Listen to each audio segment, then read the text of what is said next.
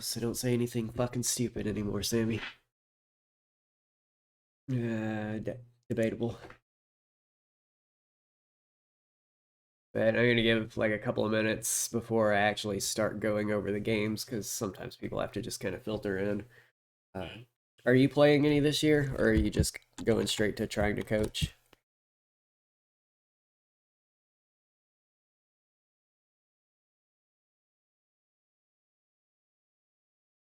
It's one of those, don't care if you don't end up on a team, but otherwise you'd love to be just involved.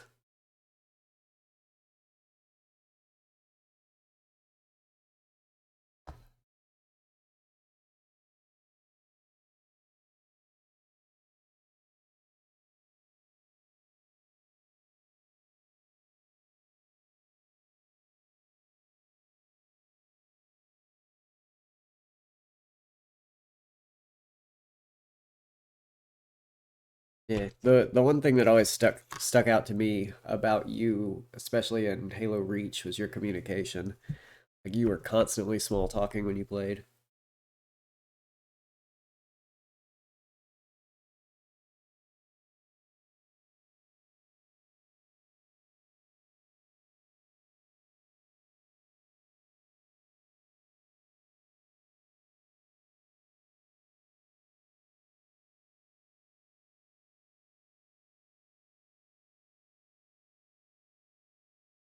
Yeah,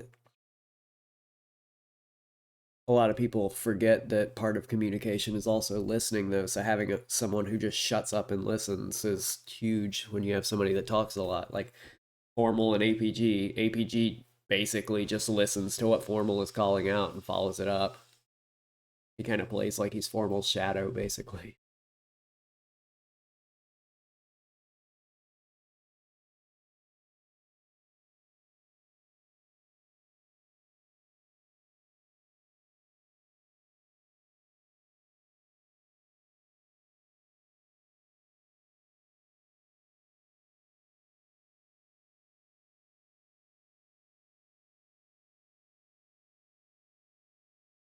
Already up to 5 viewers. People are actually wanting to view the stream for once.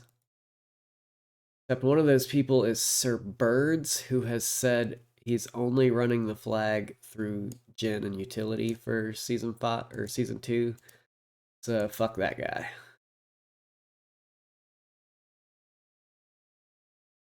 It seems like my chat is not actually showing the right people for who's in there.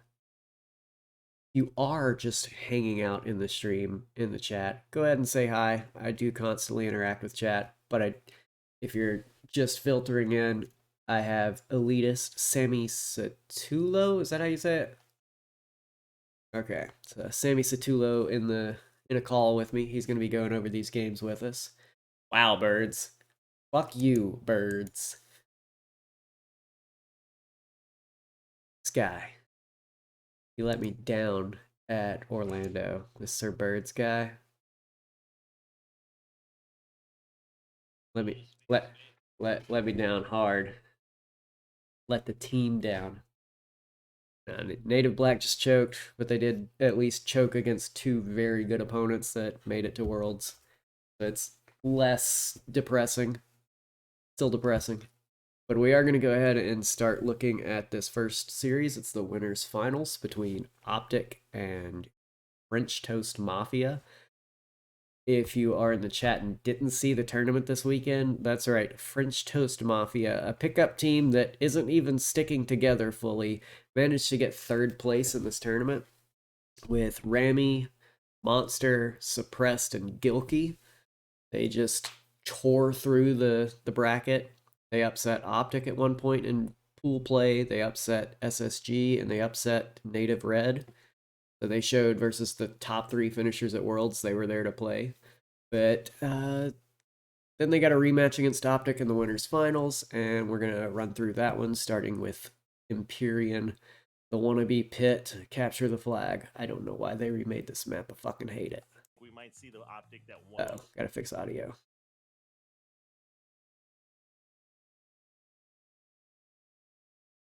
And you can see this just fine, right, Sammy? Yeah, I can see think it. That's exactly Okay, what cool. we're in store to see. But let's see what the opening strats. Empyrean CTF's very new to the competitive scene. Optic We're gonna have two heavily players favoring forward, OS side off Optic the and start. Trippy and Lucid. They position And themselves one so perfectly really to make small sure thing that there, that it's pole blocks Lucid everybody put on his the pole, back but up the against the map pillar. doesn't Yeah, allow Clutch always Monster immediately Overshield pointed that out. opportunity to deny Lucid Overshield, and now kept Lucid, himself the on the best map player with that alive pillar. for the team, is being hunted on the flag, and Formal with rockets creates a potential opportunity to get a flag run with 4 dead once again for French They get Toast. the initial control here, Go ahead. and you can keep playing it because so there's 4 dead, but I don't like. I mean, essentially, then you're just kind of turtling then to get top tower to let your teammates go.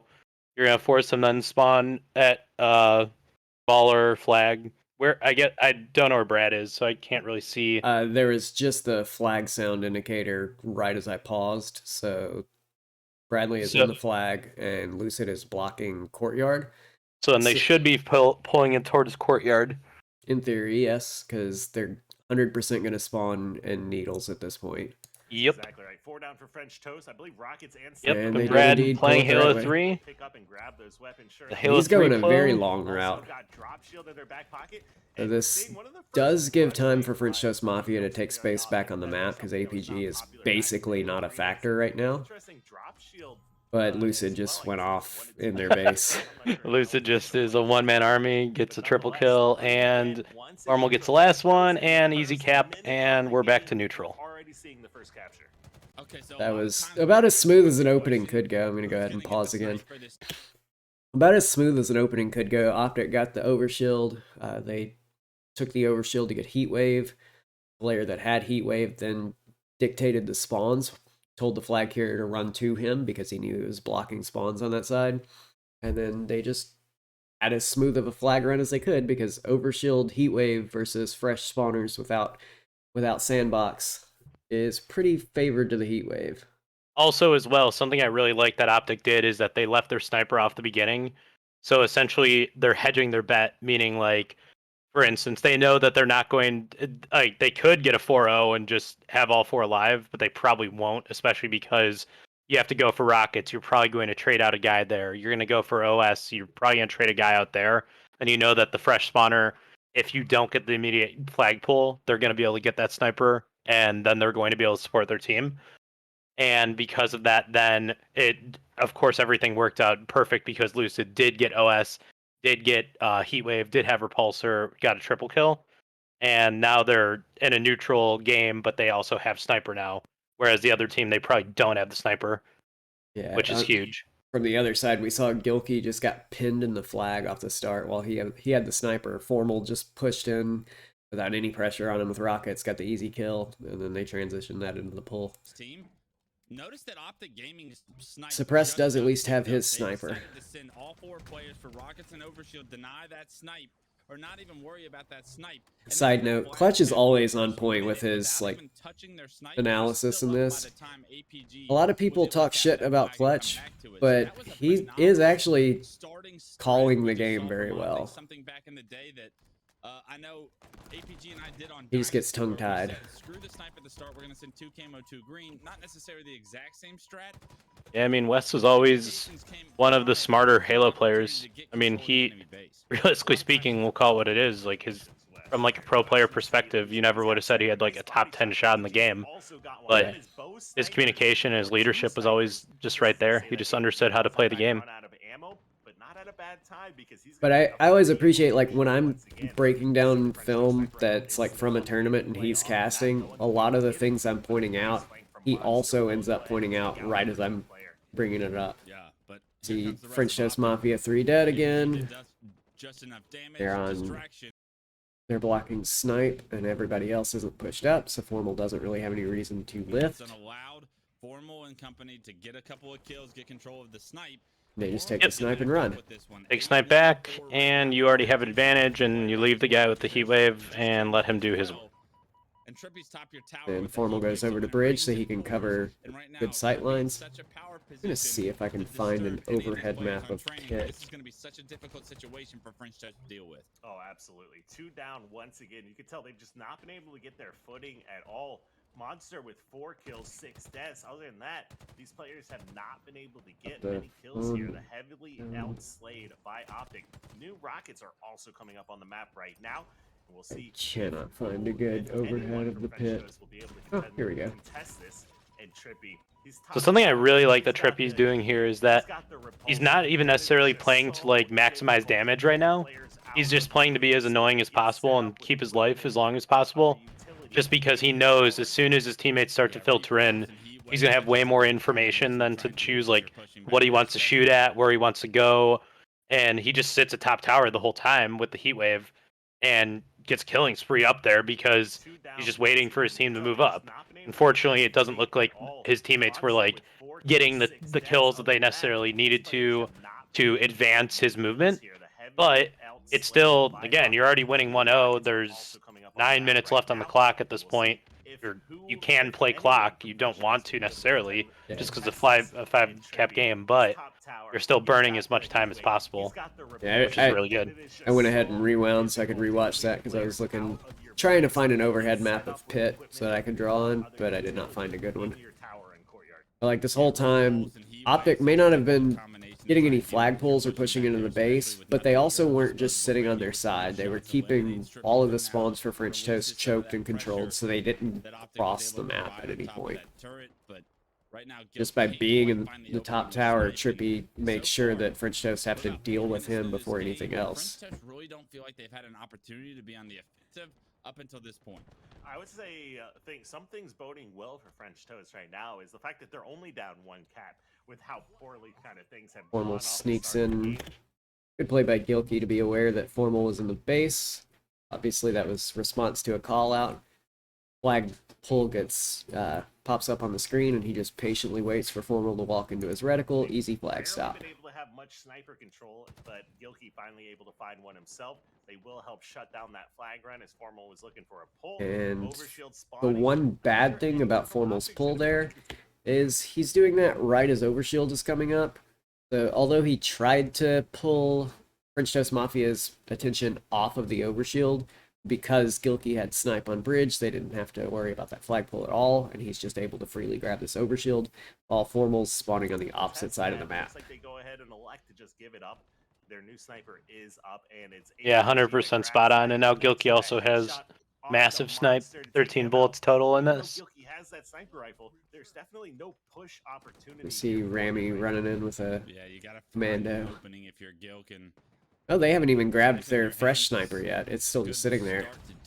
This big ass fat sniper Gilkey has is just old snipers combined. Now, and the stalemate always benefits the team that's in the league currently. So I'm kind of disappointed to see Gilkey did not turn this Overshield into anything, though. He did get backed down by the green gun, so it was good not to push that. But then as soon as Lucid died, I feel like he could have come through long haul. Yeah, I agree. I think it was something where as soon as you get that OS, you either make the decision that you, I don't know what information you necessarily had, but you could either go towards the S2 and get that positioning, just so your team can move up, because obviously with Overshield you're going to be able to take more shots. And everyone's going to focus you, which will then open up those lanes so you can move up actually. See, APG took down both Gilkey and Monster, who both had snipers just a second ago. And that opened up Lucid to push Suppressed out of Sword. Suppressed really struggling this game. He was 2-10 at this point. Playing this map so far so good for them. Yeah, I do like the 8 assists though. As they cross the 6-minute mark here momentarily is exactly To me, that tells me he's generally being the first one to push, and then someone else is coming in from another lane and getting the cleanup. Yep. Right there, he actually pushes through, gets a pick. French Toast defense continuing to stand strong. It's just a matter of how much opportunity are they going to get before this game is over. 100% here. You can see they have Heatwave. They moved it out of Sword and took it over towards Green to help secure rockets. Sure enough, they will be able to grab them. APG with Really good. Fresh rockets. Really good teamwork out of Optic there, too, to just have the Heat Wave just be a buffer for the rocket guy to be able to grab that freely. Rocket combo is just so powerful. One, you keep Repulsor out of the enemy team's hands, so you don't have to worry Very about smart rocket getting manipulation of right weapons back to make at sure you that in the face. You're You're not using the old T-squared and just keeping all power weapons on one person. Yeah, there is one thing I've talked about a lot in the past is just power consolidation. Like, it's always better to have your overshield on your rocket player than it is to have those on two different players. But like sometimes with overshield and or not overshield, rockets and sniper, you're losing the pressure that having a sniper can create by having the rockets out, or losing the ability to open a lane that rockets have while you have the sniper out. But if you stack either of those with an overshield, you're just having two multiplicative power boosts on the same person. And if you multiply the same numbers together twice, rather than multiplying two people a little bit, you end up with a higher total value than you would have had if you split the power weapons. For sure. And that's something where, like, with Overshield especially, I don't like having Overshield and Sniper. If you, like, obviously, if you have to take it, you do. But they're kind of redundant things because, theoretically, if you're sniping, you're probably going to be in positions where you're not expected to get shot. And everyone is going to be looking for you if you do have Overshield. Yeah, and of course, if your name is Frosty or Renegade, that does not apply. Because Does not apply you're because going to just hold gonna have forward very no quick scope. no scope. Yeah, it doesn't matter. They use that thing like a shotgun. Those people should definitely have overshield and snipe at the same time. A player like Snowdown, where he's like very zone controlled, is someone that would not work well, Yeah. or as optimal, I should say, with overshield and snipe. But in those cases, camo snipe is huge. So it's a really good pull. I think though that I'm not sure who's running this Rammy. I don't know if he should have even responded to that guy in Mauler, just because he knew that that kill was going to be done. I mean, the guy's pinned in there. He's got two people just firing at him. I think that this flag should have been capped a little bit quicker. So he sees a double kill, and he's like being like too helpful here, where it's like this kill is auto going down. Like, And it gives Trippy enough time to start getting shots in his back, so it becomes a little dicey for a second there. Like if Trippy actually gets one that shot away four, from getting that. Yep, that's one shot away from being dead, and that could have just killed the cap right there. especially since Lucid also comes off spawn and gets a kill, but then Suppress gets right back to killing. Formal also just like pushed to bridge and tried to stop the flag in the pit. Was no fluke at all. They're here to compete. Oh, 100% with Overshield and snipers coming up as well. Even though Optic has been heavily Guilty. outslaying them, it doesn't mean anything at the end of the day, considering the fact Combo's super fucking strong in this game right now. It's absurd. Now, they are gonna lose It Overshield. is the most broken thing, arguably, in any Halo aside from like the noob combo in Halo 2. I would say this one's actually stronger than the one in Halo 2. The only difference being that, like, you do have to wait on the plasma pistol burst to hit with this one. In Halo 2, like if you shot the bullet through the green gun, it seemed like it pushed it into the person. Yeah. The Halo 2 one did have a lot more homing, it seemed, but that could also just be because I'm remembering it on 30 FPS. Don't you know the human eye can only see 30 frames per second, Sammy? Supposedly. We see rockets are coming up, and two members of French Toast are in Sword at this time. And nobody is actually in Green or Long Haul. How do you feel about that, Sammy? Like, as far as no one actually in position to get into rockets, just looking, double stacking the lane behind rockets for the flank. So I really don't like it. I mean, as far as could you rewind it like 10 seconds just so I could see like who has what weapons, etc.? You got a Needler and a BR on Suppressed. Monster is dead, and then whoever's behind him has Snipe and BR and Sword. So yeah, especially with like having the advantages here right now, and you have pretty good cycling of spawns. They're not really going to be able. So Optics shouldn't be able to really move up for these rockets and get them. And it's really good how they shouldn't have been able to, but they just were. French Toast is too slow. I would again say that this is more so that just because they're not a practice team, they probably played, maybe a scrim or two before this tournament happened. That they didn't set up anything with this. This rocket player should have just clearly meleeed this guy and just killed him instead of shooting it. That's why I have Nervous. paused right here. Yeah, a little bit of a nervous play for sure. Because he knows realistically, like, if for some reason that he doesn't hit the melee, then it could turn into a flag kept very quickly. But it's still 100 of 100 times I'm meleeing or switching to my BR and getting that kill right there. A little. There we go. You were louder than I am, so I was adjusting the levels. No How problem at all. about no bot spammer in the chat? Yeah. Then you notice right after he fired that rocket and dropped his own shields and got himself to almost red barred, the thing that actually kills him is Lucid's grenade. Almost gets a second one, but the player does not go down, gets taken to So Optic just hurting themselves after a great play there. That could have been so much more if Trippy was alive and full shields with rockets pushing in. Absolutely, especially just based on the positioning that French Toast had, like the two people training / sword side, and that could have been an easy double kill. I like Still this getting to pull out decision of from this. APG to stop running the flag immediately once he saw who was dead. His team doesn't necessarily have the control to continue to run that. Yeah, I think he should. I think APG should have stayed in flag there and just played his life a little bit more.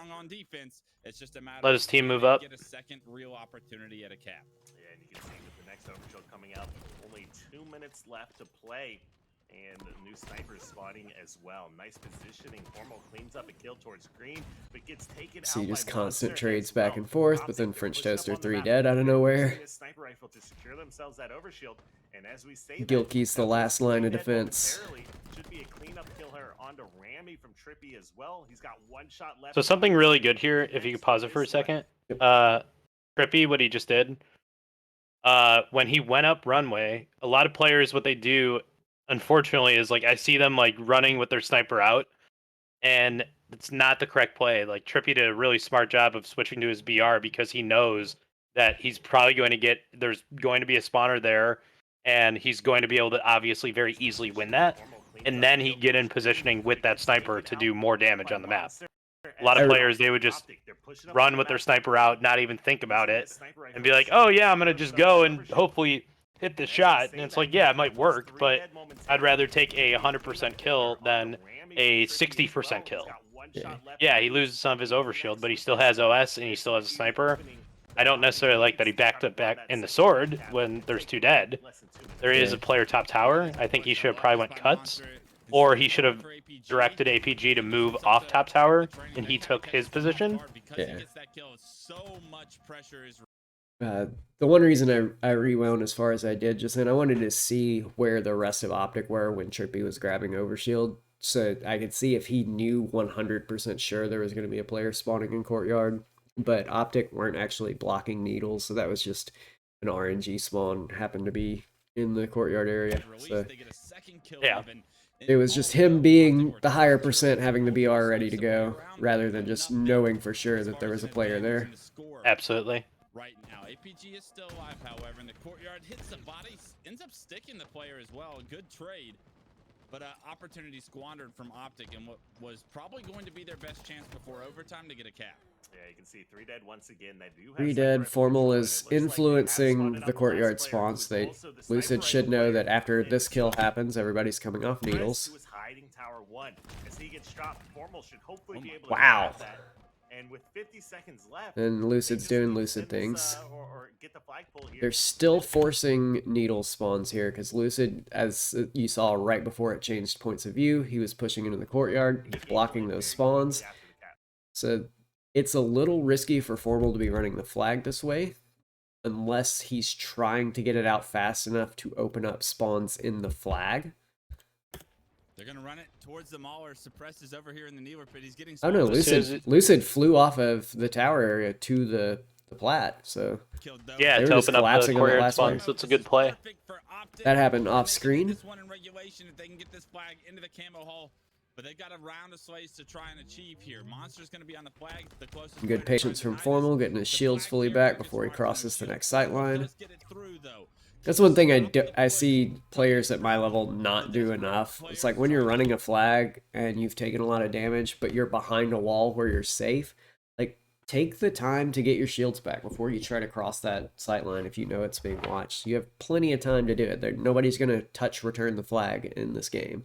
Get that from French Toast. The answer is no, and 19 seconds is what Optic have to Yeah, play Optic defense get for to that take cap game one. just because of the patience. They need to hold off one more kill. The formal showed with that run. And Lucid immediately recognizing he didn't need to be blocking the courtyard spawns and transitioning over back toward the plat to collapse on suppressed in needles. Yeah, it almost seemed honestly like that Optic's game plan was to run the flag like sword side under bridge. And honestly, I think it's probably it might even be a little bit safer in this game to do, as crazy as that might sound. But that was good. Like they did it perfectly with the cycling of the spawns where they had 2 dead, Suppress is only 1 alive, and as soon as he moved up, then they knew, okay, they're gonna have 2 spawners and they'll only have 3 people alive. As soon as we kill Suppress, and we're gonna basically have a free run through long or green wherever we choose to go. They went long with it. So I really like how they did that. There was a lot of thinking with just the cycling of the spawns and just the power and numbers aspect of it. Yeah, I think maybe Optic was trying to force a split spawn as well, like because Lucid went toward the courtyard before Suppressed spawned, and then he spawned Needles, and by the time you see Lucid again, he's already almost to the first BR, also shooting Suppressed. So it's like he went that direction to temporarily block the spawns, and then immediately cut back as soon as the player had spawned. Yep. Continue to compete, because the more I feel like Optic get further into a series with Weed, the better Optic play, and it feels like the worse anybody that they play against. I'm not digging the dancing Spartan in the map previews in this SSG tournament. French Toast not able to do so in game 1, but as game 2 kicks off, the battle for camo is underway, and Optic members are a lot of middle being hit by grenades. They should be taken down, and it should be an opportunity for French Toast to. That is not a good start for Optic. No, not at all. I mean, it's basically like they just played to just hopefully get OS, or hopefully get Invis, I mean. And it's, I don't know, I went full send like that. I think Lucid missed a clamber on the mid-bridge there, because he didn't seem like he wanted to fall right where Trippy had started. Yeah, I agree. Sometimes shit happens. That is correct. Especially in Halo Infinite. Let's just say I that. couldn't tell who on French Toast it was. That player probably no longer in control of the camo, but right now Rami trying to fight off a couple players. Turbine's gonna have a lot of pressure on him, and he's by himself. All right, so Rami doing a good job there, backing down. Teammates desperately trying to get to him to keep him alive. Like that play where he wasn't too aggressive and trying to force a move. And Trippy ends up with the shock rifle. He pulls it back toward his team. Trippy's made his way. And one thing I'm going to point out right now about Trippy's positioning, he's got the shock rifle where number 4 is. And the rest of Optic are spread out around him. So he's pulled the shock rifle to where he is in the middle of his team setup. Nobody's going to put any pressure on him while he's sniping, so he's just free to look for angles. The only way he gets pressured is if somebody runs across bottom middle to C. And like, if that happens, somebody earned it. Like, you don't just slip out through bottom middle without somebody seeing you in this game.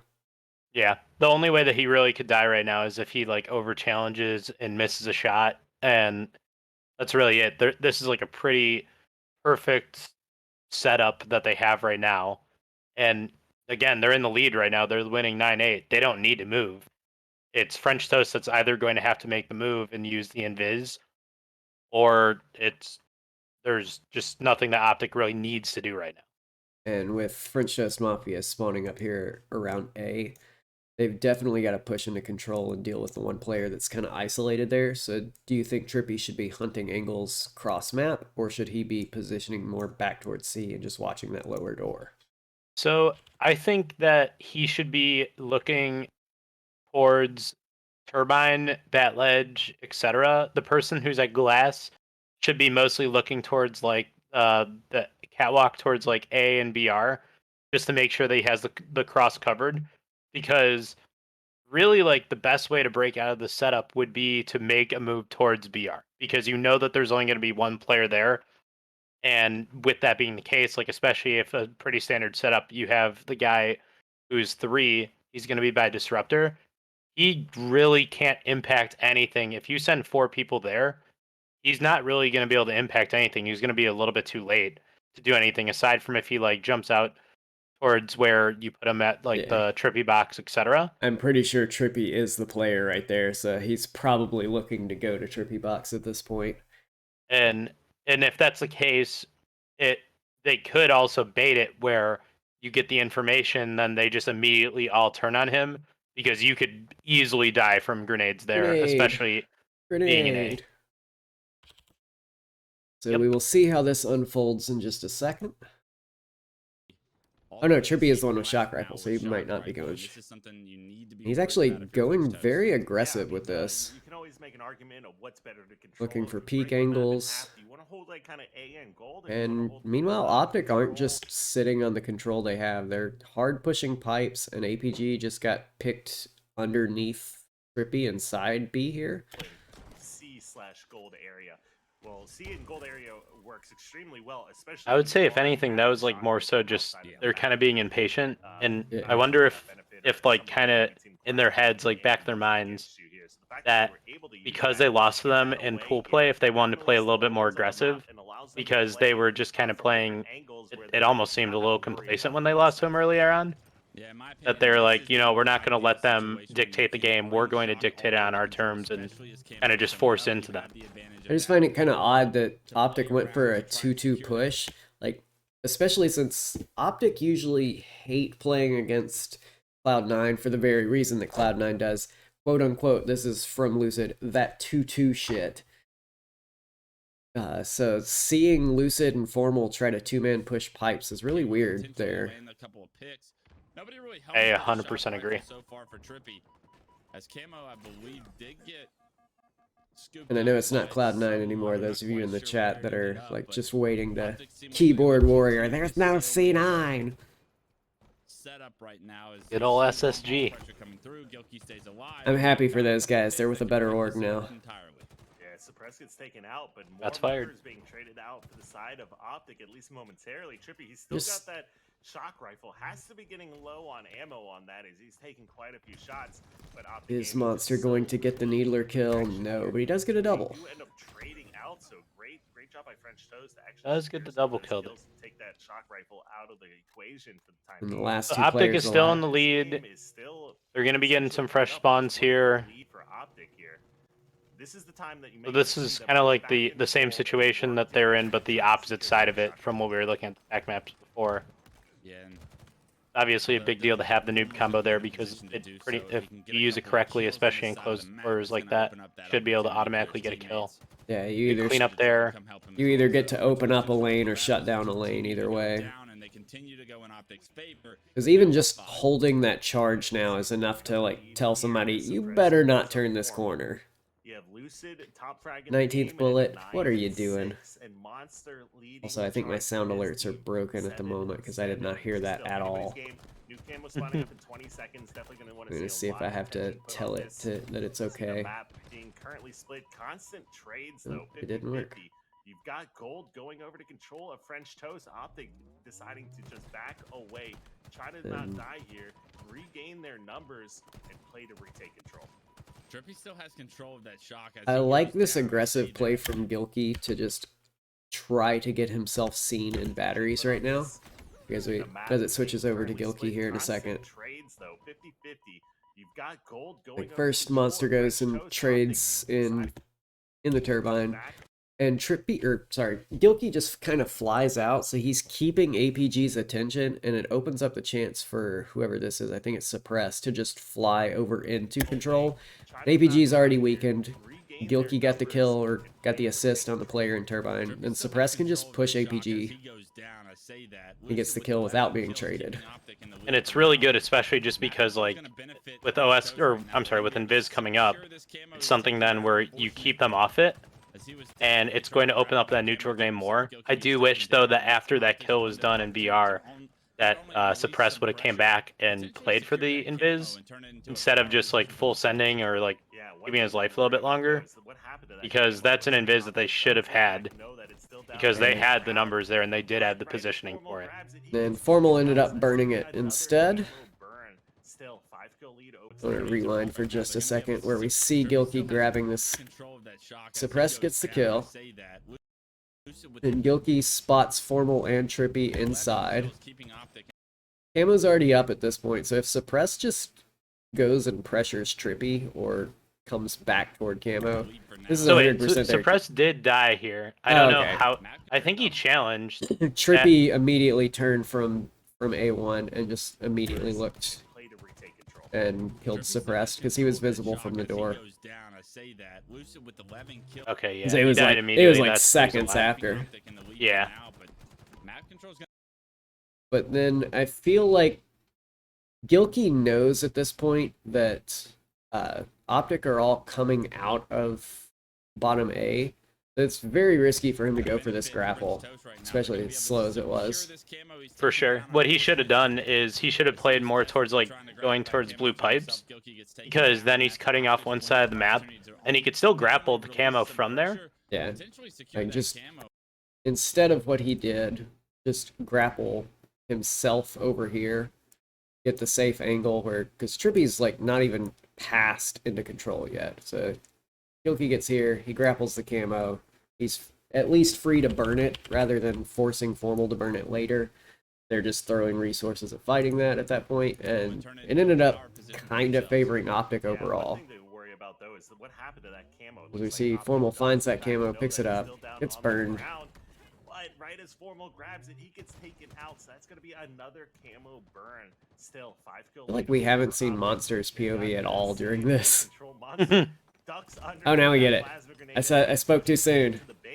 APG grabs a beatdown, and with the cleanup onto Monster, that is going to be another winning trade here for Optic Gaming. Yeah, because APG makes himself. And then green gun back in the hands of Optic. It's a 2-to-1 trade. Looks like Gilkey has shot in back of red pipes. And French Toast are all just kind of hugging nuts at this point, which I always hate to see. They were almost about to 3-stack bat ledge for a second there. As Gilkey got back down from his point of view on the stairs for a second and went to go consider going bat ledge, but he had two teammates both standing on top of themselves there. He's got that sniper rifle again. He wasn't able to do much with it to start. Great snipe. But now with that shot connecting on the first kill onto Lucid, and we see a 1-for-1 trade to try to open up the lane. And this is one thing that we don't see talked about enough, is just forcing trades, not because it's a kill to get a kill, but because it opens up the space for the teammate that's right behind you. Because that teammate, like, just because you've died isn't necessarily a bad thing if it allows your teammate to take the space that was being held by your opponent. In this case, that's exactly what French Toast Mafia kind of did. Someone Leroy Jenkins in, he died, Formal got traded off, and that enables someone else to push into that space, so Gilkey can then move out further with his shock rifle and hunt aggressive angles. Exactly, and he could also then protect that person there as well, and it's now their space.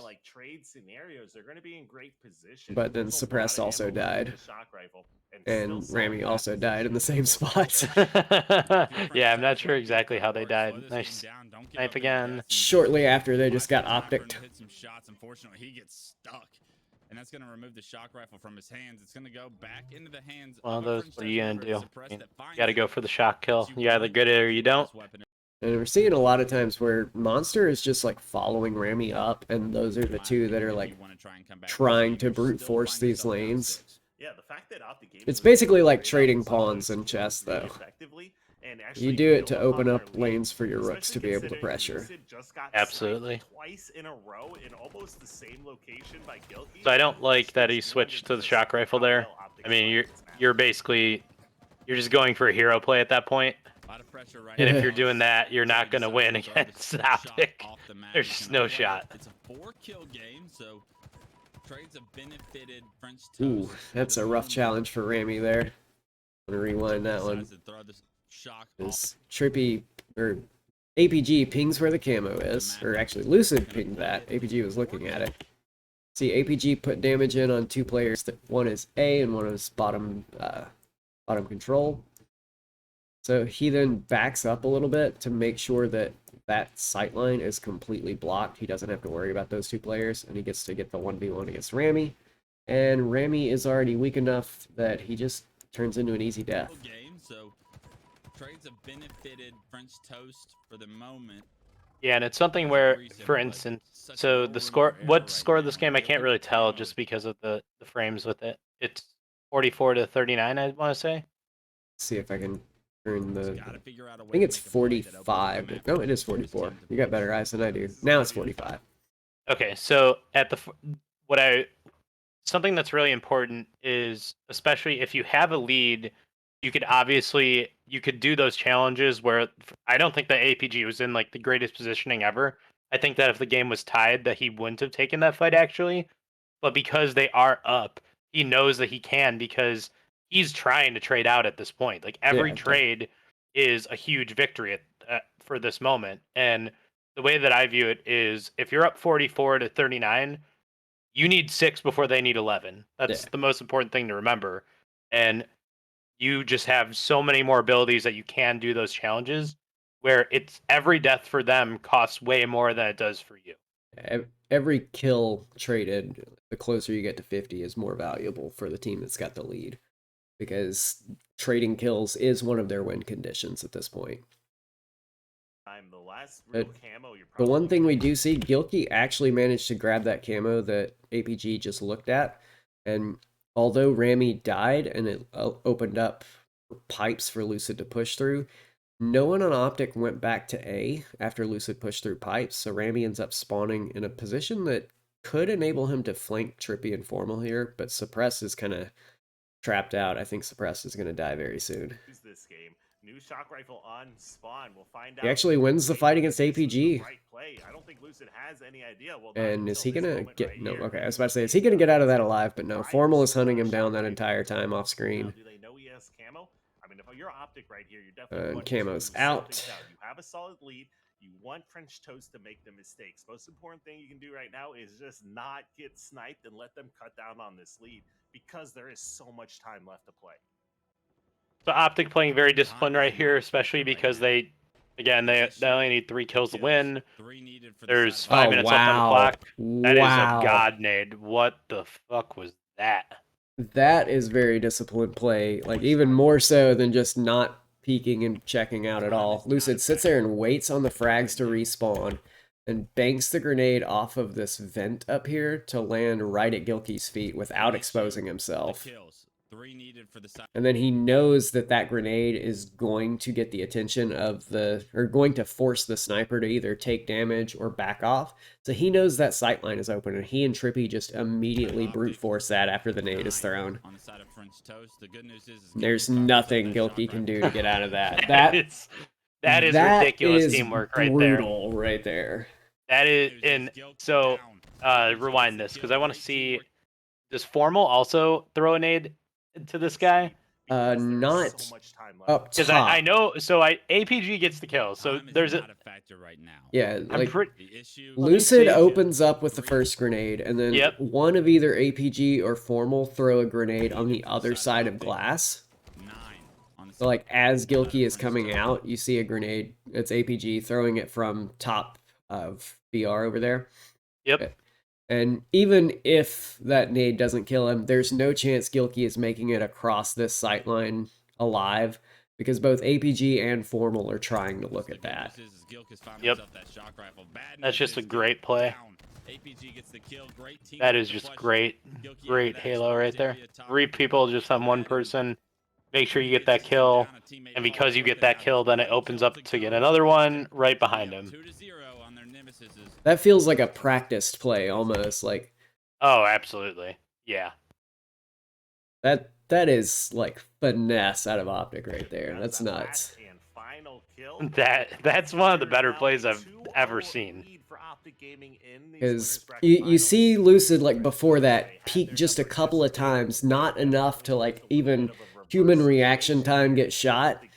So he gets the information that Gilkey's there, communicates that to Trippy, gets Trippy a chance to move up a little bit, here. Then he Left throws the corner. grenade that he knows is going to force If you're wondering Gilkey about into mod like modding, if you'd a like to- trapped piece because it's just Gilkey is making a good play looking for a pick there, but Lucid and Trippy just outplayed that completely, and then APG was in the perfect position to just make it a complete trap.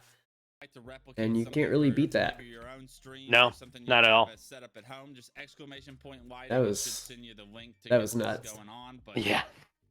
this winners bracket finals, maybe That's not the thing, show though, that like, we it's wanted to all see, those but micro French Toast, plays as strong as they look that today, happen in the game that Optic they team just in the make current it so format that your they're in, chance of I winning don't are so see much them higher.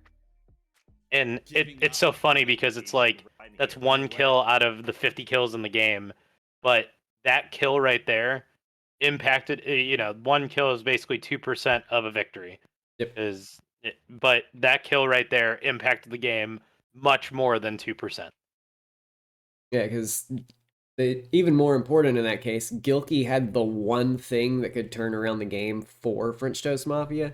He had the shock rifle and he was looking for picks. Not only did they shut that down, they made it so there was no chance anyone else on French Toast Mafia was going to pick that up and take it back. They played around where the shock rifle was.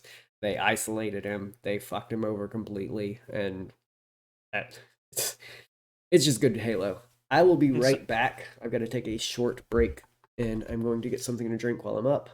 I'm going to hit the add button so you can talk to yourself for a minute, Sammy, but any of the 3 subs that I still have will still be able to hear you. Fair enough.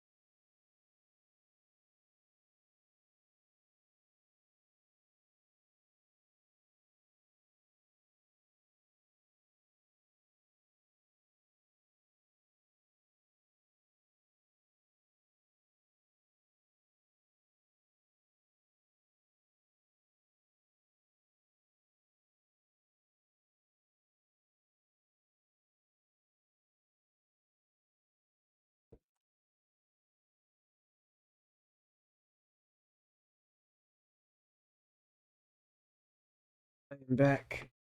Seems stream is back as well.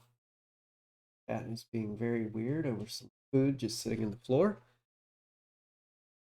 And in honor of Chance Duncan's 3rd place finish, I decided I'm going to open up a can of Monster. I miss working for Team Liquid and getting free Monster all the time. So I want to add one other thing, just going back to that play. We don't need to watch it again, but something else that's like really important with that is the information that I'm sure that the comms in that moment where APG and it was honestly probably APG and Formal that led the play and basically told Lucid that he could do what he was going to do because they knew that they had 2 people on like A and Turbine side. And if you know that, then you know that at most there's only one person that's going to be behind Gilkey. And with that being the case, then you could just full send that guy and make sure he dies because at absolute worst, you're going to lose 2, they're going to lose 1, but they're going to lose shock rifle. And you're you only need 3 kills then to win the game and they still need 8. So it's just math at that point of why the play was so good. That nade though, being as precise as it was, it still blows my mind. That's Yeah. just perfect. You can tell Lucid has actually like practiced shit like that before. I feel like the only way French Toast could have survived that one play is if someone had backed down APG on control. But you would have to know in advance that APG was the cornerstone of that play. And like you'd have to have some kind of prescience or ability to see through walls to have a play like that be stopped. Yeah, I would honestly even argue that the only way that they could have broken out of it is if if Gilkey, if he made a bad play, meaning like he sees that Sees that nade and just drops he to sees long the haul. nade and he goes forward instead of backwards, which Yeah. would like never happen. And then he just happens to hit the 2 no scopes right after. But that's the only way that that play would have went in French Toast's favor I think is if he made a bad play. I think only Renegade would even think to try that, and he would somehow make it fucking work. But anyway, we are on to live fire oddball now. This is one of my favorite game types because I just get to bitch about how people move the ball. No overshield to play around for the first 30 seconds, so these kills really just setting up for positioning. Monster goes for the aggro trade right off the start. Doesn't get traded out. Gets heat wave in the ball. And even though his team were 2 dead, he goes ahead and pulls the ball all the way back to A. And then just abandons it. They know they've got to switch up what they were doing. The previous way they were playing just hasn't been working up well against the way we're seeing. On top of just taking the ball to a weird spot and then not doing anything with his life, no one else on French Toast got in position for overshield there, so we just see okay. Suppressed stopping me mid-sentence there, because he ends up getting the overshield with a huge play with the sniper. Sniper plays coming in to prevent that OS grab is going to do wonders for French Toast. Formal did a backflip. God, that tracking is absurd. Just unbelievable. When they are not in a position to get overshield, obviously it's a clear. I've never even seen Major League Baseball pitchers throw sliders like that. Taking him down, removing that combo from his hand. The damage has been trying to think of anyone. Maybe Randy Johnson back in the 90s. Yeah, like maybe some submariner that just throws some ridiculous pitches. A nice little chunk of time. Trippy gets a good nade on Monster trying to break through, and French Toast all 4 dead. Optic have the ball at A. But one thing about their positioning right now, Trippy's pushing out B. Lucid is all the way through top middle, as is APG. So there's a lot of actually open space that French Toast has to work with. As I switch the point of view over here to live fire. They have this entire bottom middle area, and then none of this is currently being controlled by Optic. So all of that space is open because Lucid and APG are around C and tower, while the ball is back here and Trippy is down here. Like, no one is even near overshield at this point. So if French Toast Mafia are able to just slip through that, they can pressure the oddball and then deal with the players rotating back to deal with that. Yeah. Before that score is 0-0. Or they can just hard shove Trippy here before they get wrapped around.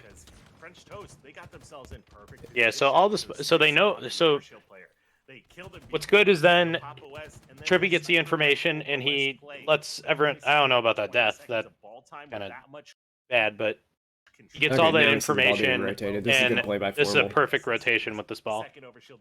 Is even, like, the moment anyone from French Toast dies with the way those players were positioned, they would spawn in the area I was talking about, because everything else is being blocked except for B. But if they're dying in B, that means someone's close enough to push it, and that would be blocked as well. So they would spawn out in the dummies. Formal goes ahead and rotates out, goes back toward where his teammates are already pushing, because APG is still around tower, vaguely, I believe. The map comes up. That one's going to go over. Basically, then what's going to happen is French Toast is going to spawn an A, and they're just rotating that ball to circle the movement with it. And Formal grabbed overshield during that, and then took over pushing and fighting, while APG took over moving the ball. Not only did you get overshield, you Yep, so now they get everyone dead except for Gilk, and he's just full sending top mid. So I'm going to rewind just a bit before they actually, like, as soon as they got all 4 dead, they have 30 seconds till the overshield is up, and Formal's blocking A. APG flies all the way to C. Lucid's around top middle, and Trippy is as far on the other side of A as he can. So they know they are forcing these B spawns 30 seconds before overshield comes up, and they're just trapping French Toast Mafia there. And then as soon as that fight actually breaks out, that's when Formal rotates the ball toward the overshield. He grabs that, tosses the ball to his teammate that had been blocking C. This is another just extremely good teamwork play out of Optic. It's a And lot this of is something that I would like even consider is basically like a power play, because not only in this moment are you getting ball time, but you're also having control Yeah, of the only overshield 22 side. seconds there. So That's you're even rough. you're just And doing French so toss, much they on the have this- map where so I did kind of think that Lucid's death here was kind of too aggressive, but I'm sure that he probably gets a bunch of damage done, and those guys, they can't move at all then. And it gives them overshield 100%, where Lucid then is going to be spawning in a position that's going to be favorable for his team. Basically at the next spawn cycle of where they're going to be moving the ball to, which is great. This is going to sound a little counterintuitive, but I actually think Rami dying here is bad for Optic, because if he happens to respawn before Formal makes this push, he spawns right in front of Formal while Formal's down, basically, because he's got the ball in his hands. But so Correct. they have to be careful about when they get their first kill, but just dealing damage and trapping people there is actually even better than getting the kills right away. And For this, sure. It's kind of like back in Halo Reach and Nexus King, when Ryan would like kill himself, to and spawn he on the would do other side that of the then map. just so he would spawn on the actual hillside, and it was just genius. Like no one else is doing that, and it would work. Yeah, because And then sometimes it's in better Halo to be dead Reach, than it is to be alive in the game. It just in is what in it Halo is. Reach though, death was the biggest influence on spawns, whereas in this game it's just where enemies are standing. So like Yep. if you die somewhere in Halo Reach, you're not gonna spawn there again unless there's another death on the other side of the map. But Yeah. it's I would say it's closer to Halo 3 Narrows Capture the Flag, where Ghostiyame has told me several times when Tazoxic was on his team, he told Tazoxic, if they spawn man cannon while we're running flag, do not shoot them in the head. Shoot them in the body so they hide, they stay there, they keep influencing their team to spawn there, and we just get a free flag run through bottom middle. If you kill them, they start spawning on flag side and they can stop our flag. So it's the 100%. same kind of concept here. You want to just trap these players with damage until you get your overshield and then start killing them. Themselves in perfect position with those snipes onto the overshield player. They killed him before he was able to pop OS. And then Yeah, just Lucid sniper did get right pretty towards aggro the here. play, but only securing 20 seconds of And then ball Rami time is with that up much before this, control but APG doesn't bode well moved for over how enough they to play block the that rest of the spawn. series. Second overshield of the map Rami's comes already up. That one's spawned and gonna died be again. for free. And so I Optic, live, back to I where die, they I live again, died and then I die again. Real weapon or power-up control definitely is looking good for them. Yeah, And Formal takes the especially overshield. He knowing goes that off with that not for a only did minute. you get overshield, you perfectly rotated it away from where French Toast was. They created some space towards tower. They got the ball all the way across the map at tower. And with another round of slays, they look to build this lead now up 8. But don't be surprised when this blows up to about a 20-point lead here. And honestly, I do think that that was kind of a sloppy play. Who was it the head ball that died to Gilkey originally? Where they had 3 down. They don't get any ball time. They start trading off kills very, very weirdly. And I think part of that is Formal, once he got the overshield, he didn't play for good space. He just played to run at the players that were chasing him. Yeah, that was gonna be a nice position. Yeah, I do think that the best play there would have been if as soon as they got could you rewind it a little bit when when Gilkey was basically on that box? Okay, so right here. Okay, APG comes up. Yep. And okay, so it's APG that has the ball? Yes. Okay, so APG has the ball. Not only did you get over, And as soon as he sees his teammates get this kill, he should be going top tower right here. He shouldn't be going like I don't know. Yeah. I know that he wants to rotate it over towards dummies, but that's the only place that he get killed from is this exact situation. Because if they come dummy ramp, he's gonna be able to just go a different way and not die. But he basically chooses this fight. Yeah. And instead of giving himself a 100% chance to milk time, he gives it basically a 50% chance that he can, and he loses the battle. And If he goes tower here, just walks it up, then he's not going to be able to die, and Gilkey is essentially then like getting like a brainless death. But it's a genius play because APG made a bad play. And even worse is Gilkey was the last alive when APG got engaged. Like Monster spawns while the fight is going on, but Gilkey was the last player alive. So he ends up making an even better play because one of my like things I try to stress to people is if there is only one player left alive, do not die to that player, because they shouldn't be allowed to trade a kill out while they're the last player alive, unless they're already fighting and you're no shields. Like, you shouldn't be dying to the last player alive. Now up 8, but don't be surprised when this blows up to about a 20-point lead here. And because of that play from Gilkey, Optic just like fall like dominoes afterward. Was a massive kill, a little bit of an overstep from Optic in what was a situation where they had 3 down. They don't. Those are what you call average deaths right there. Yep. Opening for themselves to keep this game. Look at how this has turned out now. That so they lost not only map control, they lost heat wave, they lost ball. They just lose so much because of that, and now so basically French Toast is now in the exact same position that Optic was just in. That Optic only has 1 alive, and they have the power weapon, they have the ball, etc. And they're just going to be able to milk time right here. Monster sees suppress spawn back tower. He knows Gilkey is on what do you call this? Cuts. So he should know that Optic are either spawning in A or B. So he's got plenty of space to just work with. Gilkey just immediately melts. That's not good. I believe it was then French Toast coming off spawn at B and then Optic 3-man push top mid. Pick up that kill onto Lucid and shut down any kind of significant ball time. Well, here comes the top mid push. Trippy with the heat wave finds a back smack onto 1. Gets good damage on the monster. He gets deleted. Lucid and the boys, they're here. The ball gets played, but Gilkey dying that quickly to the Optic players coming off spawn was very, very bad. The ball in Optic's hand, and now yeah, especially a team like Optic. If you have a power weapon, they are not going to forget about you. They are going to actively hunt you out. Behind it, and that is just unbelievable. I don't know how you compete against something like that. Yeah, that was an absolutely disgusting sniper to be flying through at that momentum and connect on the sniper headshot. And we see French Toast Mafia kind of answering back. They're 2v1ing the sniper.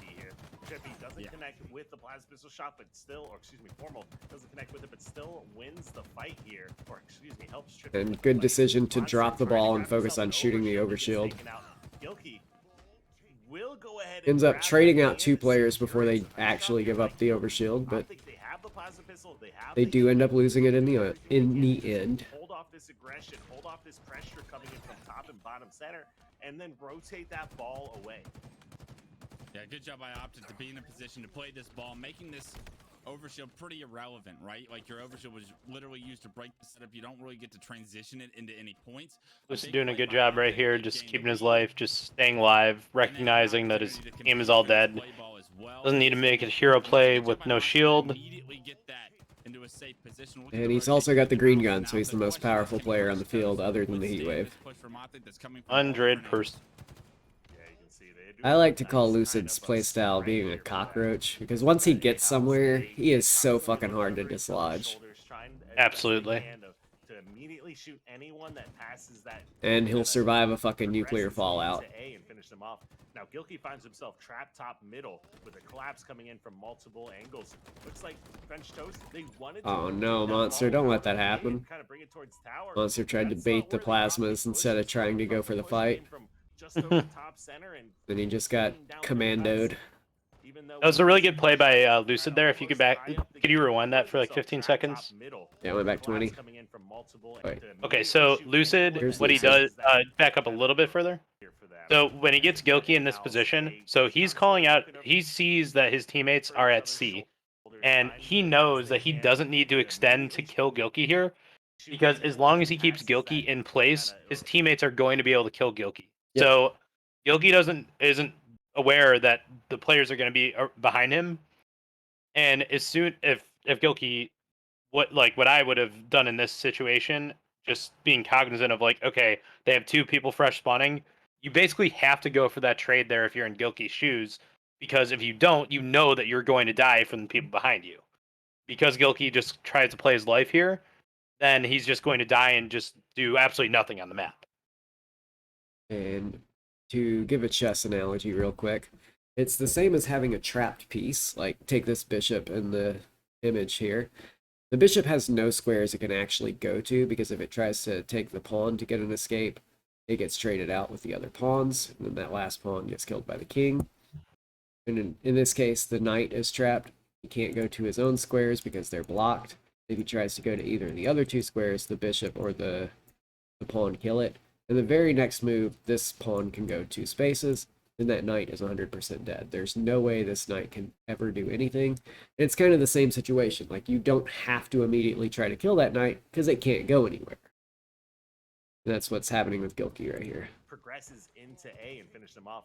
Now Gilkey finds himself trapped top middle with a And so collapse Formal lead kills and immediately multiple from behind, and then French toast because is that, one then of the Trippy's able to go after the guys on A cuts, kind of and they get a out. 4-0, That's not and where they have Optic full Push control of is the coming map, from. and they Push could came choose from where they just want to over set up top and what they want to center do. And swooping down through cuts. they choose to stick around Overshield side. I like that Formal doesn't full commit to a base.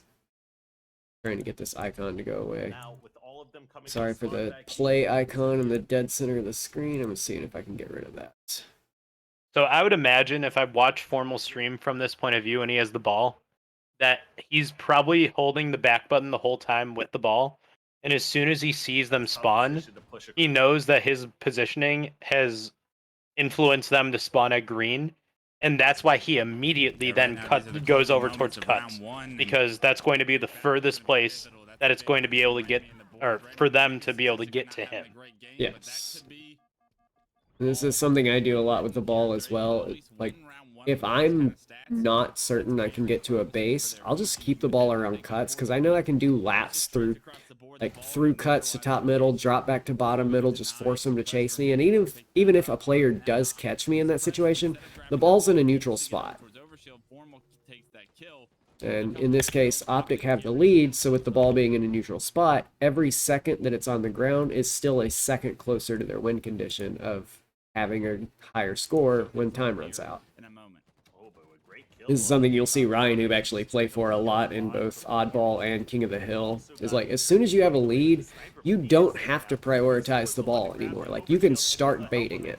And while having only a 2 or 3 second lead isn't really safe to do that with, it's still something you can do, and you can focus on only going for time when you have the numbers advantage, like a 3rd or 4th down situation in football when you have the lead. Like, you're trying to get that first down, like you're getting closer to the touchdown, but you don't even care if you get the field position at that point, because you're ultimately just trying to run the clock down as much as you can. And then you pass on 3rd down because you're trying to finally get that position after running the ball and not caring what happens on the first 2 plays. Coming in from Pink Monster, he grabs the double kill on his suppressed. That was an ugly commando from Ramy. Very, very ugly. Gilkey is a fucking god, by the way. That was a fucking ridiculous play. Like, he puts up these stats while only having like 40% accuracy. 15 kills, Trippy at 16, leading everyone in the game. I guarantee he plays exactly how I do in terms of, like, he probably is just shooting walls to, like, shoot and guess, because he knows, like, hyper aggressive players like Optic, they're probably going to get out and come out. So you might as well give yourself some sort of advantage when you and just abuse their playstyle, so to say. I'm very confused what happens here. Like, they got Optic 3 dead a second ago. Yep. And they get trapped in the corner of A here somehow. Like, right after having Optic 3 dead. So they're forced to play the ball because somebody got out to B and then was just in a fight. Yep. So it's pretty neutral right now. It's 2v2, but they're just so now it's 3v2. But Yeah. the guys on their team are fresh spawning. I feel like Ramy actually made a bad play taking the ball out to B here, because there were only 2 Optic players in A, and there were already 2 French Toast Mafia players in the fight. If Ramy just drops the ball and commits to the fight, it's a 3-on-2 in there. There's no way they lose that. And the last 2 alive, or however many survive, can then focus on the Optic players that are going to be coming from predictable angles. Correct. Yeah, it's one of those where it's just like, a lot of times people, unfortunately, especially like in tight games like this, they like to milk as much time as possible, when it's like, no, if you actually commit to getting those kills, you're going to be able to milk a lot more time in a safer way as well. There were a few times with Native Black, like when I was working with them, where we would be holding the ball B, and Piggy would be like asking, do I need to drop? Do I need to play it? Do I need to play it? And they're like, no, just fight. And they would just fight, and then they'd win. It was good calls on that. Oh no, Gilkey couldn't get the no scope. Just look at those peaks coming Gilkey in is from trying Wilson. hard to Those carry are Ramy right across the finish player line this sitting game. just around the doorway. That player can't really leave because he's got to protect the But then ball. Optic Better take the first rotation. round. When he gets taken out, Ramy Right? equals Yeah, Elitest. okay. Gilkey equals Miquin. Yeah. Once again, in game number If 3, Gilkey the equals 206 Miquin, they then take the question mark, question mark, question mark. It was close, closer than We don't anything need we probably have clones. seen, but still. Yeah, I mean, this is just this is a little bit of an unacceptable stat line. 5 and 17. Yeah, you have most assists, but you're not going to be able to win if you're doing that. Yeah, if you're gonna have the most assists, you gotta have a stat line like Formals right now. Yeah, absolutely. And Formal and Ramy kind of play similar play styles overall. Like, there's obviously very different impact between the two of them. And some of that is that APG is, like, constantly backing up Formal, but Ramy is very much an in-your-face, create pressure, try to shoot his gun as much as possible type of player like Formal is. But in this game, you can see, like, a very stark difference in how they're played around and how successful they are individually as well. Yeah.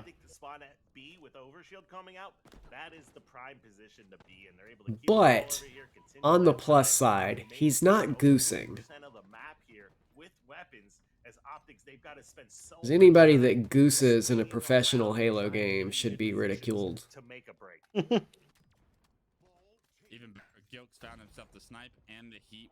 Gilkey just constantly getting the sniper and the heat wave this game. It's good to see.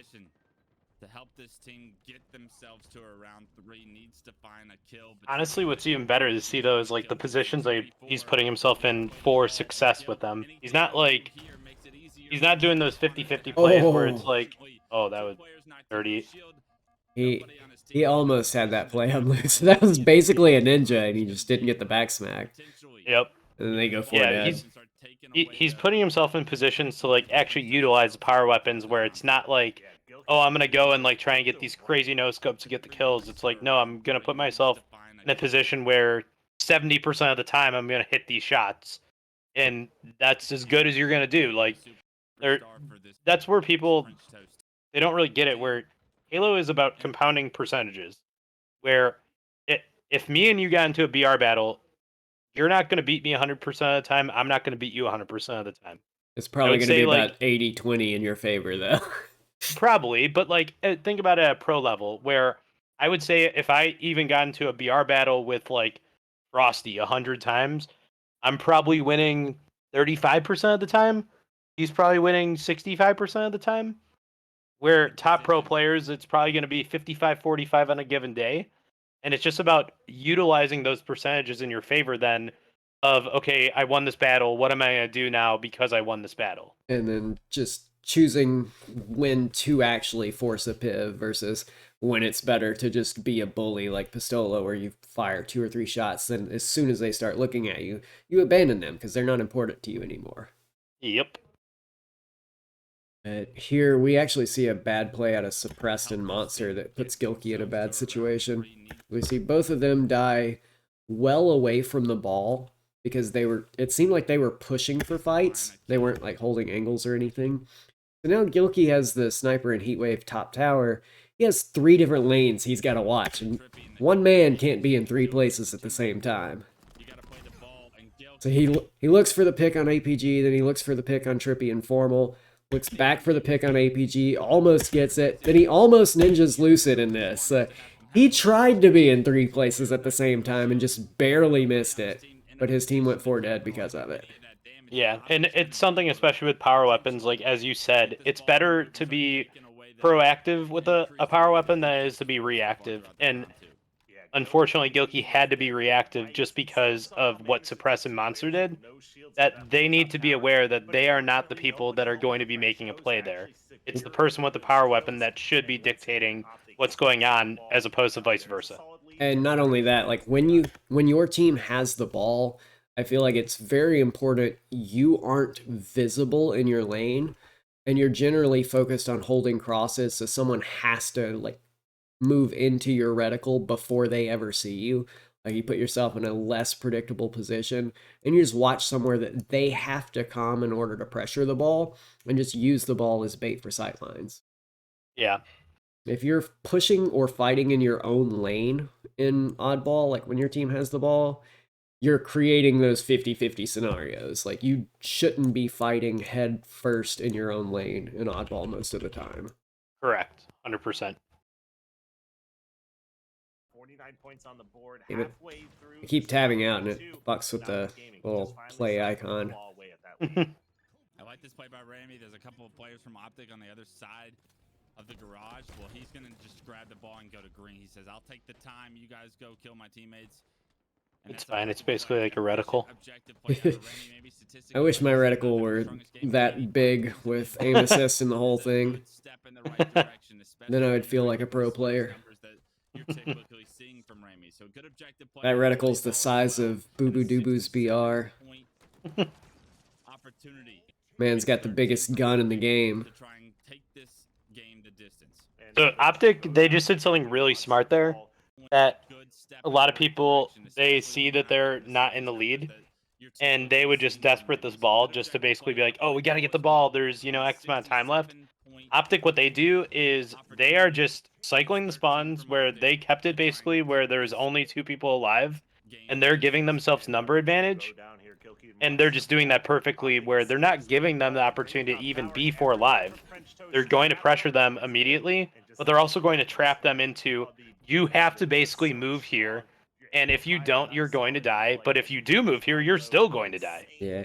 This 2-person spawn cycling, I don't know if I came up with it or if it just kind of naturally happened, but it was something I constantly suggested to Eco when he was on Team Liquid through Halo 5.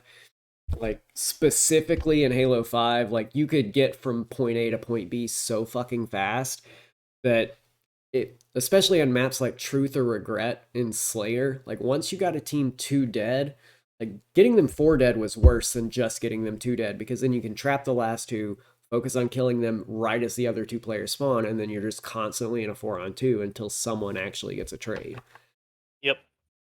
It's super powerful in games like Halo 5 and Halo Infinite, where you can get from spawn to spawn in seconds with the different mobility options. Yeah. Absolutely. Even though they're just trying to hold off on this aggression in a 3v4 type scenario, they still take 3 out for French. It's a lot less possible or potent in Halo 3 because of how slow the movement is. Absolutely. In that game, you definitely want to get people 4 dead. Plays his life, and that's what Formal does best at times.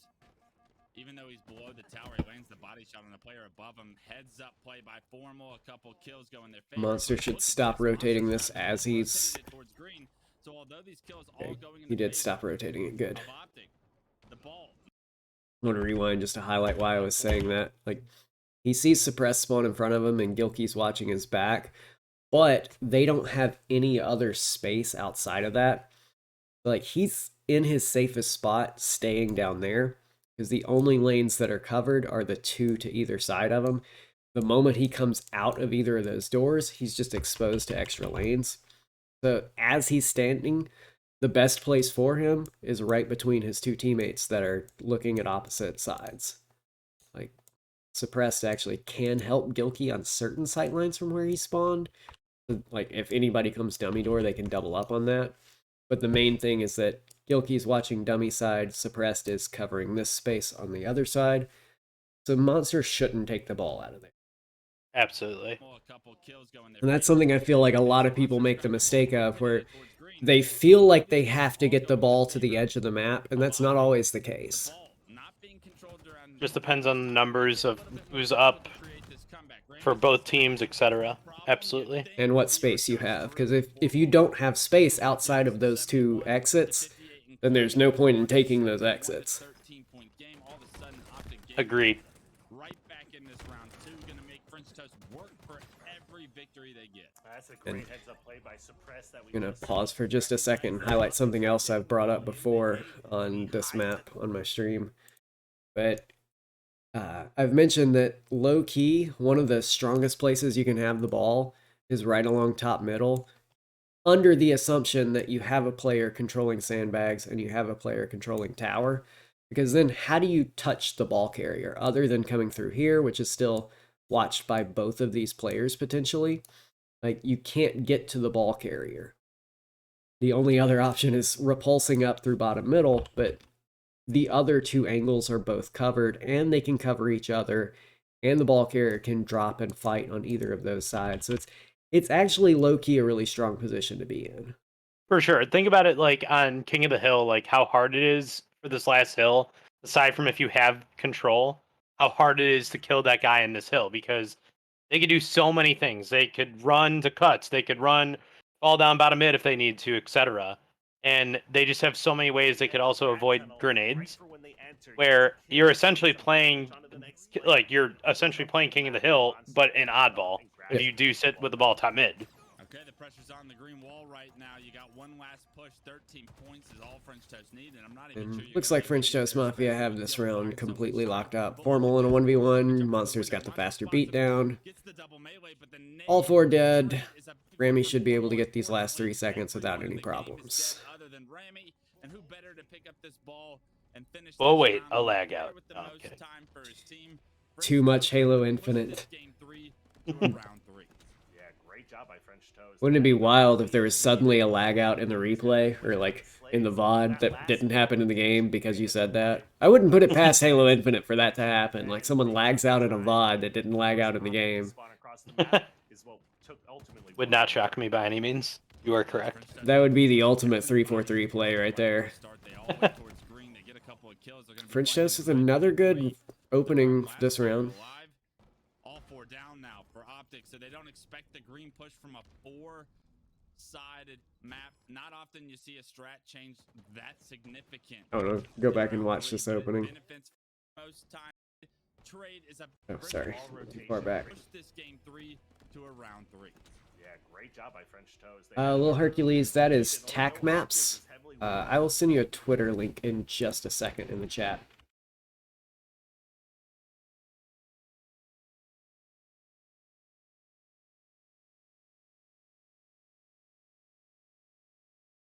Just a second.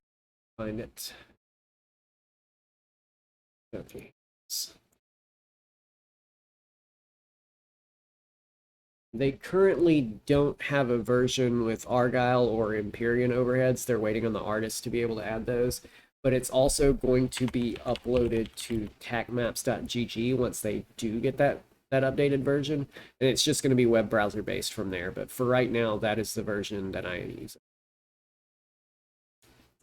I find it super fucking useful for trying to explain concepts and spacing. To actually prevent any big chunk of time and then force Optic to spawn across the map is what ultimately won them that round. Look at this. French Toast opted to push everybody towards the right. Also, Lil Hercules, Kane Quake, Hero 1 AP, thank you guys for the follows throughout the stream. Of their own last player alive. All four down now for Optic, so they don't expect the green push from a 4-sided map. Not often you see a There's Clutch getting tongue-tied.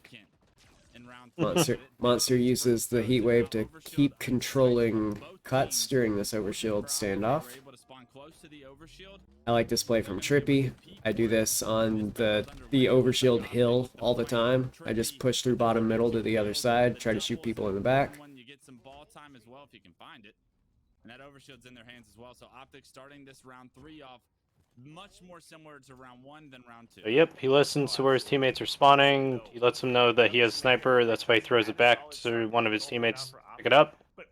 But he is just a little too delayed in moving, and so he dies pretty much for free. Yeah. And on the other hand, though, they did clean up the rest of French Toast Mafia and APGs just on top tower with no pressure. Yep. And they've just now gotten rid of Lucid's overshield after the start of this. Lucid is just able to do so much with this heat wave. Heat wave and Ovi.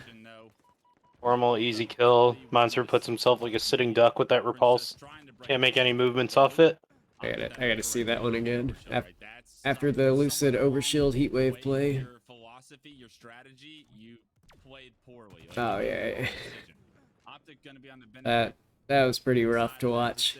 Yeah, I mean, it's like, listen, you might be able to do that in random matchmaking against bad people, not against arguably the best sniper of all time. On the other side of things, though, Rami has gone from what 3 and 17, 5 and 17, whatever it was, to 14 and 26. So he's gone even after about that time. Oh, Little Hercules, thank you for the sub, man. Yes, he has. Welcome to whatever my subgroup is called. I think I went with the Flock because my initials are Caw. Away here in round number 3. Almost catching up to Suppress on total frag count here. Now, that is 3 dead once again. Last player alive is Gilkey. I post some of my emotes in the chat. From Lucid is just too good, and he gets out of dodge, stays alive. And will Gilkey be able to Distant, thank you for the follow. Welcome to the stream. By the way, if you guys join in on the chat, I constantly interact with chat when I can, when I see it. Not enough, actually. It's a lot. But right now, I see French Toast trying to overcome a 30-point deficit. Right now, Monster's in decent position with the ball. His team has space all around him. Suppressed is giving up space on the nest and mud tower side of the map. So it's going to be just a matter of time before Monster and Suppressed are forced to throw this ball off because Optic are closing the fist. Sammy, thank you for the sub. Love you. And there it is. They're forced to play the ball. And a lot of that is just off the back of, you see Suppressed on mud. He's just actively backing up. Monster doesn't have any space that he can run to because no one is pushed out on this side. No one's top tower to back off anybody on that side. So there's just a matter of time before Optic come from both sides. And the ball carrier doesn't have any options. It all comes down to just not having space. And sometimes that shit happens. Like your players die, or even if they don't die, they start taking damage and they play their life. They give up that space. Optic earned that play ball. And they immediately get some kills, staggered spawns, pull the ball back to tower. But they're slow on the tempo to push out nest here. I want to rewind for just a second on that. Like you see the ball coming to C and tower. But both Monster and Gilkey are actually getting to nest before Formal and Lucid are already there. So they're able to fight those two before they can cross mid-bridge here. Yeah, so I don't really like what Lucid did right there because he was slow, and he basically kind of cost the setup right there. You So see all if 4 you're dead from Optic because of that too. if you're slow, it's obviously like it's not fine, but it's still, you could make a better move because of that.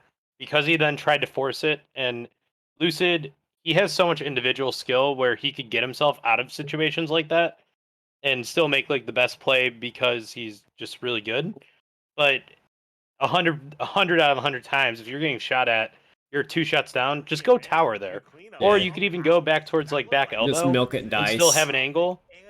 But by going and like full sending and like trying to challenge, you're just you're like they're going to call you out when you have the sniper. You're going to die. Rami's in a god-awful position here. He tried to go out pillar's side. Lucid was already there. Now he's running toward where another Optic player is. Not quite sure how it all happened, but the kills that they got in the fashion that they had looked like Decent that he abandoned the ball there, but the timing of his death is not ideal. Optic already have control of the overshield side of the map. And looks like French Toast are just kind of put through a funnel, so this is a free overshield for Optic if they choose to take it, unless Suppress just kills the one person that stayed back. It looks like he did. Yes, Suppressed actually comes up huge here.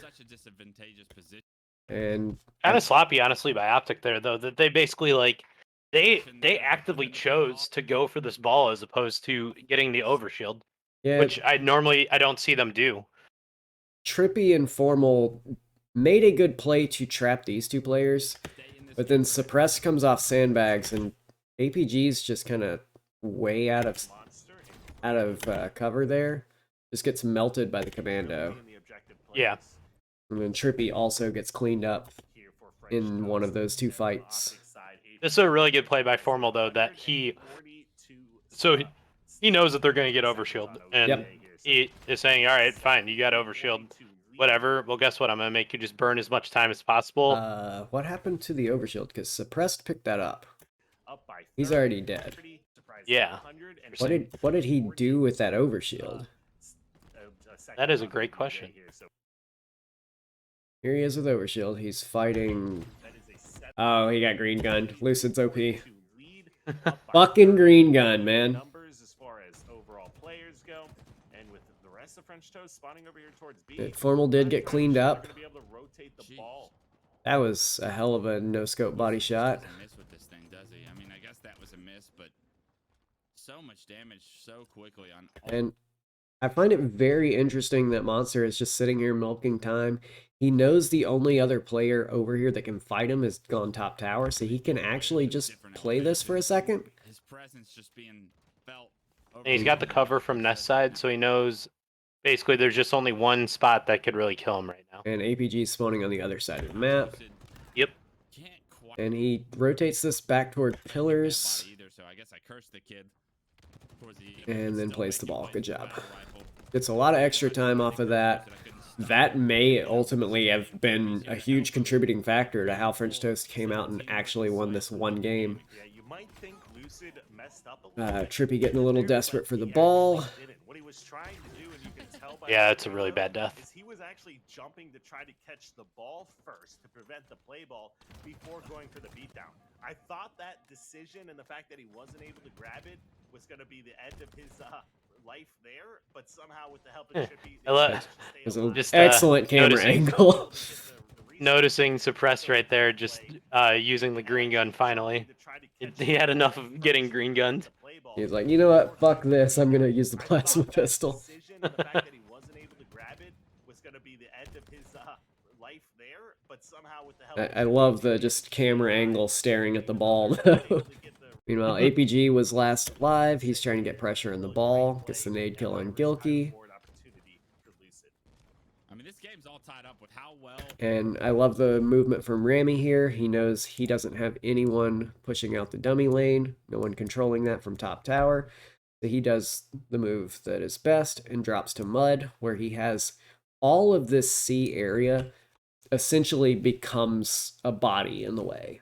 Because you can't shoot someone who's sitting under Mud while you're up on C, while you're coming up from dummy ramp. So you can get a lot of extra time and just buy extra time the moment that lane falls just by rotating away from it. And then even if you still get pushed and you're going to die, you then have the option of still playing the ball. So you just get those 5 to 10, 15 extra seconds by making this play. Optic feel like they're playing. Let's give a major props to French Toast for staying in this game so far. They actually have a lead here in round 3. They got a couple of kills, 3.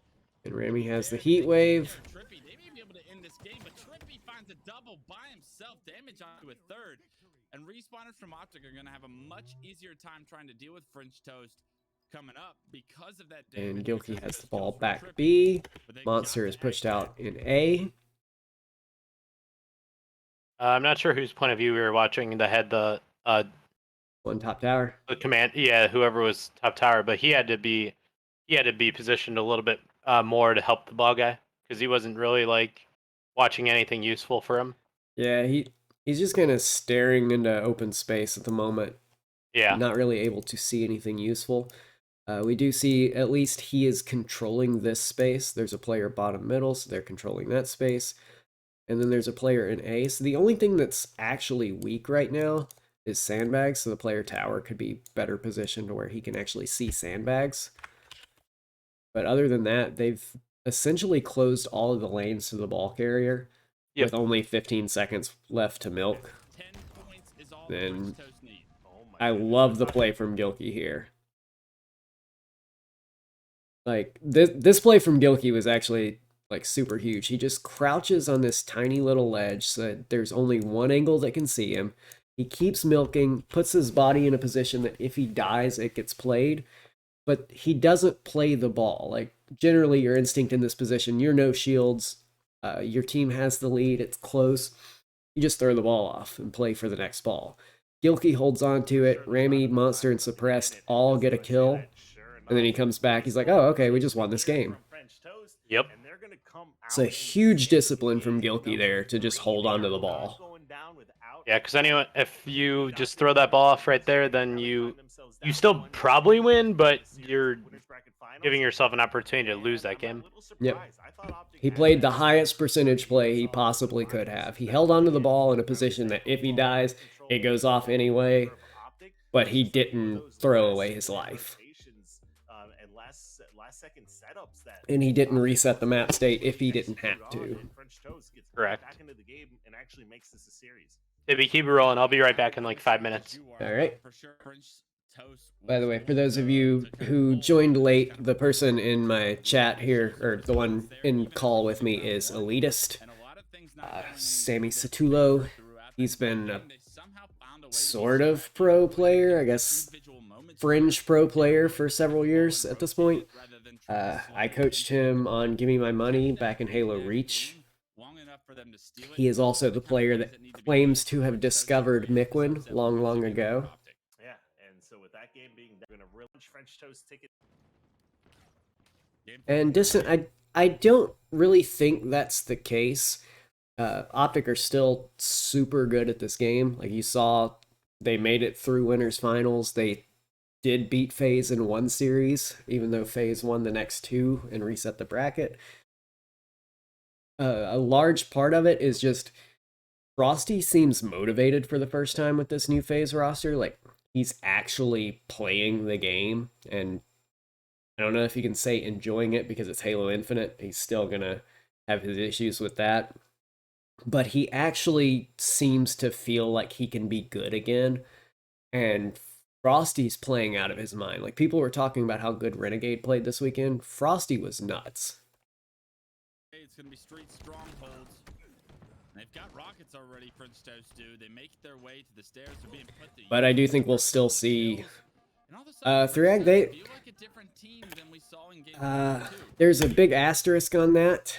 Like other than the fact that this is literally just a pickup team and they won't exist after this tournament because Gilkey is already signed to another team. Rami Suppressed Monster did a really good job, but it's Monster Online, and there's because of his activities in H1Z1, people throw big question marks and asterisks anytime he performs well online and he doesn't perform on LAN. Like he's never had the same success on LAN as he does online, and online warriors exist. There are people that just don't show up on LAN, but because of his history, a lot of people throw those question marks on, is he cheating? I'm not gonna make any assumptions either way, but that is something that comes up anytime he does well. Suppress is legit player. Gilkey is legit player. Rami's not bad. Rami puts out a lot of pressure. Usually plays pretty well. He got kind of shit on for the first round of last game, but other than that, it's pretty good. I know this game they get absolutely just shit on though. Optic go 2 dead off the start. And it does look like because of that, Optic are going to jump out to the first point lead. Well, you see Monster. He knows exactly where those spawns are coming up. Rockets. I actually kind of like this play from Monster. It was 2v2 for just a moment. He gets back down from B. So he goes through bottom middle. And he sees Formal leave here. But he doesn't go chasing Formal because he knows someone else has spawned. And he just keeps watching. And it does look like because of that, Optic are going to jump out And just fights the one-on-one against APG, and then he ends up taking free damage in the back, so gets himself killed eventually. I feel like he didn't have to full challenge that, but the patience to wait on APG to come out after Formal is left was a really good play. Then, because he flew into PD though, there was a second benefit in that situation that ultimately helps his team out, even though it threw his life away. Like, the rest of Optic came into PD to help out APGs to stay alive, and so they're no longer holding any of this space. The rest of French Toast comes in, cleans up those kills, while Optic's looking the wrong way, and it ends up being 3 dead for Optic as a result of that. mouse cursor. And as we say that, 3 go down for Optic Gaming, and French Toast, first one to put points on the board.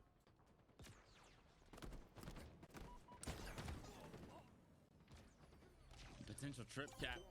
As 3 And go French down for Toast get the Optic. first trip Formal's cap of the right game. live towards the They have a corner. little bit of a Taking the lead. back of PD right now, and Suppressed using the Sentinel Beam in an French Toast odd will try to see location. how long can they hold this is the big Sentinel question, Beam in because open the longer they sightlines do, is not that the better great. their It is a weapon chance that at deals game. more damage the closer you are to somebody, so you usually want to have it around tight corners.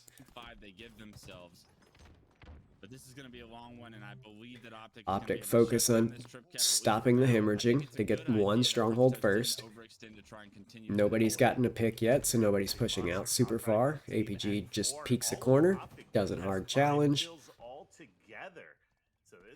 APG gets out though, which is interesting. All 4 dead. Again. Not yet. 70 They're just getting blended right now. Yeah. Trip cap Optic back are in getting effect. blended at the Split start. squads actually for Optic as well, as Formal gets taken I down. also like that Rest French of the Toast rest of the team. didn't go reset B after they got all 4 dead from Optic again, because they know Optic aren't going to be on that stronghold, and they need to get on the map to pressure wherever Optic spawn. So instead of taking the extra time to go reset B, which loses tempo on the map, they play for tempo instead, and just say fuck resetting that sliver of a cap on B. French Toast as kills get traded out as rockets come up. The trip And cap they is get still in to effect. The they lead get to A continues fast to enough to grow. reset it. And wouldn't it be something that Monster French wins a Toast fight can at do these B, rockets with this and trip then he cap just to goes and continue dies their again. momentum? And what we predict before this? Rami loses the 1v1, the extended 1v1 against Formal, and now B is actually going to be capped. That would be unbelievable, but as we say that, the momentum starting to shift. Optics And 133 points into the game, we see now Optic with the first finally time of scoring for the first control time. of 2 of these strongholds. Let's see what Optic can show us. One as far thing as we're setting going up to look and at holding here, this. APG dies somewhere off screen. Other than that, we see Optic with 2 players in C and last players on B Balk. I think if you're just sitting on B Balk, you're kind of a sitting duck most of the time. If you're just like looking across with nobody as a buffer ahead of you. You have to be careful with that kind of thing, unless you are using this one pillar to block the sightline for you. Like, you're just kind of exposing yourself to sightlines from planners in heaven a lot of the time. To make this lead erase from French Toast. 133-point lead. And just as we said, Suppress trying to flank Lucid here. Being loud footsteps. But how long are they going to be able to hold it? Because their members are Or as dropping, like, I heard a right Finnish here. streamer refer to it as being an elephant. She was playing slot and she's like, I'm an elephant right now. She's just storming through the map. This is going to do wonders for them to start cutting down into this lead. His footsteps are so fucking loud in this game. That's one thing that always amuses me when people do start throwing out wall accusations in this game, is like, most of the time that they're referring to someone's awareness as being insane, it's someone just sprinting into the room behind them and the person turns and starts fighting. Like, you can fucking hear that. It's not walls, it's fucking headphones. Absolutely. Yes, 3ag, they are planning on adjusting footsteps for season 3, I believe. And that will definitely change the meta of the game very, So very, in a much. very big way. Yes. Right, it was 133-0, now 60 unanswered. TV speakers will finally be valid again. Wants to play for these Rockets, it's just a matter of how For the poor guys in their Definitely cutting into this lead. in their basement that haven't afforded Sennheisers or Astros or whatever people buy these days. Those rockets have indeed come up, and it looks like it's French Toast that will grab Off the them. rack. Lucid does trade out that kill. Monster and Rockets APG last 2 down, alive. but Monster has APG the better last positioning two at the alive. moment, able to cap B. But he takes free damage just like staring at that grenade coming to him, and then jumps out, still just taking free damage after taking free damage, and just throws his life away on B. So he's given Optic first free pick right after they've spawned up. So Optic are like in control of tempo at this point and able to just free push B. position just yet, but And they have the tempo on B because Monster was the only player up for French Toast for the second there. Like it was just Monster and APG. All of French Toast spawned back at A. So Monster dying here not only throws or gives Optic a free pick for no reason, it also throws away the only forward player on French Toast. the push looks like it's going to be prioritized onto B. Yeah, now French Toast is going to have to turtle back at A and just hope that they can make a play, but because of that, they all die. That was an awful challenge from Monster. Literally, like, him doing that... That literally there's just nothing threw that the he's even entire going to be able to do game. there. Yeah, like, Wow. now they're all going to be spawning PD, and they're all going to die. They're all on the same spawn cycle. They're just going to get fucking destroyed. That one play through the game. And now it's an opportunity for Optic to get back into this one with just a couple of rounds of slays. So even him living there, like, even that extended living that Monster just had is awful. Because so it might be unpopular, but if I'm in that situation, I know I'm the one person alive and I know they're flying at me, I am trying to die as quick as I possibly Yeah, can. because you don't want to be further staggered. Like, It by staying just- alive. It's just like what people do in pro Overwatch when there's a diva on the other team. Like, after they kill diva's mech, they just leave human diva alive as the last player and just wait and wait and wait and then kill her. Like, it became the meta that the diva players, if they were last alive, would just run to the edge of the map and jump off just so they could get put on respawn and come back up with their team fast enough. And now it's an opportunity for Optic to get back into this one. And it's the same thing there. Like, Monster just staggered himself even more. He's just making play after play that's actively hurting French Toast chances in this game after they were in control for so long. Yeah, I would argue Granted, Monster has been the best player in this game for Optic. I don't know. Gilkey is 3-11 at this point. Big 1v1 against Gilkey, and that might be enough to put that triple cap back on the board. Now, you did have French Toast go from 133. But yeah, that one play at B from Monster turned into a trip cap from Optic. It turned into tempo control for Optic. And then he further staggered himself twice. Like, here we see his first player picked again. So it's another 4-on-3 for a second. And then also French Toast start going for all three strongholds at the same time. Hopefully going to be enough to keep Optic with this momentum. And now a game that has primarily felt like it's been dominated by French Toast. Optic takes the lead.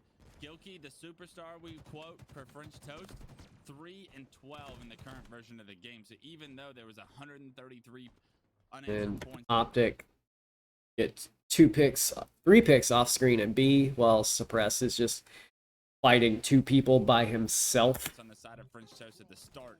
Gilk still having Are any of these sound redeems actually playing for you guys on my stream? Because I am not hearing them play through my headphones. I don't know if they're actually working right. right now. Suppress trying to do his best to keep his team in this one, but another trip cap for Optic, and when it rains it pours, and when the pressure is on. And see Rami and Monster both dying again. We have a 2v2, but there's a trip cap going on. So the first player to hop in a stronghold for French Toast is telling Trippy and APG where to go, basically. Optic don't have to sit and defend anywhere. They can just swarm at anybody that's capping a stronghold, or trap anybody that's capping a stronghold. Okay, I don't know what's up with those. I'm going to see if there's anything in my settings that will turn those back on.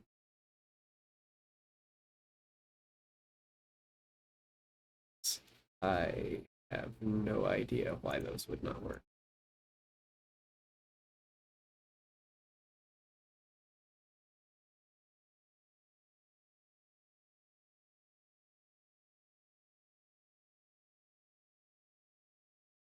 Okay.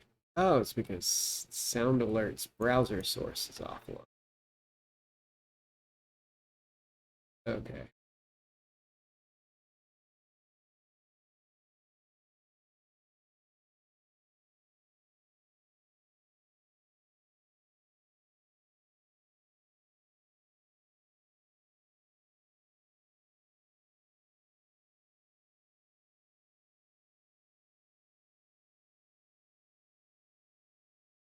I will fix that another time.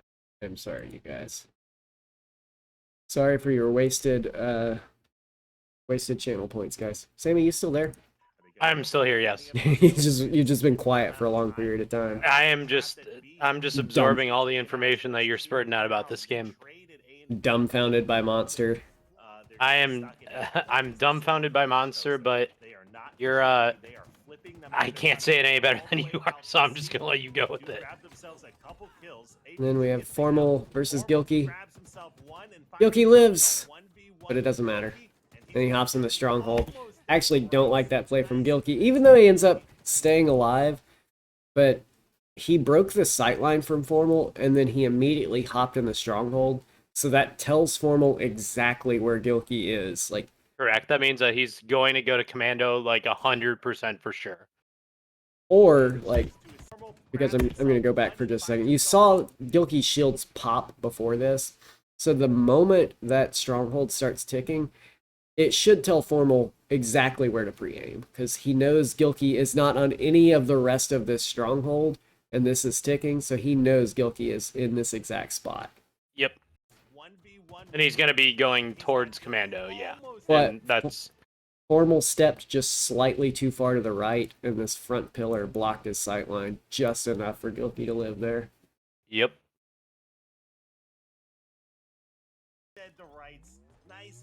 I don't think it's actually a play that matters in the long run. Oh, maybe it is, because Lucid comes back, gets a 1v1 kill. Nobody's finished capping C.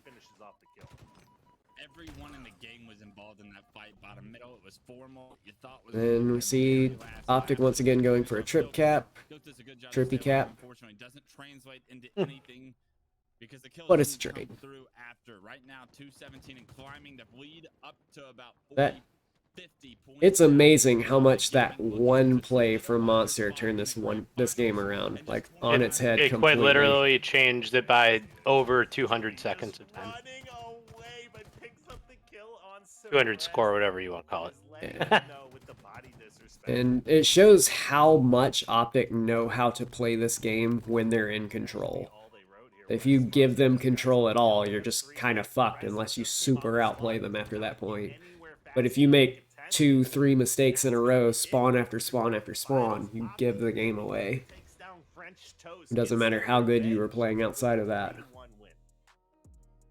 So that was it for the winners finals of this tournament. Optic obviously just showing how good their teamwork is. French Toast struggling quite a bit that series outside of the oddball, and even in the oddball, Rami had a very rough start. Optic constantly would go from playing the oddball very well to not playing the ball well at all. And this is something I feel like has been a trend since they formed. They don't play oddball well. The one thing they do well in oddball is they try to play keep away, like especially on recharge. I feel like their recharge ball is fine because anytime they get in a fight near the ball, as soon as the sightline is broken, they'll grab the ball and throw it back toward their teammates and then resume the fight and just try to win the fight. But the ball's further away, so even if they lose the fight, they're not losing tempo on the ball. Live fire, they weren't doing that so much. Yeah, I just think it comes down to, like, realistically speaking, everyone on Optic, even APG, they're all Slayer-oriented players. And because of that, they aren't going to do, like, the selfless plays where, like, they actively, like, hunt for the ball. They obviously kind of force APG into that role. But he's still, like, this is the thing that bothers me when people try and talk about Brad and his skill, etc. Brad is so good at the game, and if he needed to main slay, he could absolutely main slay. Definitely. But, and people, though, they're like, oh, his stats are so bad, whatever. And it's like, yeah, his stats he might not get as many kills as Formal, but that's by design for the team. And that's sorry. Go ahead. That's one thing I talked about in Halo 5 a lot was team priority. Like, people refer to the main slayer role, and I hate that term because people split it between two different types of players. Like there's the player that gets all the power weapons and just goes off with those. And then people would also call like Roy or APG or Spartan main slayers. But those players, while they can grab power weapons quite a bit, they're generally just holding forward and shitting on kids with their BR. That's all they do. Like they constantly exert pressure. And that player is less about getting resources, like in-game resources, and more about getting attention as a resource, like from their teammates and from the opponent. Like they get the response to call outs, they get the cleanup, they get the help, while the other person just gets the guns. And APG in the past has always been a player that was that just hold forward and shit on people kid, but now he's got Formal who does that instead. So APG kind of plays a side seat instead. For sure. And but the reason he plays it so well is because he knows how, if he were like the quote unquote main slayer, how he would want someone to play with him. And because of that, he knows to play that perfectly, to basically literally just be a shadow for that guy who could just snowball a game so far in your favor and make you win. It's exactly like in League of Legends how all of the best support players in the world have at some point been a high level AD carry before that. Like they learn what an AD carry needs and then they go be a support. And they are so much better at support than people who just played support their entire career. 1000%. And I'm going to hit. That's why like Aframu was so good. Yeah, like after Wu, like when he was a professional AD carry player, he got forced to play support in a solo queue game one day, and he was like in his stream talking about support is. I'm actually gonna look up the video because it's so fucking funny.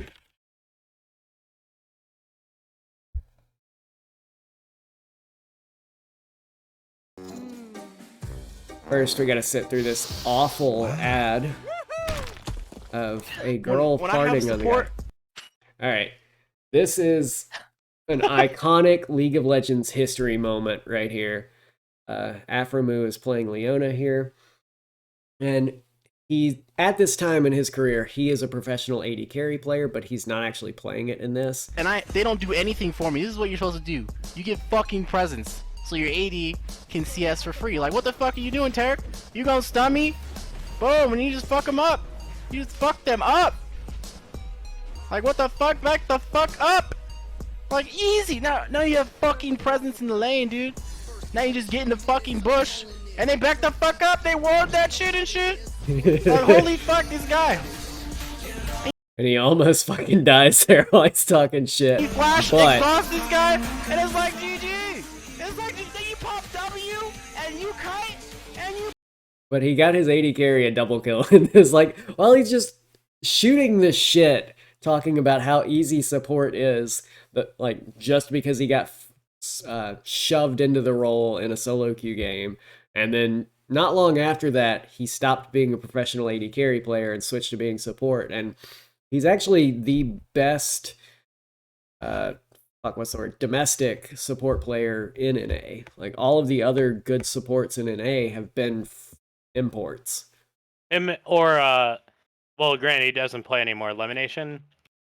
I actually don't think Elimination was that great. Really? I thought he was pretty good, but I his agree. mechanics were bad, and League was different back then. He didn't ward That's for enough, sure. and his mechanics were bad. Yeah. Cloud9 lived and died by High. Yeah, High was so good. But I am going to hit a commercial break real quick. I'll be right back, guys. Sammy, you can talk to yourself again, or talk to the chat if they happen to still hear anything while they're talking about football. Good luck. Football!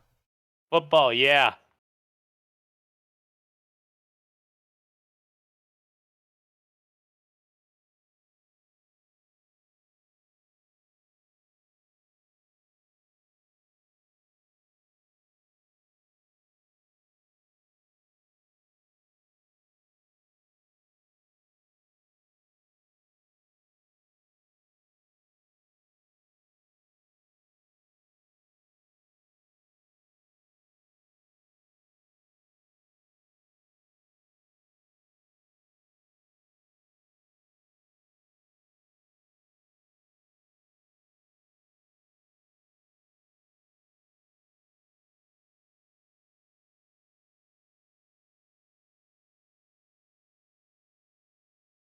10 seconds left on the ads.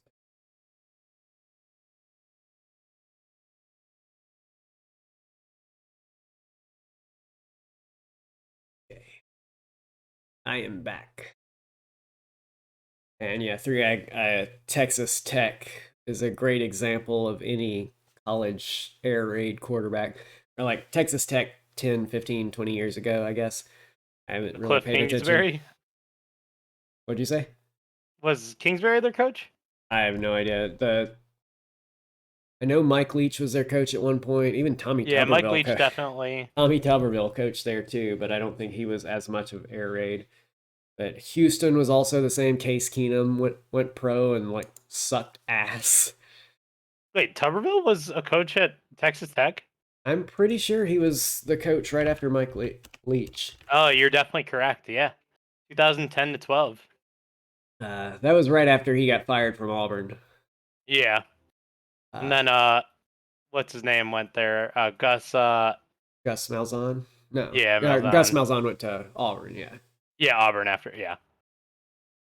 But now Tommy Tuberville is a fucking senator, ruining my state. Enough about politics, though. Yeah. Let's talk about what really matters in life here, and that is Optic versus FaZe. The only thing that people will tell you matters this season, Optic versus FaZe. Everyone's going to tell you G1 doesn't matter, even though their roster isn't announced yet, so it's not official. All of those rumors are just rumors until the org itself says so. SSG is not relevant, because especially like they got 6th in this online tournament. They always suck online, and then they have yet to miss finals on LAN. But people are going to keep telling you Optic versus FaZe is all that matters. So for now, Optic versus FaZe is all that matters. We're going to look at this grand finals first series between the two. If you didn't see the tournament spoilers, Optic loses twice.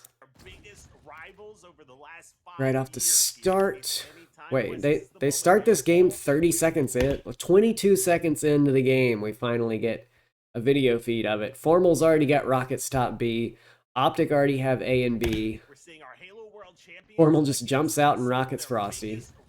I'm glad we got to see how this all unfolded for Optic to get so much control so fast. Well, something we're turning into is Rockets in the hands of Formal already, A and B. I mean, we were staring at Elamite's face, so it's always a good thing. Elamite and Clutch's face. What I want to see more than anything. It was an all-Optic affair in the series. This is a best of 7. Ignore the graphic up top, I do believe. And I say that. Alright, I'm probably only going to watch the first Grand Finals series on stream tonight, unless we keep a good viewer count. But I feel like I'll probably get a bit tired after a while. Gotta rest these vocal cords. I will definitely be streaming a lot more now that pro gameplay and scrims are going again. FaZe going for a trip cap. They've got Optic on a staggered spawn. Trippy, last player alive, does get a trade kill, so this gives Optic the chance to fight back as they come off spawn, because then it's only going to be a 3-on-3. APG, Formal, and Lucid all died fairly close to each other. Trippy super staggered behind that, but because he traded for Renegade, it's a 3-on-3 once everybody's up. And there's less room for FaZe to guarantee spawns because there's only 3 players alive for FaZe to block. The Slays starting to benefit them at this point in time. A, B, and Frosty is super split from Snakebite and Royal 2, who are both on pink. No one from FaZe is actually trying to guard or protect a stronghold at the moment. They're all 3 like in transit to somewhere else. So it gives Formal free chance to get free damage. And Frosty in the back, APG is going to hop in B and just like be able to look head on into Frosty's face as Frosty runs away from Formal here. So it looks like there's a good opportunity for Optic to get B for free and then fight for A. It's going to start off as a 1-on-2 Formal versus Snakebite and Royal 2, just based off how this is unfolding at the moment. Oh no, Frosty's running away. He's not challenging B. That's a good smart play from Frosty. Nobody on FaZe really in a position to deny A from being converted. That's picked, but that's just more so an unfortunate thing. That is a really good play. Yeah. Frosty's so good at like understanding when his life is going to be valuable and not valuable that he And- doesn't do like those like dumb challenges that like, for instance, like a monster would make, etc. Yeah. But on the other hand, I thought Snakebite and Royal 2 were both going to 2-push up Purple Street to A to like try to make sure that stayed protected, expecting Renegade to spawn in C behind them to be able to take that space. But instead, Snakebite went toward mid to try to protect Frosty, and Royal 2 went all the way back into C. So they ended up not trying to take this space around A, and they give control back to Optic in the process. Minimal damage done. That is correct. 47 to 30 in the score. 47 to 30, like you said, Optic now maintains control. They do get taken out to a 3v3 scenario. You can see some of these teams playing it very slow. Trippy recognizes the last player alive. That's Royal 2 retreating back into C, trying to get the help of his Now Royal teammates 2 is coming just off the trapped in spawn. C. His Trying teammates to are also set being a trapped in the rocket spawn. out of Optic's hands best they I like can. Lucid's decision not to actually go and C there. These plays Just are what's important. traps They're the, gonna or throws the grenades in there to get the extra damage, and then just plays to snowball off of that. But FaZe trade off enough kills there that they're not going to be super frantic to get back on the map at this point, but they're still not in a good position. Now, one question I want to posit to you, Sammy, in this situation. Your team has C. Enemy team is definitely positioned to guard B fairly well. Do you try to push for B, or do you stack purple and just push for A instead? So it really just depends on so like for instance in this spot where you know that Trippy has the stalker like at bottom A, you probably have to go towards B and take him out of the play. But whatever you do, you have to basically just like full send in one regard, or else you're going to be screwed. Because if you don't go in one lane, you're probably just going to be just super chalked right here. And assuming FaZe do just full send to A, if you're Lucid, do you sneak around into C?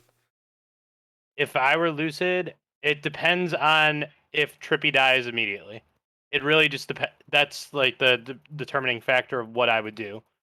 Probably, I would imagine that he dies, which if that's the case, then yeah, I would go to C and make sure then that I at least keep B and C. Yeah. Let's say Trippy dies but trades a kill. Like, are you capping C, or are you rotating back to defend A with the rest of your team? I would rotate and defend A then, because you know that there's the power weapon there still, and as well that you still have the control of the map. Okay. We'll see how this ends up playing out. FaZe still rotate back to C a little bit. They're kind of posturing. And Optic get 2 kills first. 3 kills. So it looked like FaZe pushed a lot through the middle right there, which seems weird. A lot of players died in the middle of the map for them. Yeah. But the Stalker Rifle is off the map in this case, and oh no, it's not. Never mind. We were looking at a different Yeah, they still player. have the stalker. We were looking at a different player for a second, and I didn't see the swap. And I like this decision from Optic to kind of let off the gas a little bit at this point, especially now that they've lost 2 players. How did Renegade get a back smack?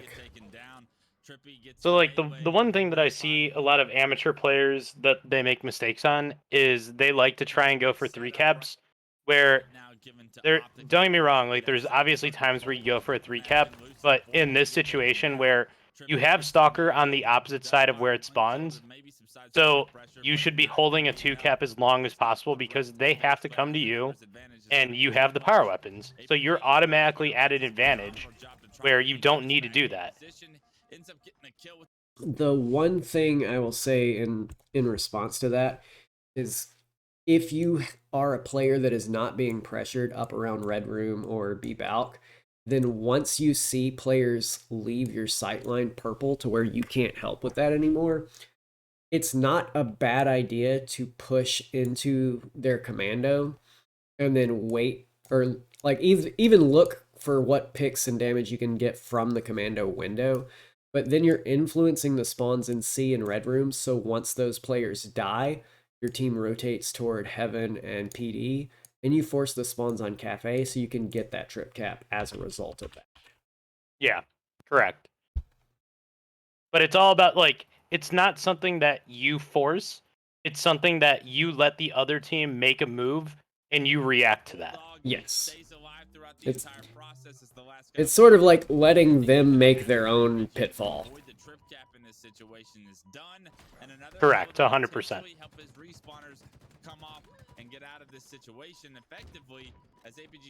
That is one play I make a lot in solo queue though, and like my teammates will be like, "Why the fuck are you going for a trip cap?" It's like, because I set up the exact conditions for us to be able to get it. Missed the plasma grenade on the rockets, so he doesn't get those for free. Lucid with the pulse carbine full tracking. Oh no! With the rocket? Yeah, pocket rocket. Not a self. That's a phrase I have not heard. Not a self-harming pocket rocket, but it is a pocket rocket.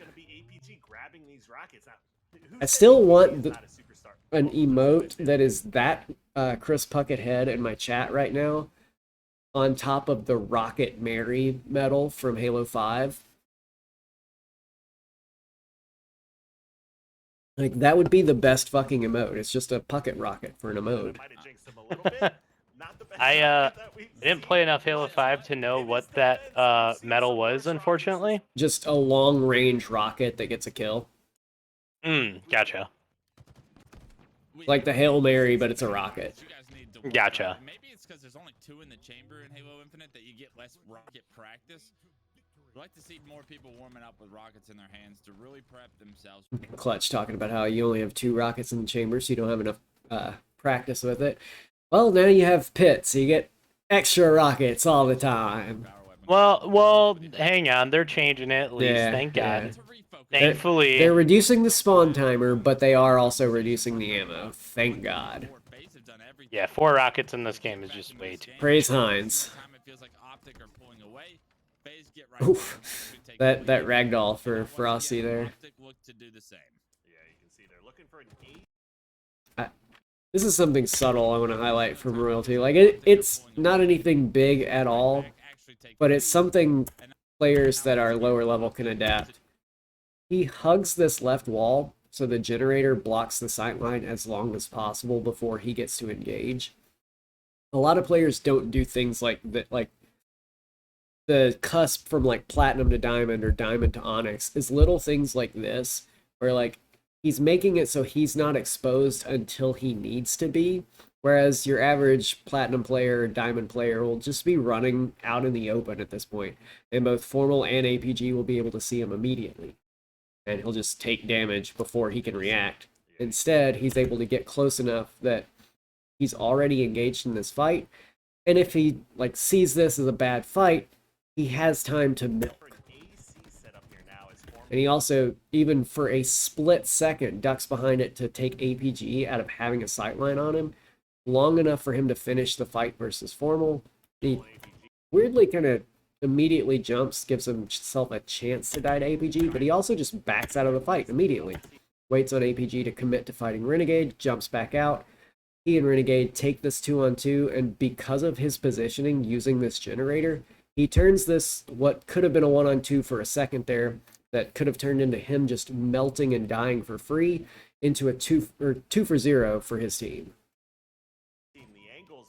And that is something that is so slight, but huge difference between like different tiers of play right there. Able to flip A, like you said, A and B. I 100% would have died right there. And a big kill from APG. Good teamwork out of Optic to... It's something where, like, especially pro-level players, they just understand the importance of valuing your lives. But also, there's definitely points where you don't need to value your life. Where, like, it makes more sense for you to die, as opposed to, like, for instance, like, if you don't have an advantage on a map, then you definitely should just die if you're, like, getting pinched, etc. Because the longer that you stay alive, the longer that you might get your shield back, but guess what? You're still going to get double or triple teamed, and you're going to die eventually anyways.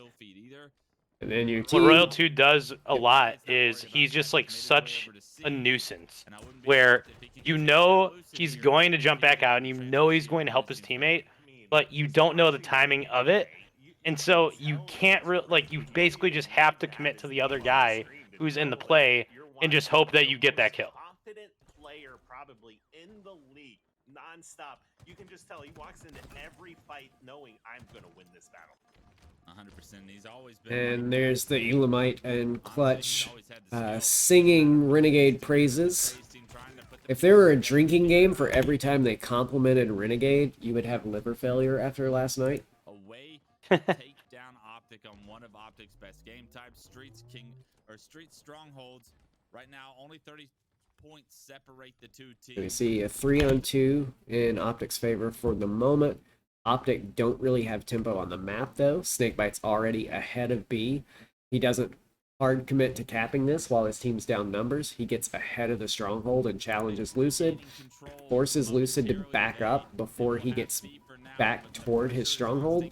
And then he also knows he's got Red Gun watching over him from C balcony here, which turns this fight around to the point that he gets the cap and the trade. So they get 3 kills in this situation. They take over B, and it's all because of his initial challenge from going to arcade, backing Lucid down, forcing APG to fly in through just free red gun shots.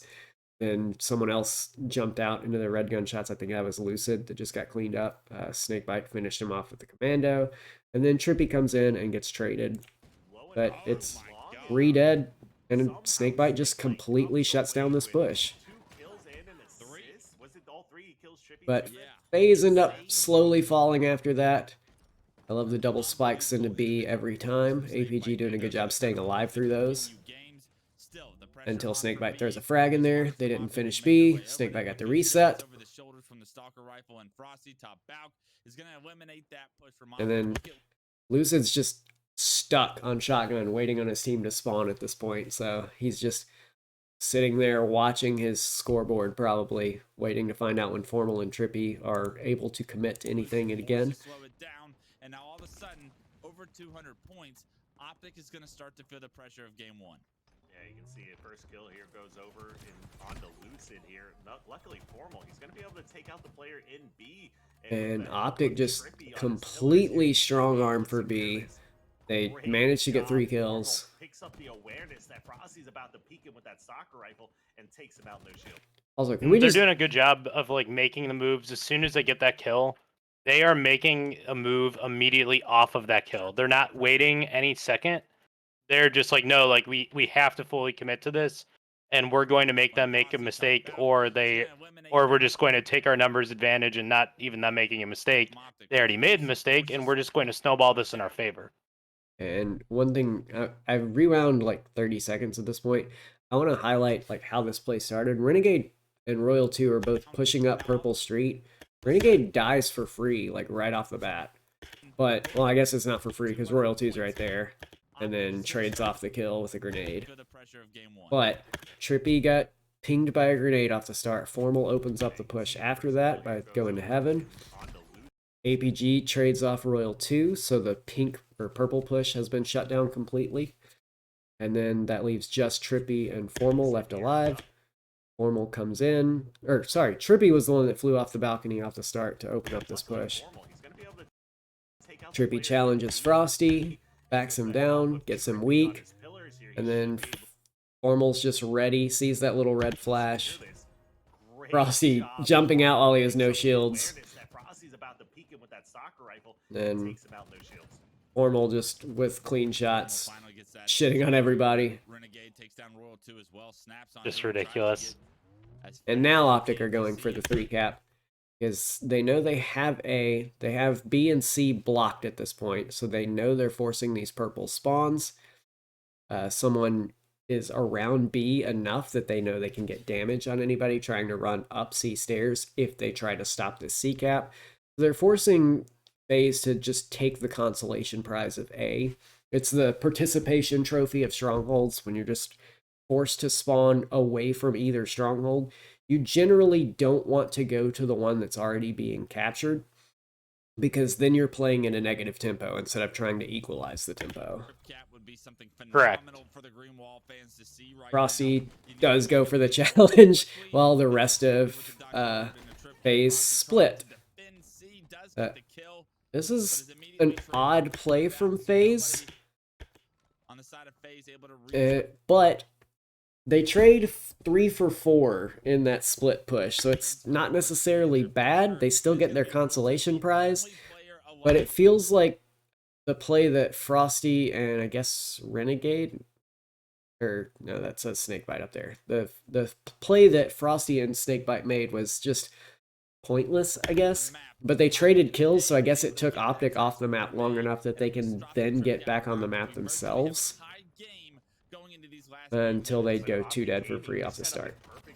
They had a triple cap Ooh. momentarily, but like you said, Royal 2 was managed to trade back A, and that was 7 players down on the map when he secured that. The rest of FaZe coming off spawn over there towards A. They're gonna And try so to even run though towards Royal A, 2 was the but only start one right left to alive spawn just a phase, second so ago, tools in the disposal FaZe to did try to not take make back push. control. And with They 2:30 still already were on just the clock, fighting the coming in same now battle for the they had final just push. lost or just traded on, and then they lost it this time.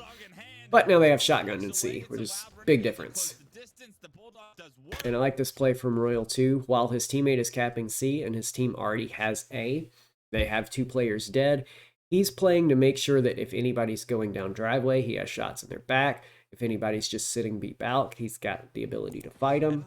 He's looking for damage on the other players that aren't really able to get back on the map because he's just in their face.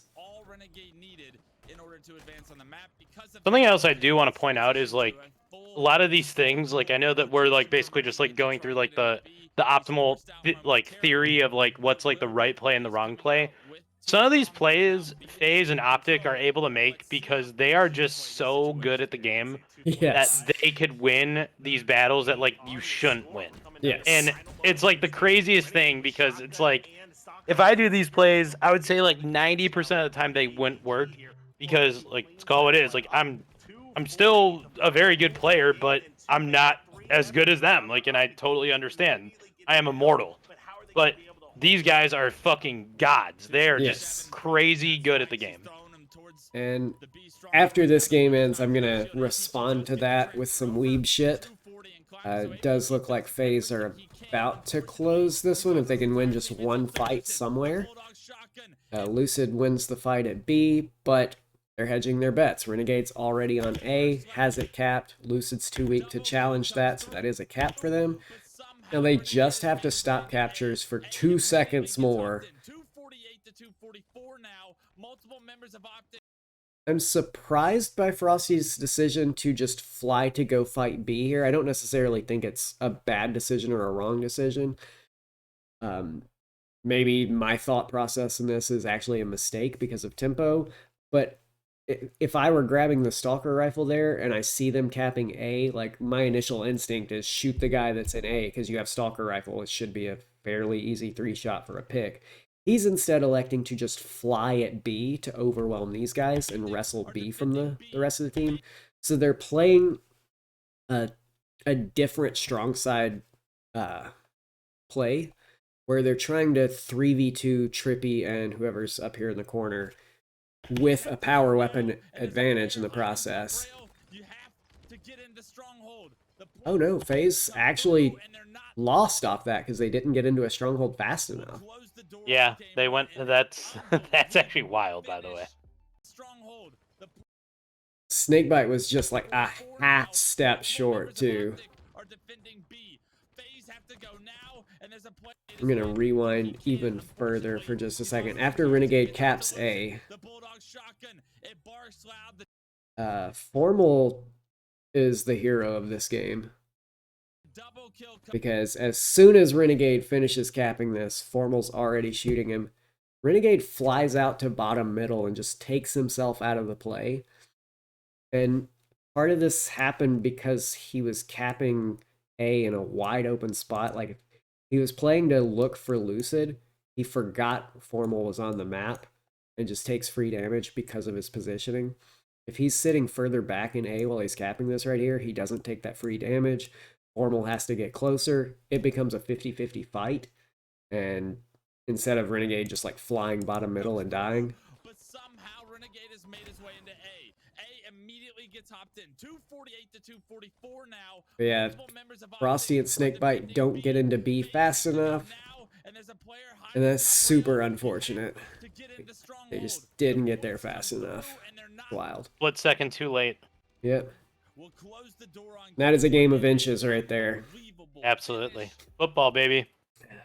But on the subject of weeb shit, you were talking about how sometimes these players are so talented they can make plays that seem like they might be a bad play because they're so much mechanically better. Yes. I've been very much on a Blue Lock kick lately. Blue Lock is a soccer anime. The anime itself is only 14 episodes in right now, but I got so hooked on it like 8 episodes in that I read the manga all the way to current. And they actually like talk a lot about the same kinds of things I talk about coaching wise a lot of the time, like instinct, intuition, spatial control, like all sorts of things like that get discussed throughout the series. But right now, one of the things that the main character is like forced to deal with is like he's not as mechanically good as these other players he's playing against, so he has to just understand what they're going to do and take the space that's left open because of them. Like he can't really make plays on his own, but he can be in the right spot at the right time to enable those plays. But I feel like one thing that's going to come up soon is some of these players that are so much better mechanically just start running off pure instinct plays where they do something so absurd that he's forced to then react to stuff he can't predict.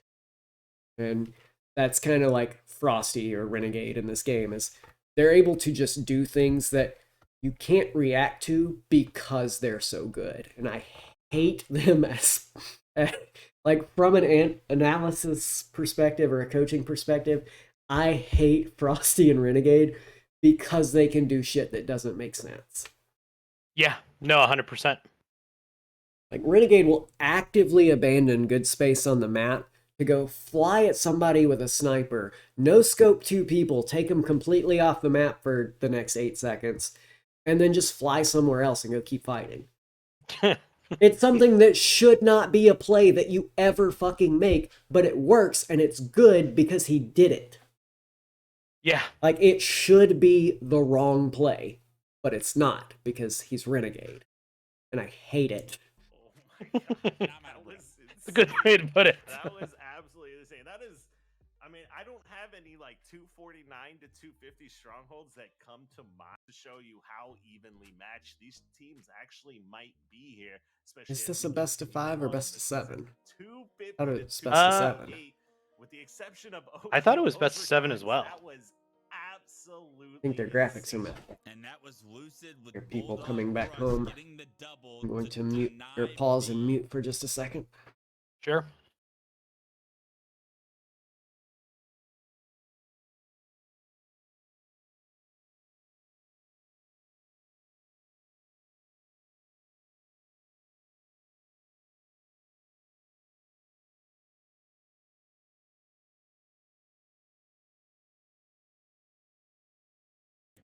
Okay, I am back.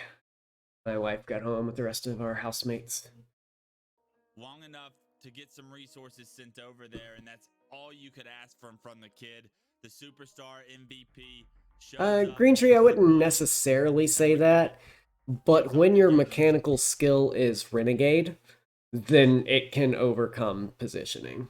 We're talking about like the most extreme of the extreme examples. Like, you can turn a bad play into an okay or a good play just by being better than your opponents. It doesn't necessarily... I think I just went into an automatic ad. I don't see an ad on my side. You're but I'm also subbed to you. I was so about to don't say know. you subscribe, so you won't see an ad. I'm seeing if chat is getting an ad right now, and we will get back to things.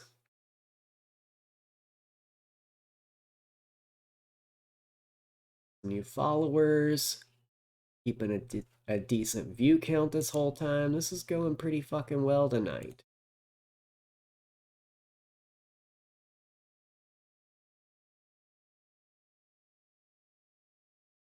Okay.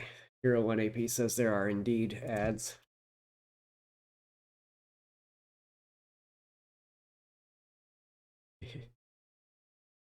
Yeah, non-subs definitely see an ad right now. Don't know how long of an ad break is set to go. I definitely don't have my ads set to be as frequent as most like Halo Pro streamers, where like you'll see 5 minutes of a game and then it's 90 seconds of ads, and then 5 minutes of games and 90 seconds of ads. That shit's annoying. So annoying. Like, I want to watch Halo or talk to the streamer via their chat. Yeah, Green Tree, I stopped talking as soon as the ad came up, so you didn't actually miss anything. I'm usually pretty quick to respond to the fact that my pre-roll ads are on, so I try not to just keep going over stuff while an ad is rolling. Unfortunately, I do try to make some money while I do this, because capitalism, God bless. But if you're mechanically skilled, you can turn a bad play into an okay play or a good play, but it's still not usually the optimal play. But when you're as insanely mechanically skilled as Renegade, you can make a bad play into a brilliant play just because what you did that shouldn't have ever worked somehow worked, and then you're in an even better position than you rightfully should have been. And to make something clear is like Halo, as I said before earlier in the stream, it's a matter of percentages, and you could still make the best play at the perfect time, but who's to say that the person isn't going to randomly have a sniper rifle and they just turn around and just snipe you in the face? Like, you could make the best play, mathematically speaking, and it could still just go totally wrong for you, because at the end of the day, they have to hit their shots and you have to hit your shots still. And sometimes you just miss. Like, it happens. And those, it is what it is. You give yourself the best positioning possible, but it might just not work out for you in that battle. And those percentages vary from player to player. Like, what could be a 50-50 for you is a 90-10 for Renegade. Exactly. But we're looking at Live Fire Slayer next. Optic are usually pretty good at Live Fire, but I don't actually know who wins which games, because I was on a date during this series, so I missed the entire grand finals. This is all like virgin watching for me. Absolutely, I couldn't agree more. But now let's shift our focus on the game 2. And basketball's a good analogy for percentage plays. Like, basketball analysis has been run through machine learning, Hero 1, to the point that they can take a position on the court, see how close the defender is, and like who's defending where, and tell you the percentage you're going to make that shot. And machine learning has gotten it to where like all of these spots and positions of defense have been calculated mathematically based off thousands of games at this point. Here with the best of 5, changing to a best of 7 every Said game. FaZe win the next 4, so that means Optic lose a Live Fire Slayer, which is not good for them. Like, if Optic's starting to lose Live Fires, they're chalked. From that advantage of needing to lose 2 best of 7s, but a great start for them to finish off game 1. It was back and forth. Damn. But right now, FaZe Clan jump out in the Slayer. FaZe get control of the Heat Wave. FaZe get control of the Overshield. Frosty's just holding forward with the Heat Wave, but eventually gets killed with a grenade. And uncharacteristically, Renegade backing down from this fight just to reposition. His Overshield was out. He gives Trippy and Formal the space to just kind of wrap around. Instead, I'm gonna bring up the map here for a second. Like, he gives up the space toward tower, but a large part of that is because his team are all coming off of A, and he knows there are players around B, so they can just hard push this straight into two players that are isolated, while the other two players are just taking themselves out of that fight. Like, it's just the trash taking itself out, essentially. But Optic are, without realizing it, just handing this play to FaZe on a silver platter. 100%. Because Renegade ran through top middle. Lucid tries to stay alive. It's denied. Snake Then APG's trapped in mud. That turns into another free kill. So, like, that entire sequence of events opened up just because Renegade backed down from one fight nest and just wrapped around behind the rest of Optic. 8-4, a relatively slow Slayer to kick this game 2 off. Renegade leading the team at 4-0-0, a perfect game so far from him. He said, Trippy, you can have the tower. I don't want it. Tower can't see where I'm going anyway. Inside top middle, you wonder if Frosty's going to check this out. Ooh. He does check it, but at the very last second, it does allow for Trippy to escape out of there while getting damage down onto the player top center. They Still two players of Optic just chilling bottom middle. Bing chilling. Tower here, but as I say that, Frosty with some grenades and nice heat wave. No way. And an assist, but does get taken. That was just a, like, high five as he ran by to set Snakebite up for the kill. Now, Overshield's coming up. Looks like Optic have a slight tempo advantage. No, I am wrong. Frosty is at scoreboard. Snakebite is already in dummies. They are closer to Overshield. If Frosty is not in a battle, which I think he is in a battle with Trippy, then he's in a great position to just hide. Like, if you find yourself in no man's land right here, but nobody has seen you, don't fucking move. Just watch the Overshield. They're going to run past you. But in this case, I think Frosty is already in a battle with Trippy, so they know he's there. He's just kind of left on an island. He needs to keep making himself the target, so Snakebite can hop on Overshield uncontested. Try to get positioning here to secure Overshield. Unbelievable shots. And Snakebite gets shot first, or the spike throws him off, so he backs away. Gives Lucid chance to push out ahead. And this is something teams do pretty frequently, but individual players, especially in solo queue, don't do enough. If your team are all pushing toward Overshield and you're the first one to it, don't hop on that pedestal and try to grab the Overshield.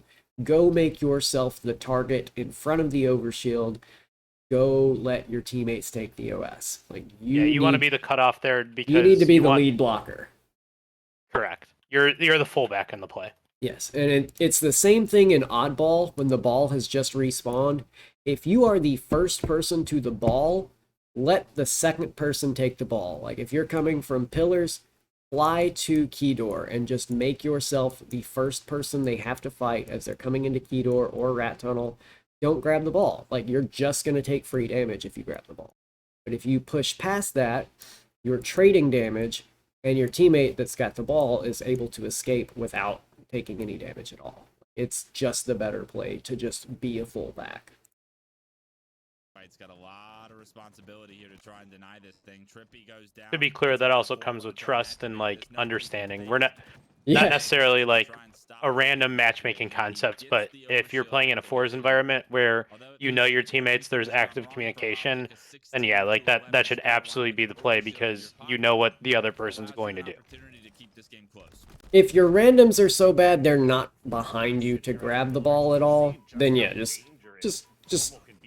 give up. But it ended up being two players of Optic died for Formal to be the third one to grab that OS. So there were actually two lead blockers, and the tight end and the fullback involved in the play. Snipe coming up in 10, a 4-kill game, and a good decision by FaZe. They were tower side of the map, but as soon as they realized the pressure. See Lucid trying to get some pressure on the sniper with the commando, but he gets way too far forward and just melts. Now he's hanging from the wall because Season 2 introduced a clipping error with corpses. Top tower, and let's see what Snakebite has to give his team some life here in this grand finals. I want to rewind for just a second for this 1v1 Snakebite's in. Getting picked up by Snakebite, go top tower, and let's see what Trippy just runs through open space, taking 3 free shots. Snakebite is so far ahead in this fight, and he knows he's got help, that he's pretty confident he can go ahead and keep fighting this. Renegade ends up being the one that gets the kill, though. For Optic, once again, the largest lead of the game so far. It's 7 kills in favor of FaZe. They've set up a tower. I'm going to refresh to get rid of this fucking icon again. It's tilting me at this point. Alright, there we go. No more play sign in the middle of the reticle. Heavily in their favor with brand new sniper, not even a shot. We'll miss you. So far. They're in a good position. Now, something that you don't really see very often. I'm head casing. 1 and 7 right now, not able to really get anything going. Like Halo 5 lethal with his sensitivity. 15 seconds for overshield. Snakebite can't quite hit any of these body shots, and they would amount to a whole lot if he was able to.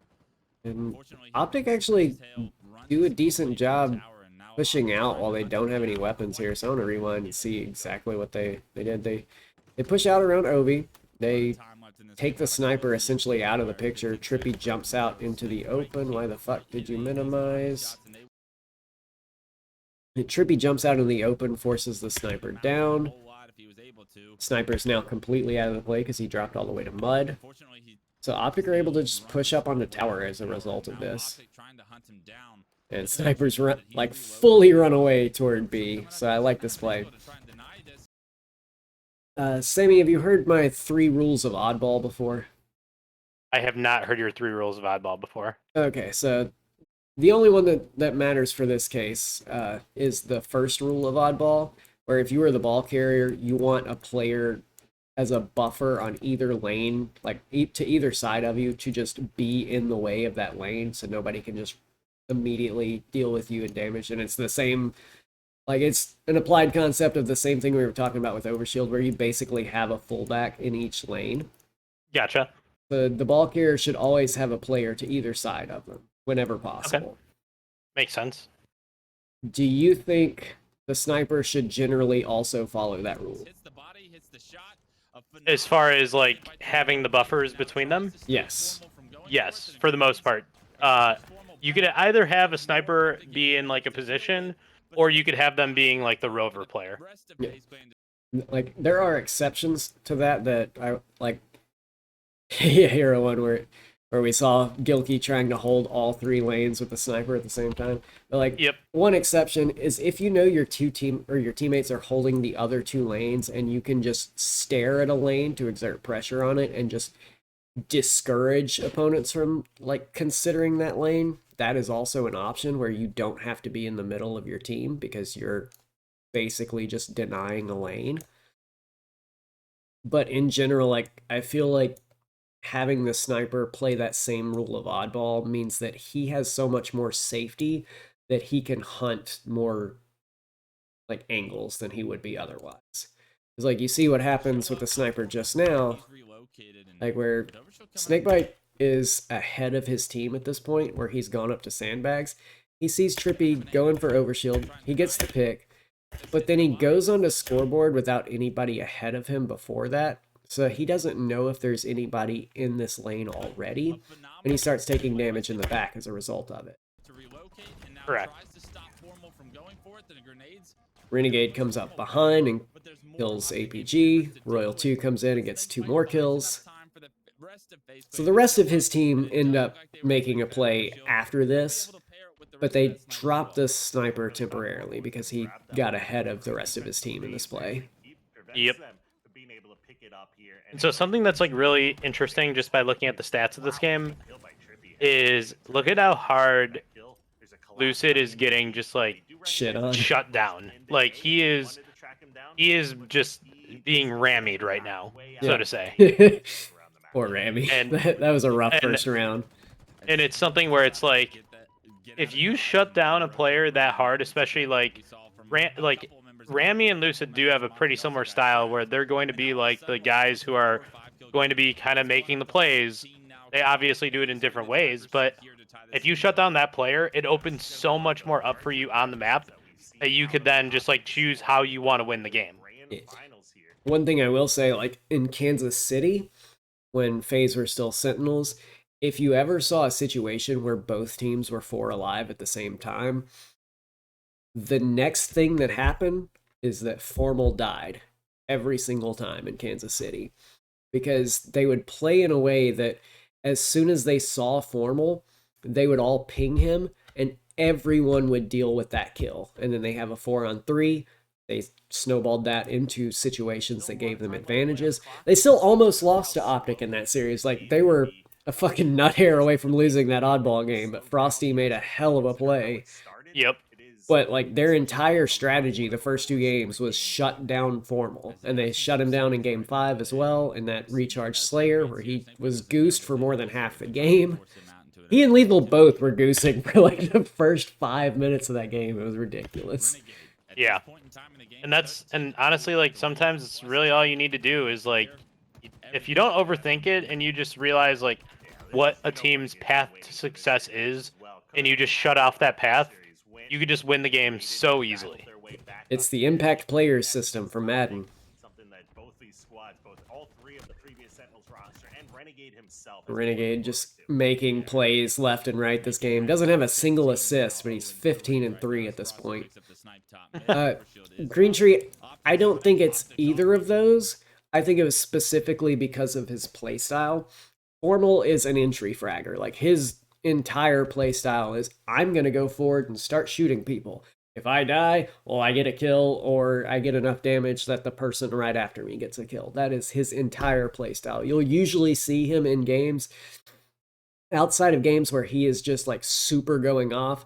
His kill-death ratio is going to be just around 1.0 most of the time, but his damage is always going to be one of the higher damage values in the lobby, even if his damage taken is also one of the higher in the lobby.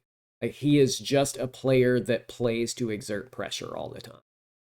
And Sentinels took advantage of that by just waiting on him to make the first move and then countering whatever that move was. And that's one thing that makes the Snakebite and Frosty rosters so strong, is that they know how to shut down a player. Like, they know how to respond to those impact players. I think Renegade was the one player they didn't know how to deal with. And so they're like, can't beat him, join him. Can't beat him, have him join us. Oh, we can't buy his $1 million buyout? Well, we'll wait till our contracts end and join him instead. Just a tough spot to be in, and every second that goes by, that overshield's just running out on it. I don't know if that $1 million number is actually accurate, but that is one I heard from a fairly reliable source. Nice sticks. Back-to-back sticks from Formal. I don't know how he just pulled that off, but takes out Frosty with Sniper and Royal 2, who is sitting on the platform. FaZe will escape with Heatwave, but as long as Frosty didn't get that sniper rifle on the off of, and this is an 11 kill lead at this point. Renegade still has not gotten an assist. Still goosing in the assist category. You weren't able to trade really efficiently. You made a 1 kill differential throughout all of the plays that we saw there. So, which tells me he's either cleaning up everything his teammates are doing, or he's just constantly going off one-on-one and winning every single battle. Doing shit on the map, period. Nice play from Renegade with the AR ducking out of the way of the plasma pistol. This is professional Halo I am talking about. Hey, he got an assist. He's breadsticked now.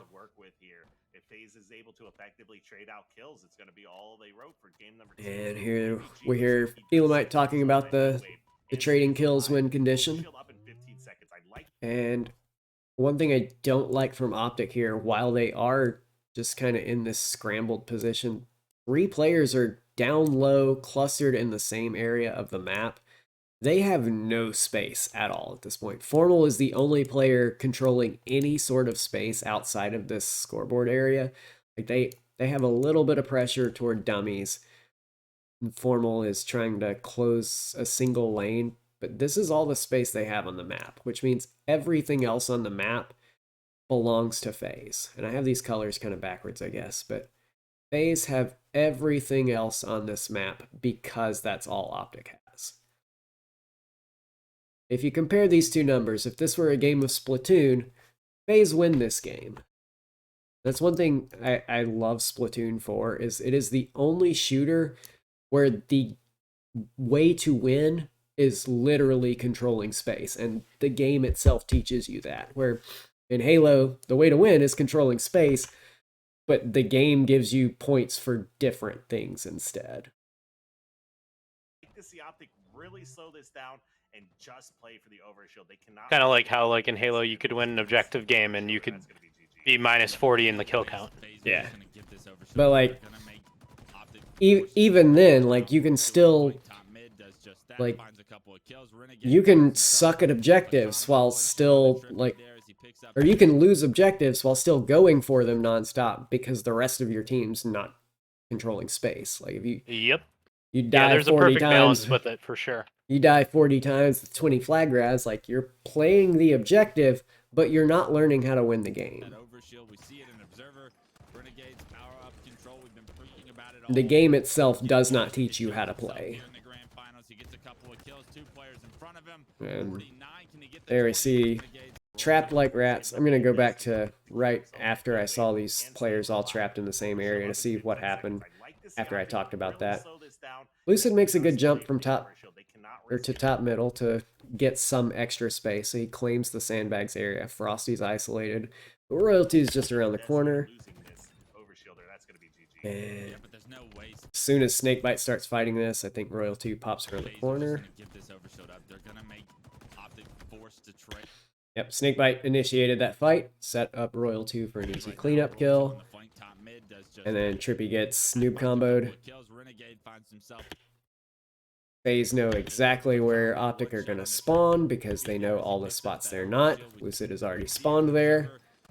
And FaZe just played a collapse on those last two players because they're trapped in an inescapable corner. The moment Lucid spawned, this game was over. 19 kills, 1 fucking assist. I mean, that is just like, they completely just destroyed them. That they did. And I'm gonna move to Flag Aquarius. First time I've gotten to see this in a while. I have bitched constantly and beaten a dead horse about utility flag runs on this map on my stream. What do you mean? You're only supposed to run a P. I hate utility runs, but I'm starting to warm up to them in certain circumstances. But like, people just defaulting to running the flag this long ass utility route are actively throwing away map control. Ah, shit. You lose a lot of line of sights, that's for sure. You lose line of sights, you lose your ability to do anything to help your team while you're running the flag. And it's also a longer route, so your team is being fought 4-on-3 while you're completely off the map. Unless your team is like still shitting on them or you still have a teammate in the base. But if you have somebody blocking pink the moment you grab the flag and your team has numbers, take the flag through middle. It's faster. It forces your opponents to come either straight into your player pink where they get stopped or come through middle where they get shot by everybody else.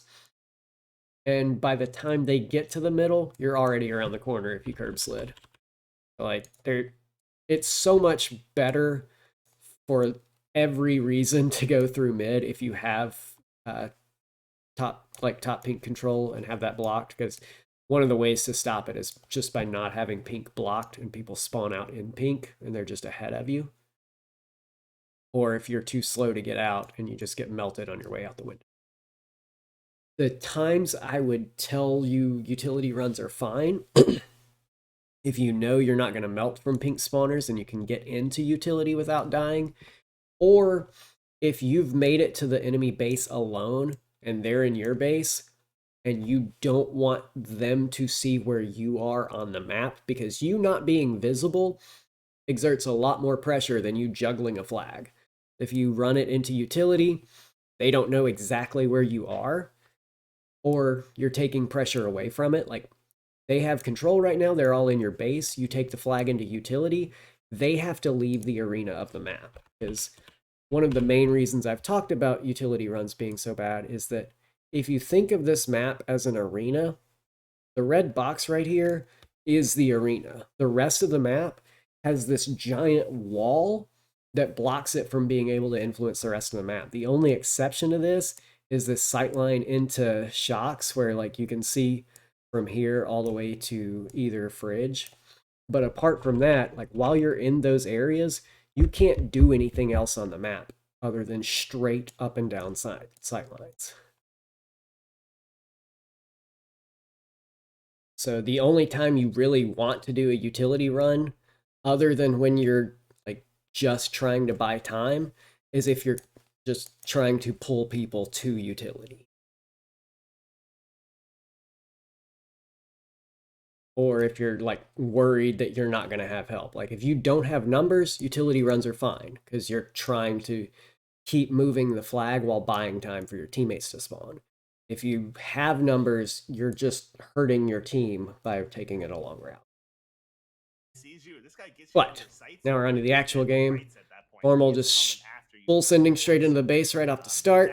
Gets heat wave. It's juked by a thrust. Still wins the fight. Is he fucking formal? And there we see, even though they have a 4-on-2, Frosty is top pink, so if he goes through middle, he just melts. This is not a bad time to go utility. Well, they've answered that question already without even getting the chance to ask the question. 40 seconds in, a flag across the map. Nobody dead. In the meantime, One other reason I want to mention I don't like utility runs is the very end of the run, when you're coming out of utility. This doorway right here is just a net for grenades. It's so easy to just grenade somebody right here and either drop them to no shields or pin them long enough for your teammates to get more space on the map and get ahead of them. And then that really open sight line to the flag is an easy time to melt the flag carrier, where you just have to throw bodies at the flag until it actually goes in. So there's a lot of times where you end up getting counter caps because of shit like this.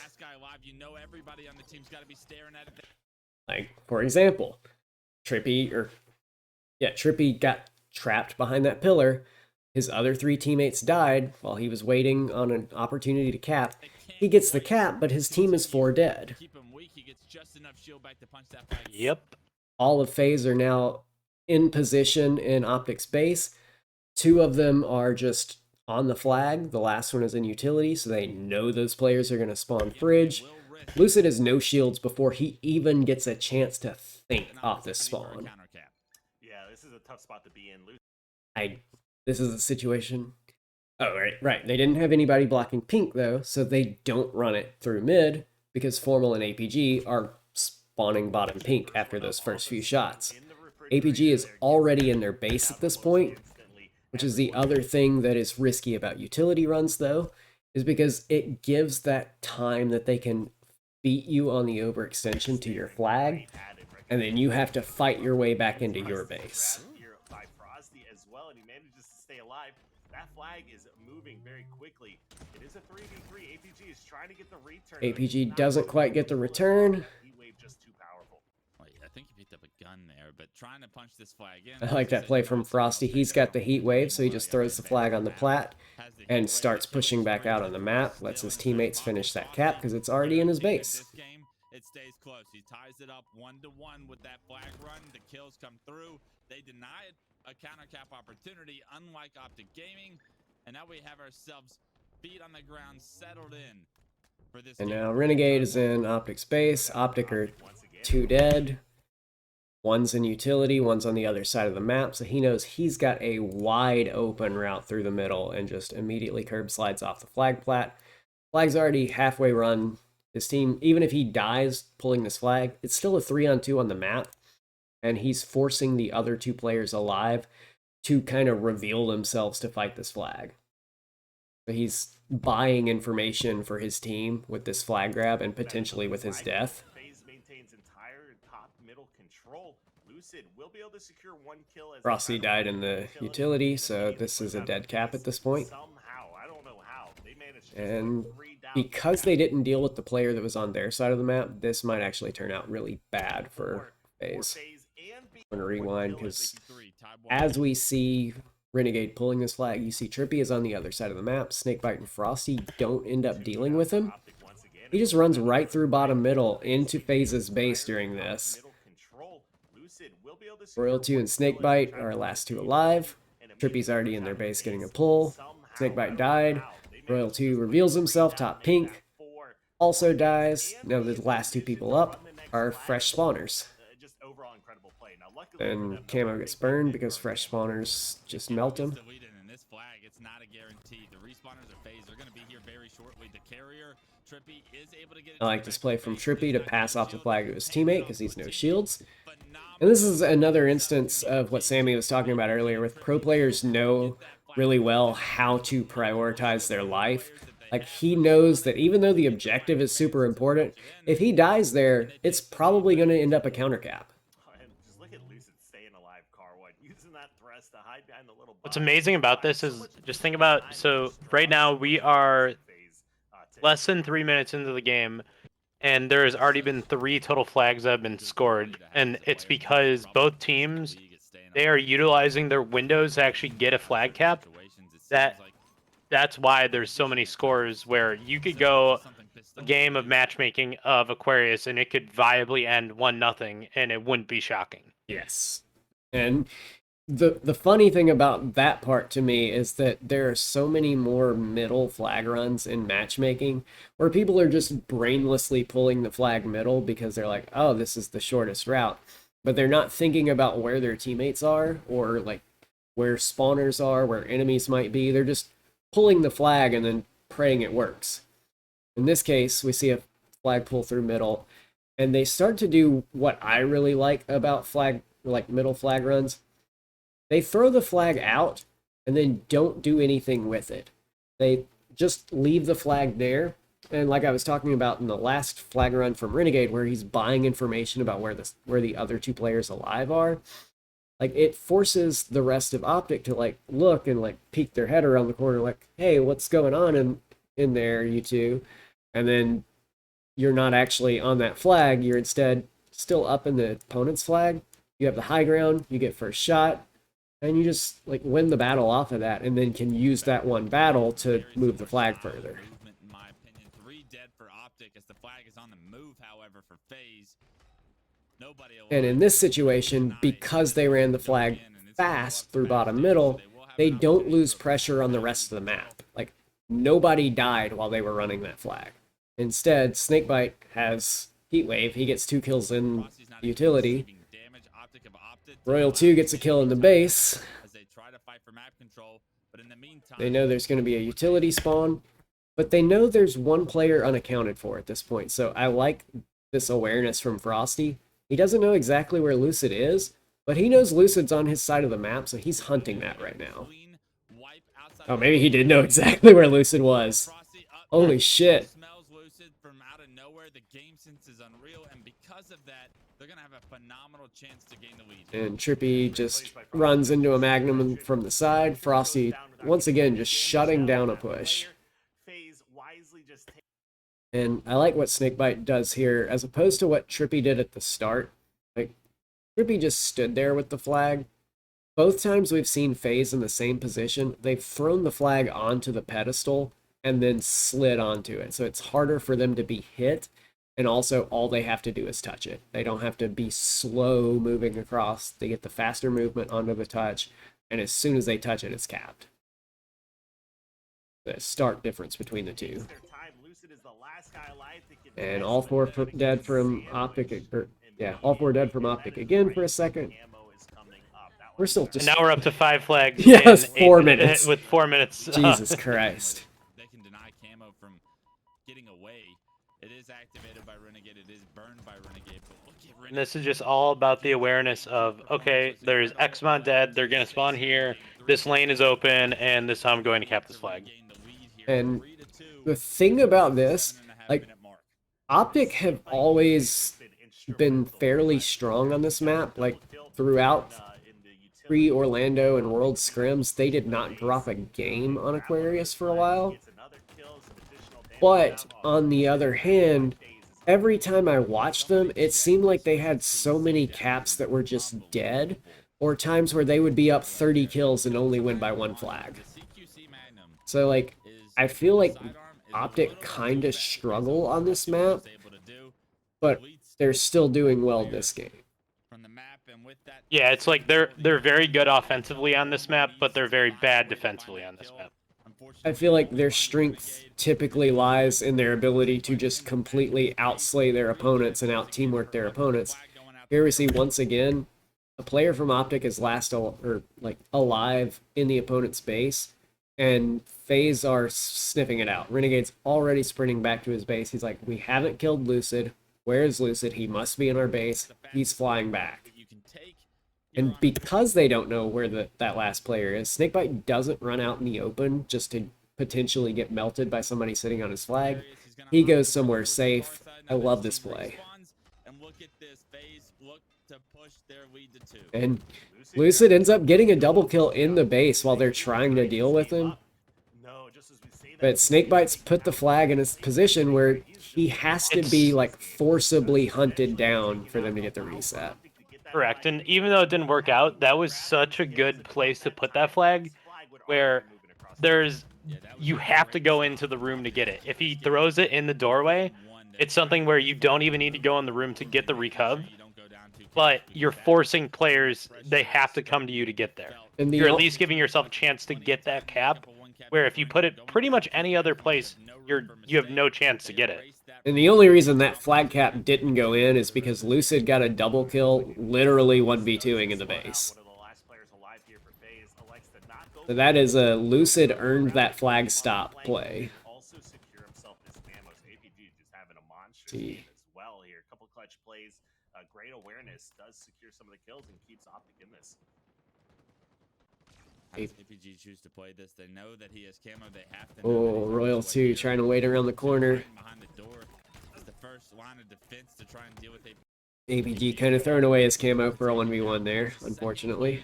But the flag is pulled out. Optic really don't have the numbers to continue to run this flag. They're all cut down. So I do want to bring up something that is like people kind of lose focus on. It's always good if at the very worst, if you trade with someone at their base when you're pulling a flag, because if you do, the other team is going to spawn at the exact same time that you do, but you're going to spawn closer towards their flag than they are, theoretically speaking, as long as your team is running it correctly. Yes. And one thing I want to bring up in that regard, like you're talking about, let's say red player here dies in blue base, but another red player is running the flag. When that player on blue that you traded with respawns, he's probably going to respawn fridge or back of his base. You're going to respawn like utility or back of your base. The flag's right here. That player's got a long way to go before he can contest anything. But if you're right here, like they're coming to pink or fridge to try to fight your flag carrier, you're already right there for that fight. So there's the visualization of what Sammy's talking about right there. 40 seconds. You can see Optic, they're trying their best to just finesse around the map, kind of buy some additional time. 2v2 scenario, but this is where those shock grenades are the most damaging. When you get stuck in utility, especially multiple people, those shock grenades can clear out the entire room. Oof. Trade for Renegade is formal, and Renegade put each other on the respawn screen. 4 minutes now is time.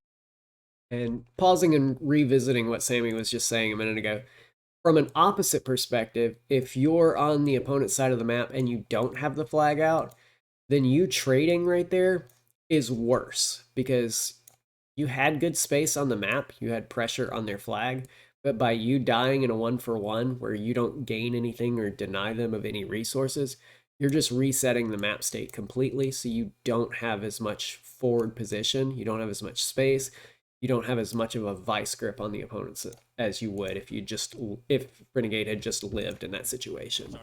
But there wasn't really much he could do to avoid the trade there, like Formal forced that trade, which is a good play from Formal, but it's a bad result from Renegade. Notice Renegade's picking up the sidekick every spawn here. Now the battle for map control seems a little bit more important to these teams as no mistakes are affordable Now Royal 2 kind of peeking into a 1v2 early.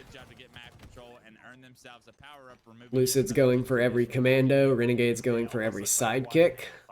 The amount of thrust pistols that we are seeing in this game, I think, is without a doubt the most we've ever seen in a pro match. You do have lots of people grab The Snakebite has camo here. Want to get thrust whenever you can, but to have so many thrust pistol fights. And excellent camo play. He's already gotten a double kill with this.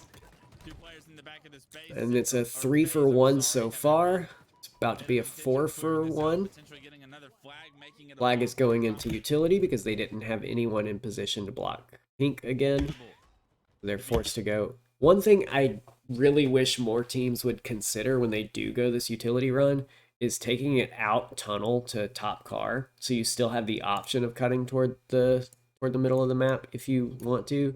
But by committing out here, like, you're just forcing yourself off the map for a lot longer time. If your teams start dying and you have this flag thrown out to top middle, you can pause running the flag and just fight for those kills and buy more time for your team. James, as far as I know, Formal is like hard committed to Halo for a long time. Frisco DH, thank you for the follow. Oh no, fumble. That's a rough fumble. He is starting to get shot. It will cost him his life. And how big does that Trippy almost just killed his team there. Actually, he did kill his team there. Trippy fucked his team right there. He got he got a double kill on himself and Lucid. And then Royal 2 just took a fastball to the face. See here again, you see FaZe throw the flag onto the platform and then slide into it, as opposed to just sitting with the flag behind this pillar and walking forward. Less time that you can take damage. So Snakebite's blunder fumble turned into almost a stopped flag until Trippy's blundered shot grenade killed everybody. No harm, no foul in the flag run for Snakebite. The rest of FaZe pick you up when you make a mistake, and 3-egg, yeah. I definitely know they've been doing that for a while, but like, Optic aren't doing that is the main thing I was like trying to highlight with that. And we see 3 dead. See the long flag route again. I want to see where everyone else is before this flag gets pulled. Frosty's on respawn. Lucid is in FaZe's fridge at this point. Royal 2 definitely could have taken a faster flag route here. APG's first up. He's just now up. I will say though, this is one of those where you don't need to go optimal at the flag run, only because you're up 4-2 and there's only 2 minutes left in the game. Yeah. So it's better to, like, this is an example where it's fine to go safer, only because of the context of the game. If it's 0-0 and there's 11 minutes on the clock, then yeah, definitely go with the faster route, because you have more time to play with, where you're okay to make mistakes, so to say.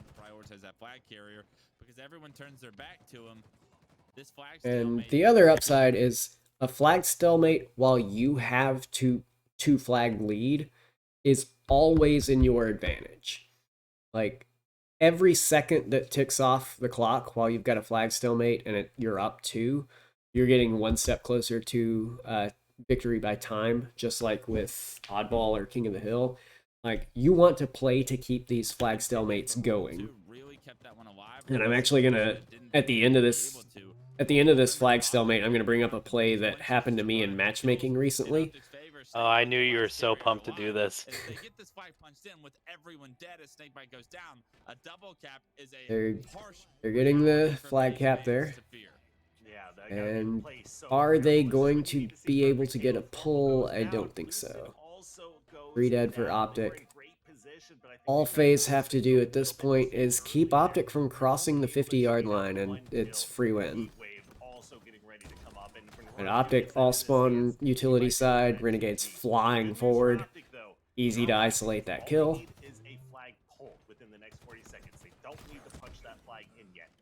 However, just as we say that heat wave, like we talked about, coming into big factor. Yeah, every one of these deaths on the side of Optic is something you do not want to see. You need to figure out a way to get around. And Optic have 25 seconds to get something done, and they are currently staggered 23 seconds and counting. and being forced to spawn These might be out. the last few Actually, spawns Trippy for spawned Optic in the here base. in this third game. Spawn And away Snowdown from will their take the lead. utility. Royal 2 chooses to overextend. And I like with the that utility's Royal gonna 2 be a actually... inside push for Royal 2 made that push making noise, but Trippy ignored it and kept pushing on the map. And I think this is something that's forced from Trippy because the game clock. He's essentially being forced to go to the other team's side no matter what. Snakebite is in an extremely important position to be able to stop anybody trying to pull the flag or push into his utility. And Royal 2 just getting free shots in Trippy's back here. His only goal was to create chaos. And Royal 2 Forces Lucid back to deal with this. So Formal's the only one able to try to keep this flag alive. absolutely melts All they the have to hard do green is with a kill perfect Formal kill commando. and That hop looks the too return. bad for Optic. That flag is out, but Optic's got to stay so close to it to try to Yeah, that contest play it by and Royal keep 2 is alive. really good The because Alliance he coming took an in, angle that they turret's weren't coming very expecting, quickly, and like and four- it is so hard to not just immediately die by someone who is shooting you from an angle you're not anticipating getting shot from. As well, his objective there to win the game wasn't obviously to cap the flag. It was to just get his men, and not even to get kills. It was just to get as much damage done as possible, whether that led to a kill for himself or get assists. And Because there's just he has his teammates there. They're on the same page with him, where they could still get the flag out. That's fine. You just can't let them get it to the other side and relay the flag. his win condition was to keep as many Optic players from crossing the red line on my screen right now as possible. He did that by killing Trippy and getting enough attention from Lucid that Lucid flew down into bottom front of the base. Eli, thank you for the follow. Welcome to the stream. You should also use tac maps for your stream, by the way, for your Halo 101 with Professor Eli. Tac maps very useful for like highlighting stuff for people on your stream. Unfortunately, there's no Argyle or Empyrean maps for it just yet, but it's still super useful tool. I highly recommend it. But yeah, Royal 2's only job in that situation was to just force as much attention away from Phase's side of the map. No, I do not use the one from the Microsoft Store. Give me 1 sec. Eli's a noob. That's the most recent version on that tweet, but they are also trying to transition to tacmaps.gg. Eli, Sammy, Elitest, is in a call with me and has been going over all these games with me. But they are transitioning to a web-based version soon, and presumably they will have Argyle and Empyrean on it when they do. At the moment, that one is not up, though, so it's just kind of a dead link at the moment. But back on the subject of the thing I was going to bring up when I was talking about flag stalemates. I had a situation the other day. I had two teammates both die on my Gandhi ledge. There was, what did I say, 11 seconds left on the clock or something like that. It was like 15, or I think. Let me see. It was a very low number of seconds left on the clock, at any rate. And find tech maps went. My other teammate was in my utility, and I knew two opponents were pushing up my pink ledge. I didn't know where the other two opponents are. I think one was dead, and the other one was just somewhere on the map, but I knew it wasn't my utility because my teammate was not in combat. There are 15 seconds left in the game. You know you're about to be 2v1'd in your base by two players pushing up pink. You have a 2-flag lead. What do you do if you are with the flag right here on this position while you're about to be 2-pushed? Like, your team is 2 dead, your only other teammate is in utility, and you don't know where the third player that's alive for the opponents are, but you know 2 are pushing up your pink ledge. You have 15 seconds left, you're up by 2. anybody in the chat want to weigh in on what you would do, because I know what I did, I know it worked, and I felt like a fucking genius in the moment that I did it. So much so that I tweeted about it. It was one of those pat my own back kind of things. Ed 7K, welcome back to the stream. Crisco, I don't know if I had nades or not. Lee Hercules, not what I did. Also, that runs the risk of either them two-hopping that return and getting the return and being able to immediately go for the other grab to force overtime, or you just getting 2v1 while you're hiding by them just soaring at you, killing you, getting the flag return, and then getting the second grab. The thing I did that it seems counterintuitive, but like I was talking about in the game just a moment ago, where the longer the flag stalemates, the better it is for the team that has the 2 flag lead when there's less time on the map. Like every second that ticks down is another second closer to victory. I sprinted the flag all the way to their utility the entire way. Like these 2 players were playing catch up to me the entire time, because as soon as I realized my 2 teammates died, I immediately booked it to the utility. They finally killed me as time ran out. They didn't get a return. There was also nobody in position to grab the next flag, so they had no way to force overtime even if they did get the return. All I had to do was just run away with the flag to the stupidest spot on the map to take the flag, the other team's side of the map. But that was the win condition in that moment. Sometimes stupid plays are the win condition, because every second I'm keeping them away from returning that flag is another second my team is closer to winning. And sometimes you have to like be able to diagnose that you have the win condition and what those win conditions are. And FaZe win 4-3 in the flag game. And we're on to Live Fire, King of the Hill. All right, Tibby. Yo. I'm gonna let you handle this for rest. I'm gonna be watching though. Okay. Thank you But for I joining appreciate me. you having me. Yeah, thank you for joining me and adding in your input. It's nice to have Oh, that. of course.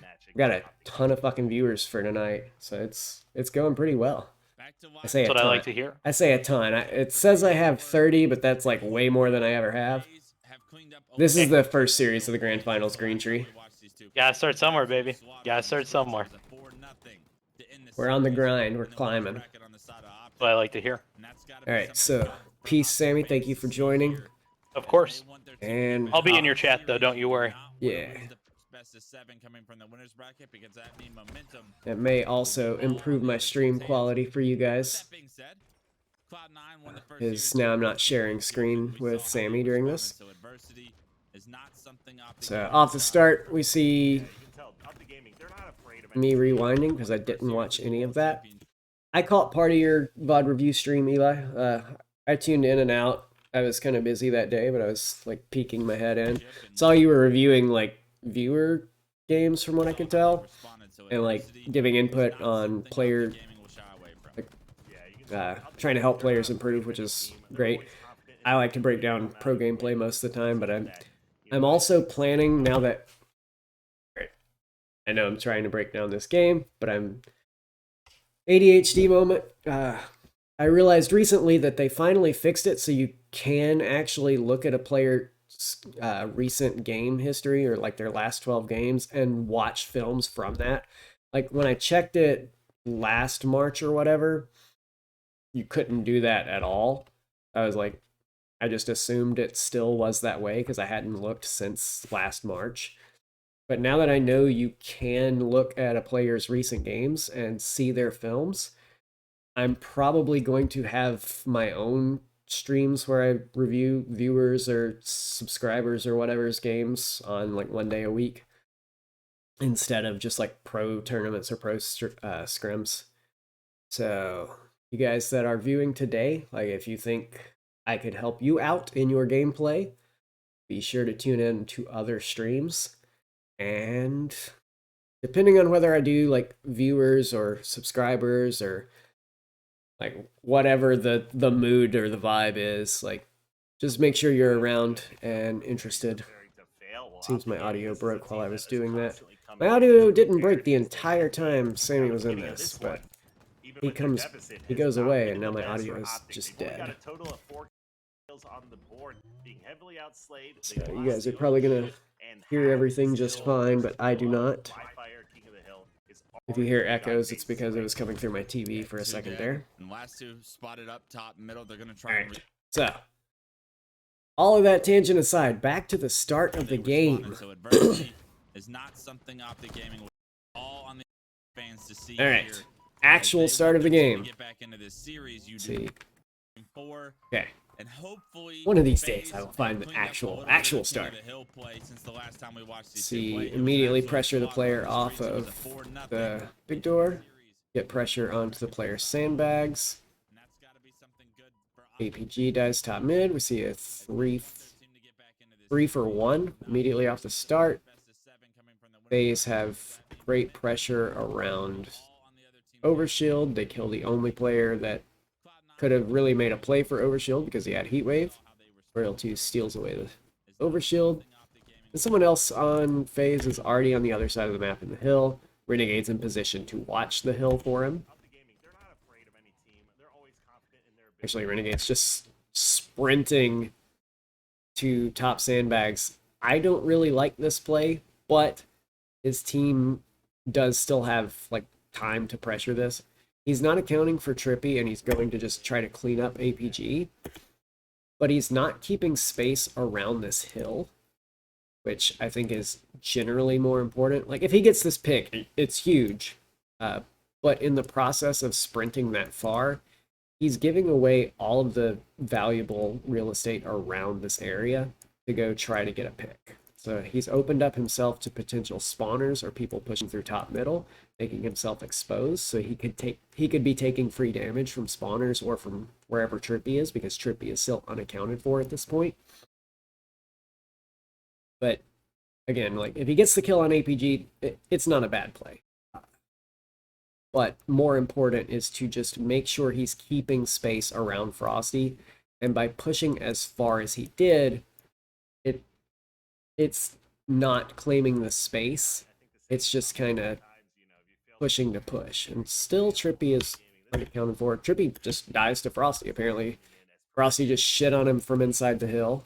But it's a situation where if your players are mechanically skilled enough, you can go make plays that aren't as generally optimal because somebody else makes a play or is able to hold their own enough that you don't have to give them the guarding.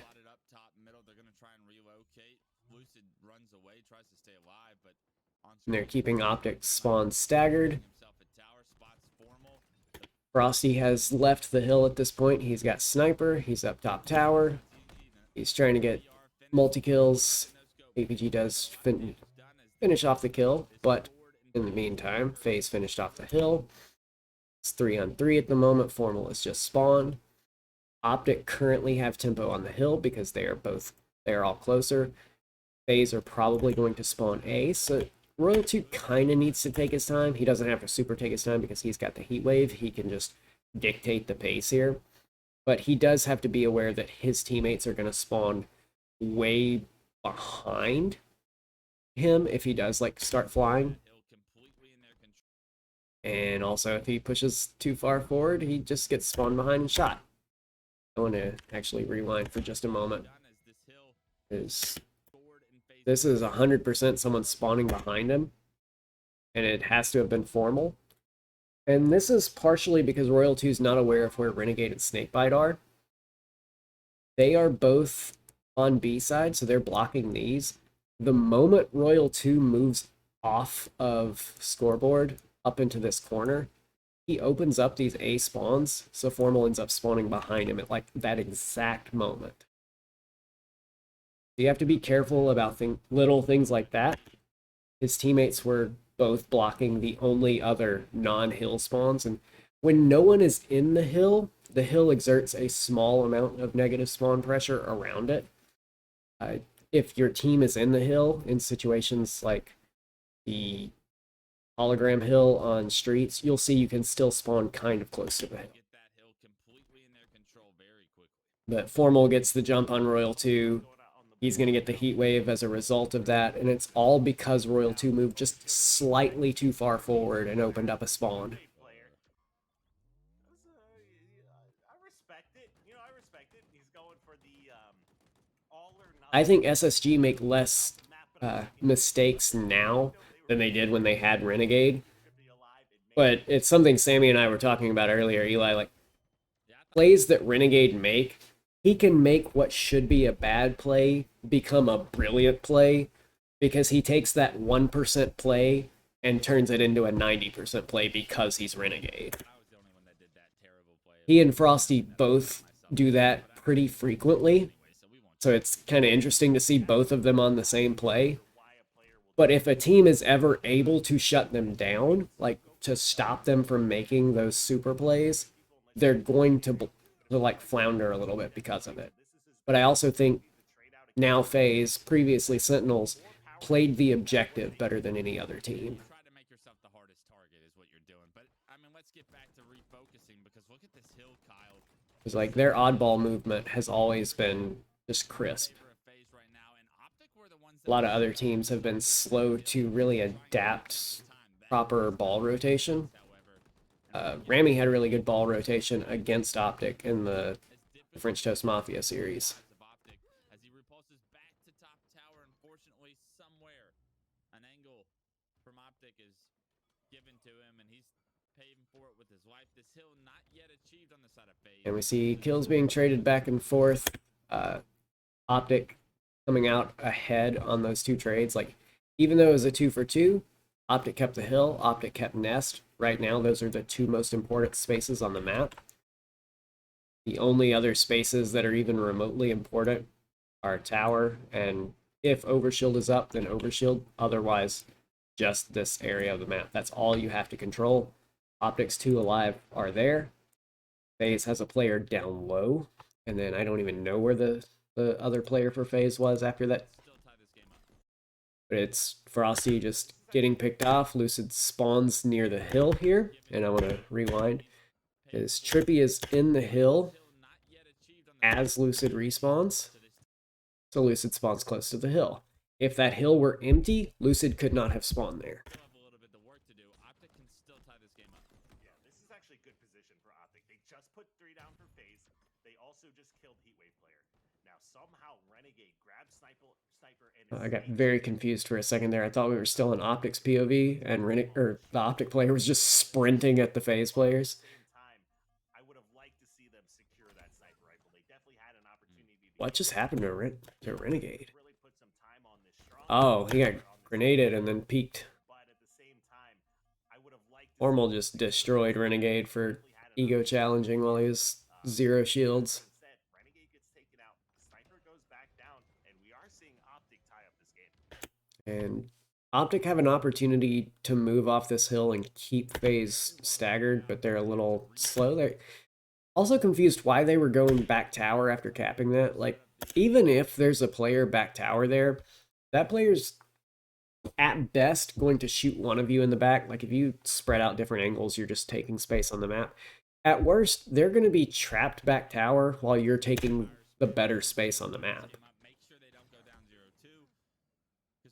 So it seemed like they were just kind of hunting a fairly pointless player right there. Compared to being able to tie this one up, so phenomenal job there. They lose the rotation, it appears, towards Overshield and towards House, but as Overshield respawns, And we see players being traded back and forth. Neither team is committed to this Overshield, but right now Renegade is being the fullback, like Sammy and I were talking about earlier. Players going for the Overshield. Renegade is further up, but at the same time, he's not actually trying to draw attention for Snakebite. He is drawing attention anyway, though. And Snakebite's not as close to Overshield as I thought. ABG flies out, gets Ovi, and runs away. Like, Snakebite's way further back than I thought, and he's actually in a fight with Lucid, so Renegade was just kind of dead man right there. No man's land, that's the word I was looking for. And then Snakebite gets staggered. And being staggered in King of the Hill is especially bad because you're already trying to push into a setup from the other team.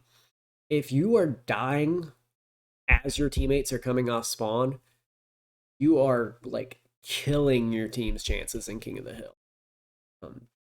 That's not to say like Snakebite is making a super bad play here. He was just kind of forced out of where he needed to be. But like as a solo queue, solo matchmaking type of thing, if you find yourself constantly dying as your teammates are coming off spawn, and then your teammates are pushing, and then they're dying right as you come off spawn, and you just rinse repeat, just take the time to wait on your spawn for all 4 of the players to be alive again. Yes, you're gonna like lose a lot of hill time because of that, but it's better than completely losing the hill without a second chance to really take it back. Like, unless one player on your team just completely goes off and gets like a triple kill by himself, you're never going to recover from like a constant 2v2, v2, v2, v2. Big kill by APG. Optic Gaming in the hill. FaZe strong arming this hill back, but still just trading kills. APG has overshield, and Optic just, or FaZe just push him down. Green Tree, my VODs automatically save, so you can just add /videos to the end of my stream title, and it should just be the first video tomorrow. I typically, when I do stuff for YouTube, it's a video specifically for YouTube. Occasionally, I might cut something out of a stream and upload it, but I don't really put a lot of attention on YouTube.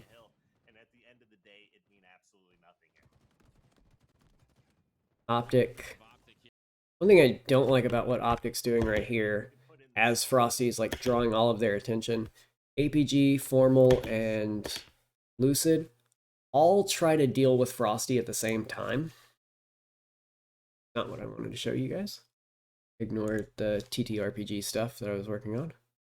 But Frosty drops down to sandbags, and the 3 players that are over here all just completely cluster and start looking for Frosty.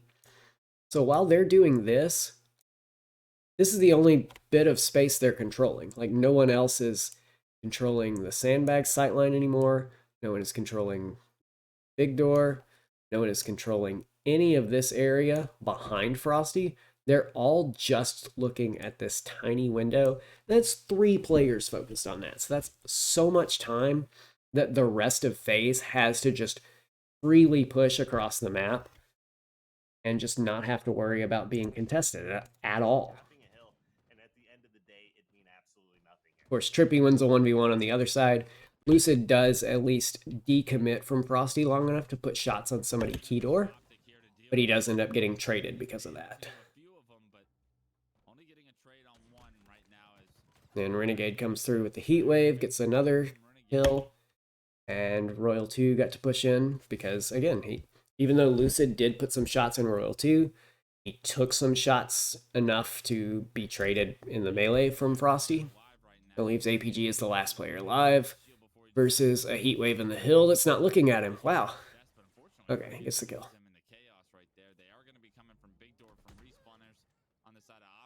Surprised Trippy won that right there. That's interesting.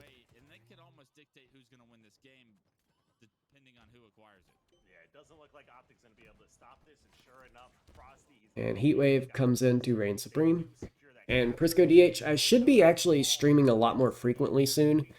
I've had a very favorable work schedule for my work outside of Halo, so I should be able to stream a few more nights a week and definitely more mornings.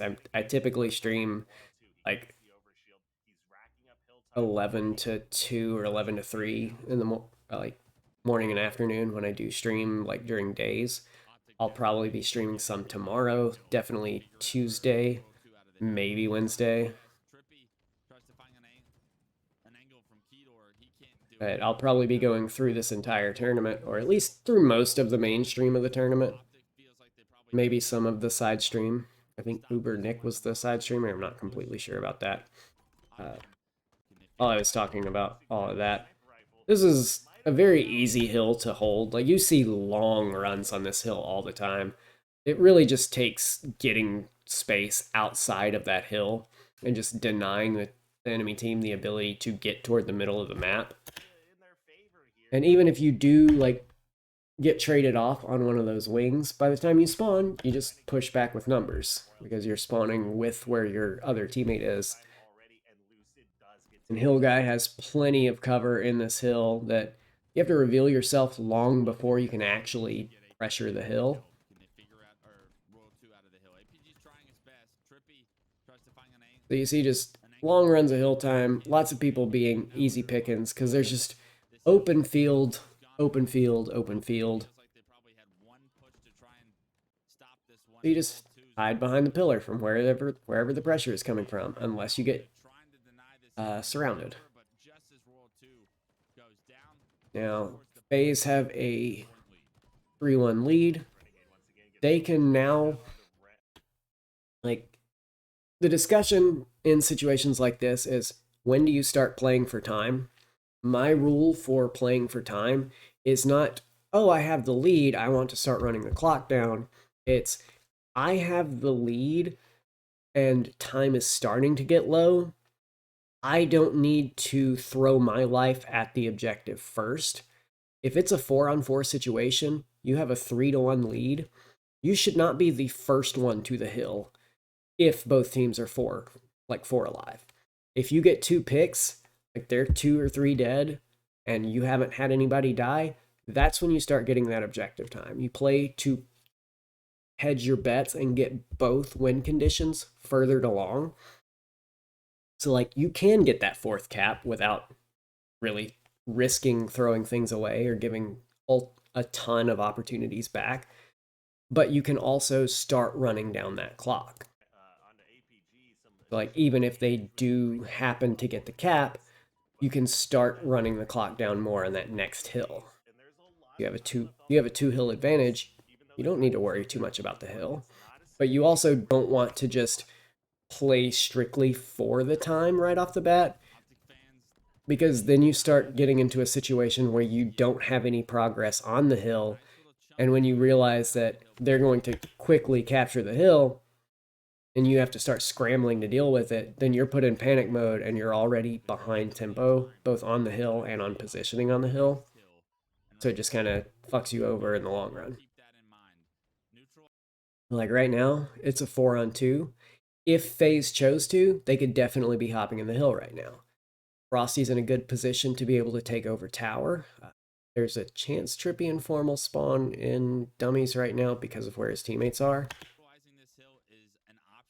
Those 2 players spawned. Didn't spawn there, they spawned all the way back the other side. His team has tower. Formal and Lucid are both being forced to push for nest. They're still just playing for slays at this point. I think they're hard committed to this. Set up top tower, doing what he can to pick up and secure additional kills.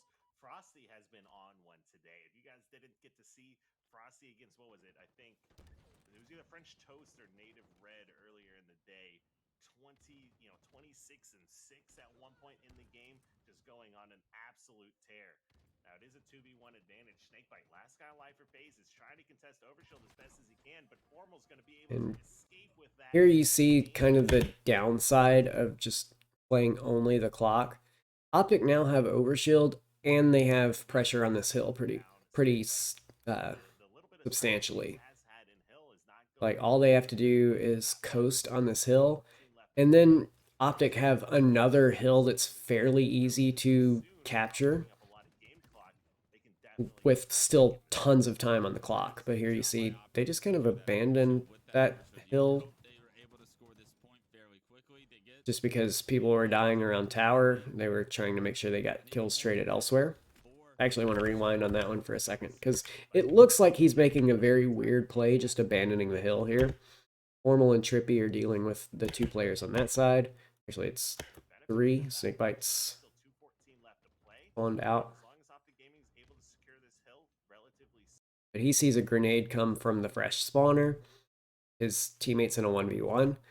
And his teammates are dying on the other side of the map, so he's making sure his team isn't losing both sides of the map in this situation. And APG comes back out of that previous fight because Lucid was able to help him with Snakebite and back Snakebite down, kill him.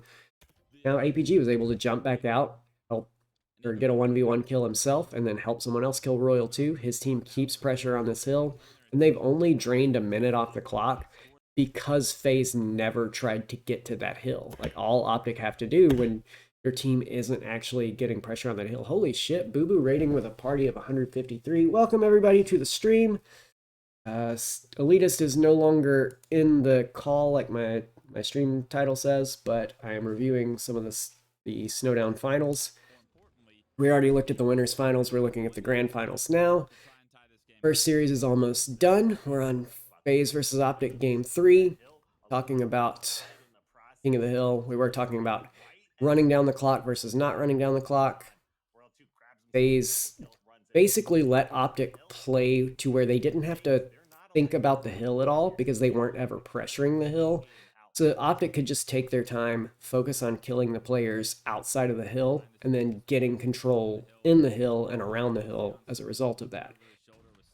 But if you play, for those of you joining just a little bit late, but if you play a sort of 50-50 version of that, where as long as it's 4-on-4, you don't go for the hill, but if it's 4-on-2 or 3-on-2, or you have numbers advantage in general, then you hop in the hill. Like, you're playing where you're still going for that cap, but you're also playing in a way that forces your opponents to have to come to the hill, rather than being able to just take their time and focus on getting the kills and then setting up, which is what Optic ended up doing in this situation and getting that middle hill. But it put FaZe in a position where they then actually have to play for the other hill. But FaZe end up immediately taking over the last hill. So despite Optic being able to play for that middle hill and cap it because of FaZe playing the clock, FaZe said, you know what, fuck that. We're just going to go ahead and completely destroy on this hill. Frosty decided to do Frosty things. Aw, misses the no-scope. I actually didn't watch any of this tournament live at this point, so all of this is me seeing it for the first time.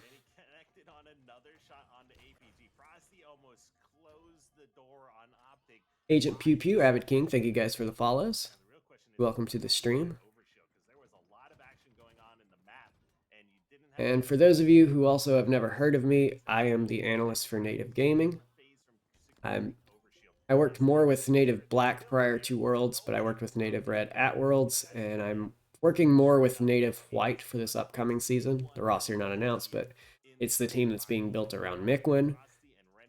Can't talk about the roster just yet because nothing is finalized, but I am very excited for this upcoming season. And because we have so many people here, I am going to keep going with the stream. I was planning on stopping. Oh wait, that was just game 4. We're not even done with this first series yet. We still have Slayer on Wannabe Pit.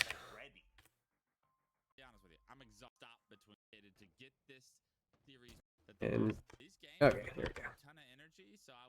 Agent Pew Pew, I unfortunately don't know the answer to that. Uber Chad, thank you for the follow. It's legally related stuff that's being waited on, and other factors that I can't talk about. But needless to say, I am super excited about this roster, and I'm going back to the start of this. Trippy got the repulsor, saved himself with it, and then APG comes in with the green gun. Now, he thought Trippy repulsed the rocket because his shields dropped all of a sudden, but that was just APG on top of the banana with green gun. Uber Chad, I don't know. I've been trying really hard. I'm like stuck Diamond 4 right now. I don't get enough time to actually play the game, and my aim is dog shit. So it makes it really hard to climb when you just can't shoot. Like, my gun skill is platinum, but my game skill is better than that.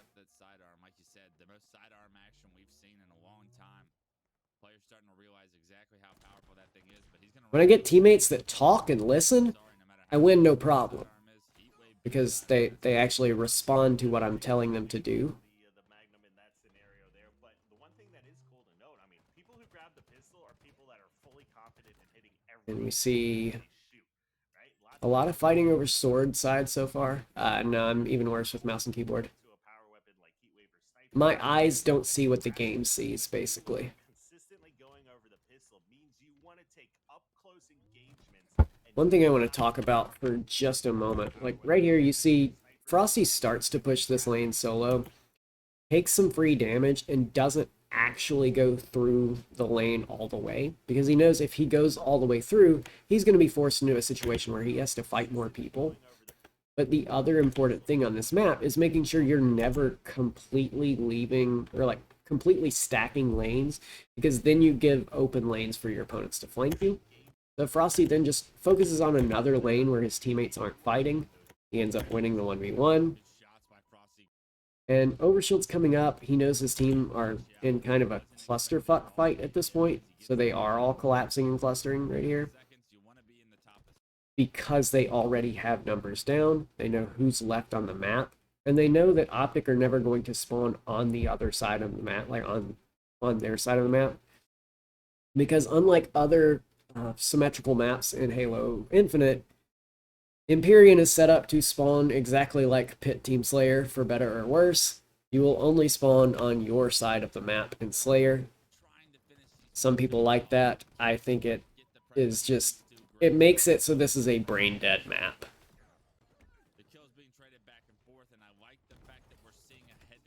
Like, it takes no skill to figure out where someone is spawning on this map.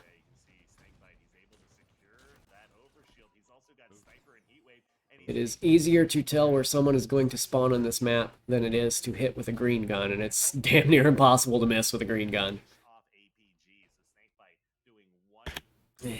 Here we see Snakebite has Sniper, Royalty is in green box. We don't see exactly where Renegade or Frosty are. One of them is over here in Sword. I don't even see the other red icon on my screen. I might be just blind. Where is Frosty? Okay, Frosty's over here somewhere.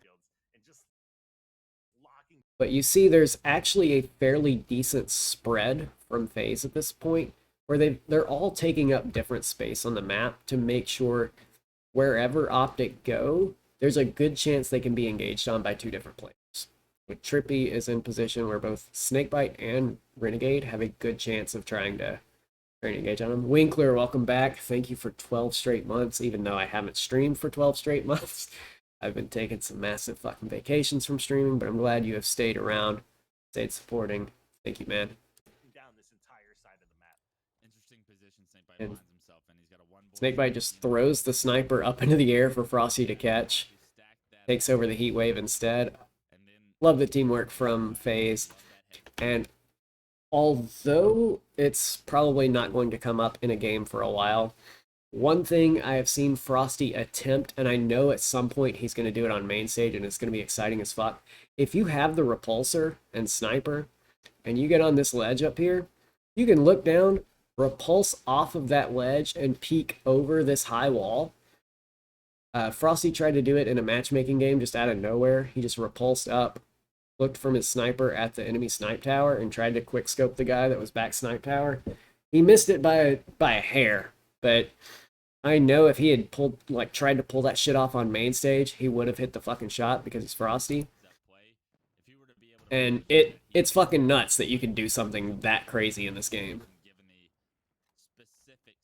I know it's gonna happen at some point, and the crowd's just gonna lose their shit when it does.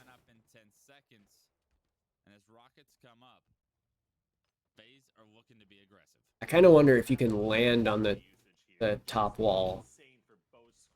Batchford, I can't click on heads.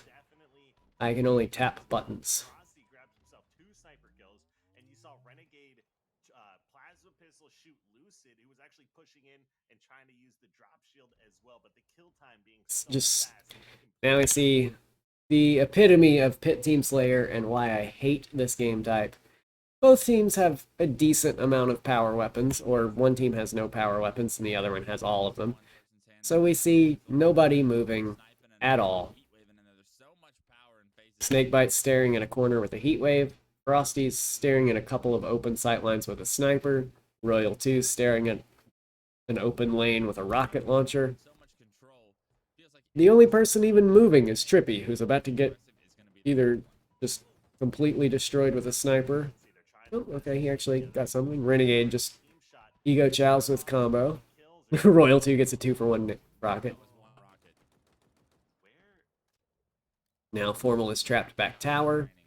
They still aren't bothering to push because they know Trippy does have combo somewhere around training. But they just got a 2-for-1 play because Renegade just ego chowed with combo and baited 2 people in. There's already Renegade just died again. rockets there are. When they're getting I see a sniper duel between Frosty and Formal, and for some reason our observer is switching to show us that Overshield is being picked up. even more on the Right as for Frosty snipes Formal. Like, complaints about how many rockets. Formal scoped in. Like, this gets missed on the broadcast because they switched to showing the Overshield be picked up. But see Frosty sniping, Formal sniping. They're getting double kills in that situation. They're finally lined up together. Then we switch to Royal 2 picking up the Overshield. And Formal's name goes gray. We don't get to see Frustration him just die to an enemy sniper. But we know that he just got sniped because we see secured by just before it what happened. 6, 1, and 2. Royal 2 has that plasma pistol in hand, and that's about the only thing that If- was going to count him with this overshield. Another Lucid has Heatwave and Sword, but he gets swarmed. You do see a few kills traded out. Curious what Royal 2 is trying to do with this Overshield, because it looks like he's just... Hands up. Okay, Frosty's a god. Looks like Royal 2 is just kind of sitting somewhere for now. Sniper duel against Trippy. Frosty playing on another. Not just the 4 rockets and bad spawns contributing to them hating it. There's so many like extra weapons.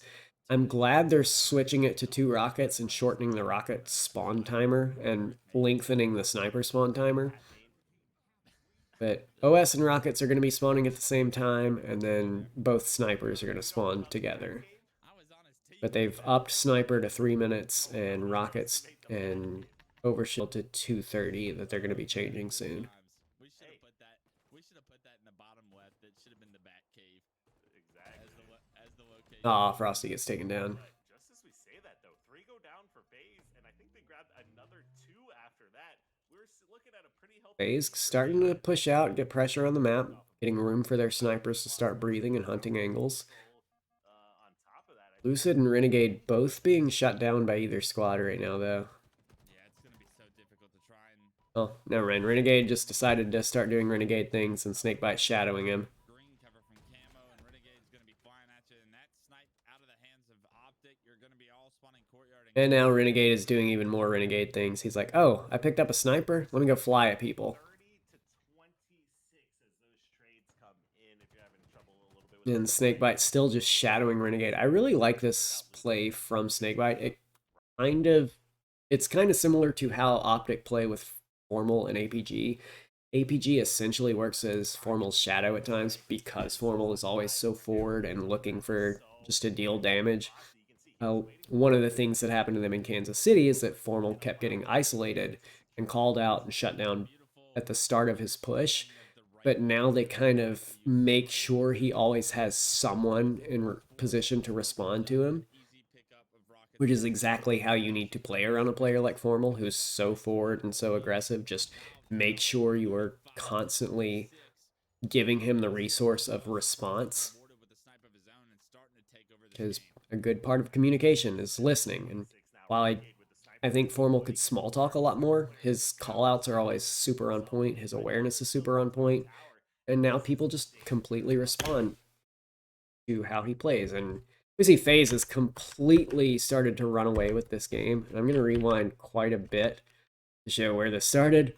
It was all Renegade, just deciding to do Renegade things. We were 4 kills apart when he just flew onto Optic's side, came through on the flank, killed another fresh spawner. total overall score right now, 30 to 26. Jesus Christ, guys. Come in if you're having It's loud. a little bit with the UI there. You can see Snakebite. He's sitting top tower. He took out Lucid. Overshield's coming up. And they get rockets while he's done that because he's forced people spawning super far away. That is so And one very subtle thing right there, Frosty realized he had someone coming in behind him. And just like we were talking about on Live Fire earlier with Overshield, Jesus Christ.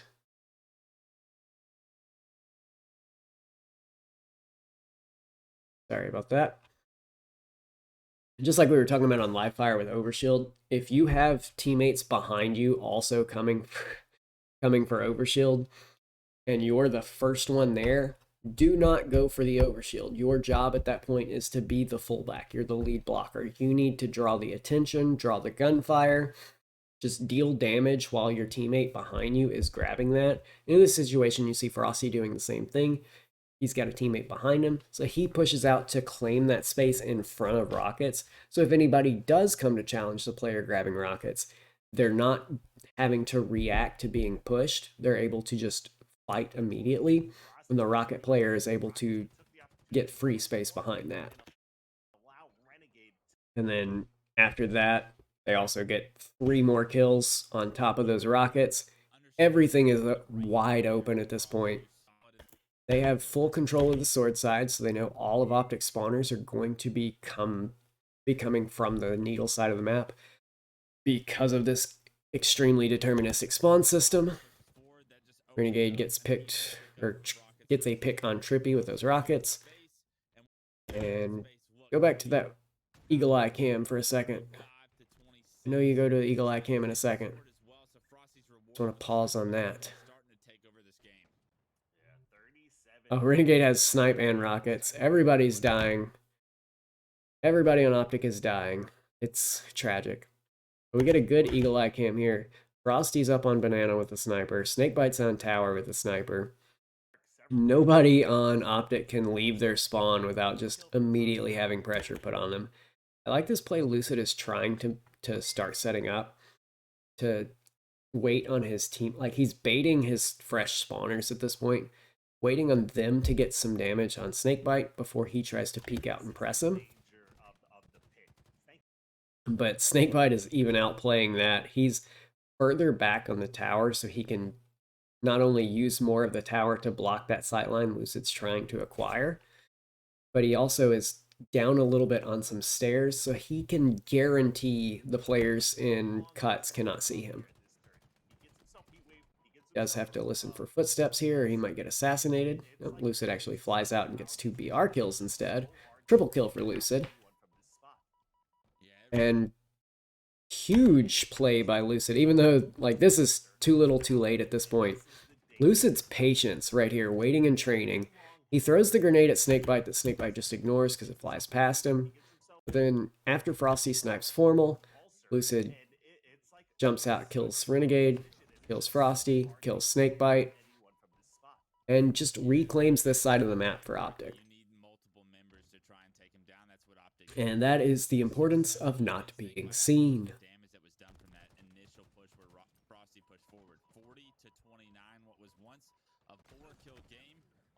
And now, back on the other foot, FaZe just send Optic 4 dead. And once again, they're blocking courtyard side, so they know Optic are going to be spawning needles. This is going to be a frequently seen thing on this map, is spawns just being completely predicted and swarmed. This is going to be far more snowbally than the old Pit was. Like, Pit in Halo 3, we would see so many low-scoring games that didn't reach 50. I doubt we'll see that with Empyrean, because once a team gets an advantage like FaZe did in that game, you can just step on the gas because of how easy it is to control the spawns on this. I'm going to pause now that we have finished that series. I'm going to hit a quick commercial break. Oh, it's already hitting an ad apparently.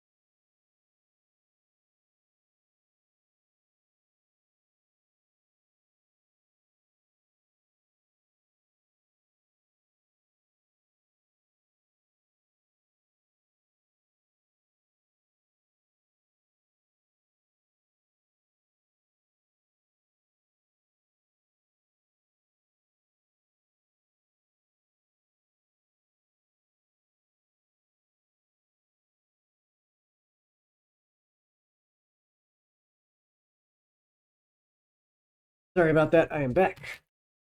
Talking for long periods of time makes your throat go dry. I had to get Flint, Michigan water. Actually, it's got Mio in it because caffeine. But that's why my water is orange. Now we fast forward through chitter chat. Respect to Tony's fits. Tony always has amazing wardrobe.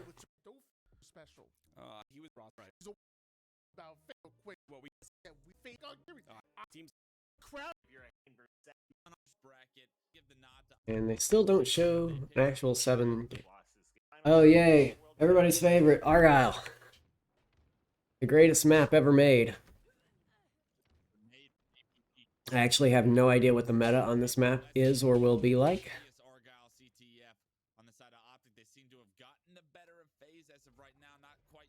Formal has camo. And while matchmaking, you see tons of just camo flag grabs that ultimately end up as flag caps because unorganized play, camo flag can just be the strongest man on the field. You won't see that as often at this level of play because they are so focused on shutting down camo most of the time. And they have 4 people with microphones. Almost made a god tier play. He freezes, he stops moving with camo because he doesn't want Royal 2 to see him. But unfortunately for Formal, Renegade runs up the ramp. Lucid doing lucid things. Surprised to see the grapple already being used so much so early this game. It means people are going up onto that diving board, which is super exposed point of the map. But the grapple is super powerful on the enemy team's sniper side at any given time, because not only can you just freely move around over there, you can get a flank either behind your opponent's base or down low through that wide open window. A lot of people forget that window is there under the base. They can look at sniper. They just got their 7th kill, make that 8th, but Lucid was just on an absolute tear. Like, if you have grapple and you're on your opponent's side here, you can grapple to where APG is right now. And Royal 2 gonna line up the shot. Nope. You can see though, he gets taken out. Royal 2, he has that sniper rifle. He's got 1 shot left, puts it to use, and Lucid getting shut down again. And that is so painful at times, Wes, when you're in a scenario where you are just throwing out the ammo. It just takes you out of the game for so long. Yeah, and right there, Lucid should have been looking towards his snipe spawn, knowing that Royal 2 Snakebite last alive comes away with camo and immediately gets into a fight. Royal 2's most likely route was. That just shows a lack of awareness right now on a very. And I like that Snakebite doesn't actually grab the repulsor there because that would give away his position. Same for the plasma grenades. If he grabs those, it can give information to the opponents that Snakebite has gone that route. In this case, his camo is worn off. He grabs it, and he starts running with his teammates straight over the player that was... excuse me. Over the player that was on snipe side. That was smothering a player right there. Snakebite just freely runs right into the cap spot, goes right back up to where the grapple spawns, tries to trade some damage, but not actually fight a piv, which is great. Still gets the cleanup. Damn, Snakebite is feeling it right now and just phases teamwork, both running over Optic at this point.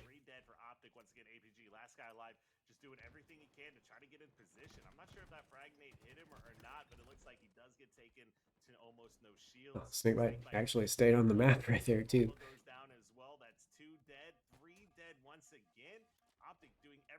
That was fast. He may have caught some members off guard, but of course it's a repulsor top middle. But what a win for Lucid over Royal 2. Yeah, what a Frosty tried to get a flagpole right there. Flag's already dead. And one thing I still have to watch a lot more pro gameplay on this map. Sonalove, Desco, Yeti, thank you guys for the follows. I still have to watch a lot more pro gameplay on this map because I still don't know what the meta is going to shake out to be like. I haven't seen a lot of this map just yet. I didn't get to watch a lot of this week's tournament because I work in food service outside of this. I am a cook.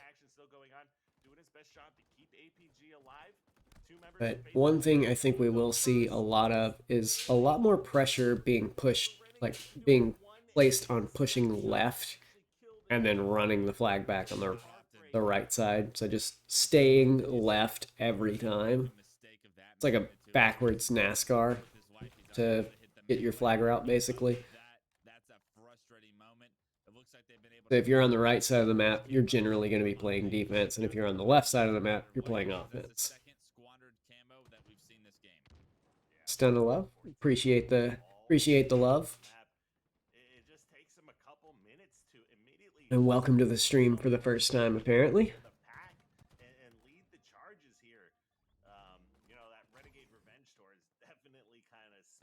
Boo Boo Doo Boo with the raid earlier has definitely boosted my viewership. So hopefully I've got some new faces in here. Hopefully we'll also get to a non-Forge map soon so I can actually break out TAC maps and have a little bit better analysis than just talking over Forge gameplay on maps that are super easy to control spawns on. And I'm not really able to break down a lot of micro plays because I am not very good at playing this game. So I can't tell you how to move like these players do. If you want that, that is not my wheelhouse. But as far as macro plays, space control, objective control, those are the types of things I work on. And I did already mention I work for Native, so. If you saw that Eli the Ninja had recently become the analyst for G1, he is the second analyst in the scene for Halo Infinite. I think it's like 4th overall for Halo. So SSB Chad was technically just a statistician. Ogre 2 is analyst for EG for a while.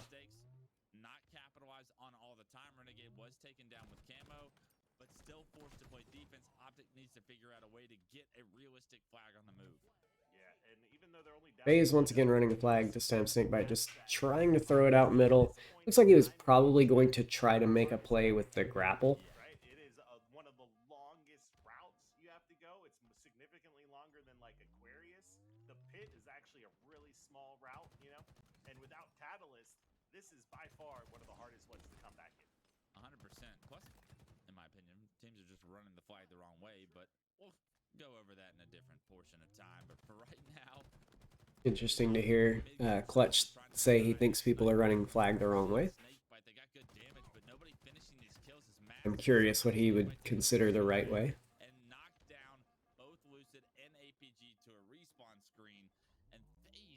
But I also think it's just super hard to actually get a legitimate pull because there are so many spawns close to the flag. But even the ones that aren't close to the flag have easy sight lines to the out routes of the flag. So like as soon as you spawn, if your flag is out, you're able to look at wherever the flag is going. So this map is going to be super stale. You're not going to see a lot of like unique play in this. It's going to only be scores when people are overwhelming their opponents. But you'll see a lot of groups and clusters on the flag that turn into a last minute stand before anybody pushes out. And then the other team gets to go do the same thing. Or they're split all over the map like Optic just were, and they die one at a time. Hopefully this time around, Optic can put this camouflage to use and tie this game up. Yeah, you can see he is using that camo. 14 kills for him. Nugget, say hi. Chicken Nugget. Everyone say hi. He does not like to be held like that. He's a good boy. 3 minutes, 20 seconds left to play. He's trying to spot out some of these players. Does get eyes on a few. But you can see he doesn't want to just play for a kill. He wants to get behind the enemy team, maybe snag a kill here, and then continue running flag. Snakebite though, he's in perfect position. Good jiggle peeking from Lucid there. And wins the 1v1. I thought Did not Lucid win was the going to 1v1. have that. He had a beautiful Big peek one. going on, but Yeah. Snakebite wisely drops down and picks up that win. Lucid was playing that so perfectly right there, up until the point where he missed his last shot. Snakebite makes him pay for it. That flag is still out. As Lucid has It's got been able to returned. respawn here, but I'm not quite sure We're if still he's just gonna be able to not really able to see anything productive on this map. At this point, Kyle, the clock starts to I really hope we get Catalyst back this season at some point. This is depressing to watch, and I'm sure it's even more depressing to have to play on this, to be honest. And while I think pro players could definitely be more tactful in how they talk about settings, they're definitely not wrong to say this is a map that does not belong in. So much shield, the opportunity for a quick trade just isn't there. Yeah, you can tell the Right on the desk. play for this camo. Unfortunately, he's going to be in a battle, and not quite sure what's going on. The observer giving us a limited point of view, I'll say, of the action on. Once again, they switch to the just view of the camo, so you don't see anything going on the map. But now with another camouflage in hand, Optic Gaming, this is going to be their last power-up opportunity, and they have a couple of See, the enemies first with it, so this flag on the move is a very realistic decently moved flag from Optic, I think, this entire game. the next set of slays. Oh my goodness, so many nades coming in. Lucid has a sniper rifle. He grabs Oh, himself but Frosty shuts that down. Frosty, so much health after that first kill, secures the double, and that sniper But rifle Lucid grapples the flag up top to run that flag, even though with his last grapple. back pocket, and he knows he needs to catch one of these. Now he's able to just leave the flag where it is. Minute 10 I left. really like the play he's making right here. After he gets the flag, he fumbles right here, which is super unfortunate. They replaced the shotgun with sidekicks, yes, and they replaced one of the commandos with another sidekick as well. But Lucid accidentally fumbles the flag here, which is unfortunate. But the play he makes after that is a very smart play. I don't think it matters because it looks like it's still going to get reset either way right after that. But he knows he does not have to super prioritize this flag grab because he's close to it already. And he knows he can't just walk back onto that flag without being lit up by people chasing him. So he pulls out his sniper and starts looking for the pick. Misses the shots on Snakebite, unfortunately, but going for that shot is definitely the right call instead of turning around and trying to grab that flag. Being shot by Snakebite, and then as you see when he turns the corner here, Royal 2 and Renegade, APG just got back smacked by Royal 2, which is super unfortunate for him, and this flag gets shut down.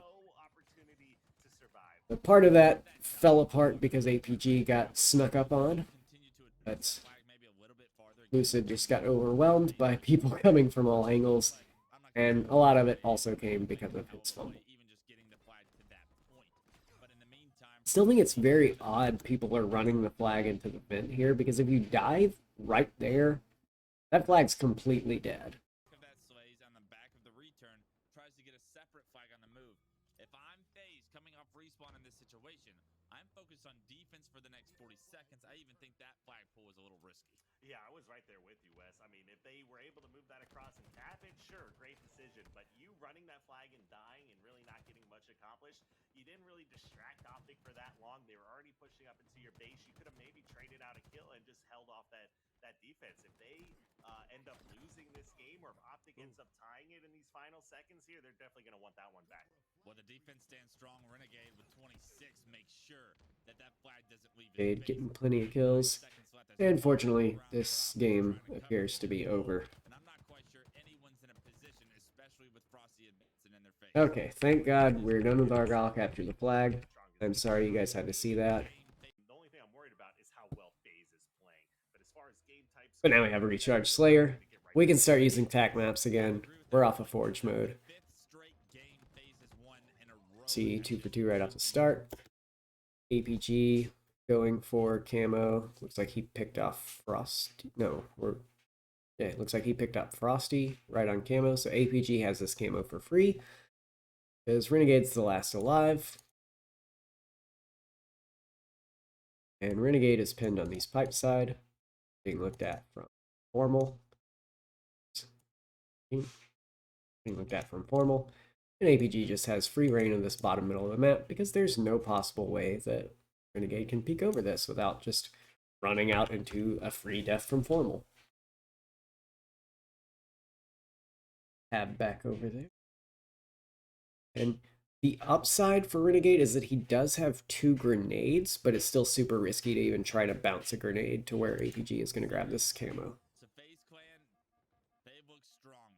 Optic need to come out in this game too to a hot start. They've got a 3-2 lead. Play icon is stuck.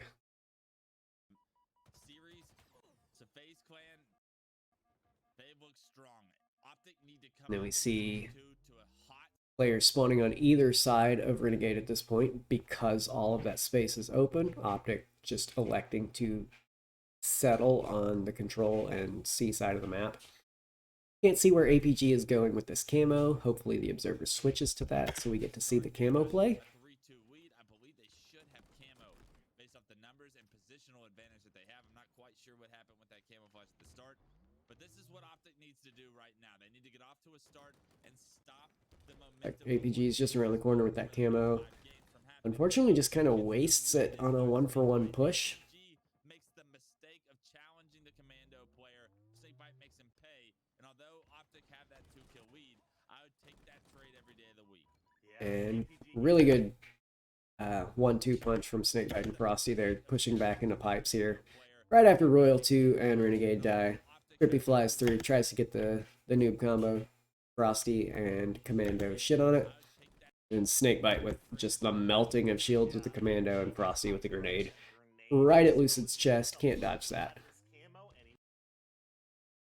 The moment he sees these grenades explode, he knows 100% for sure these players are bottom A, so he immediately starts pre-firing that.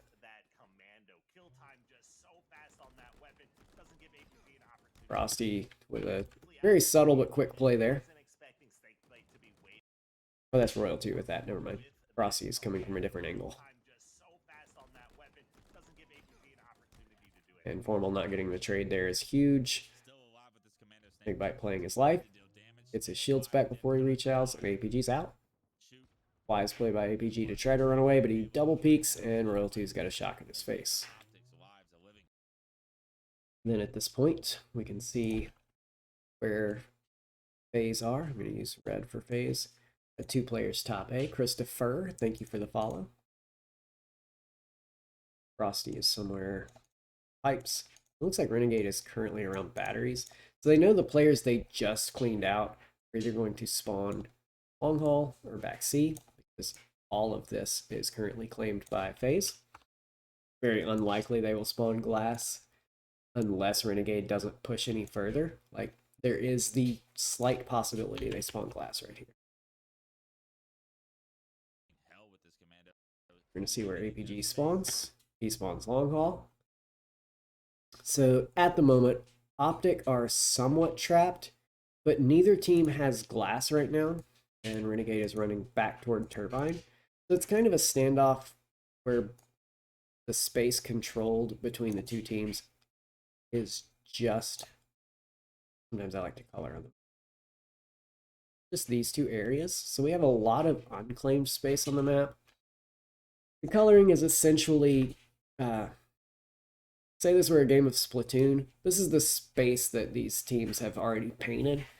All of the rest of this is just neutral space that neither team is currently fighting for. And it's where the fight should, in theory, shift. We might just see a choke point battle between bottom A and top A Valk. But if that were to happen, Optic is at a disadvantage because their other players are around C, whereas FaZe's other players are able to help from their battery side or from needles shooting into control. The players flying into A have shots to help them from the side, whereas the players at C, at best they can do is just back down the players looking at. And this rotation from pipes to elevator has just given so much opportunity to for FaZe to just set up how they want. Right now, they have map control advantage. Not quite sure where. FaZe ultimately opting not to just commit to a push here. Camo's about 30 seconds away. They decide to just slow play this. Renegade takes a lot of free damage crossing. Okay. Right now, Optic has a big window because they got all of that free damage on Renegade. Even though neither team has a dead player, Optic have a numbers advantage just off the value of health. If we can hop on board with the shock rifle player and see how he's playing this one out, he's more than likely the player to watch. Yeah, I believe it's it's none Royal other 2. than Royal 2. See, who was that they just swapped to? This was Frosty. Frosty was being backed down in back red. I see that it seems Optic elected not to push because Royal 2 had this sniper, and then FaZe randomly push into control while they're still down on number.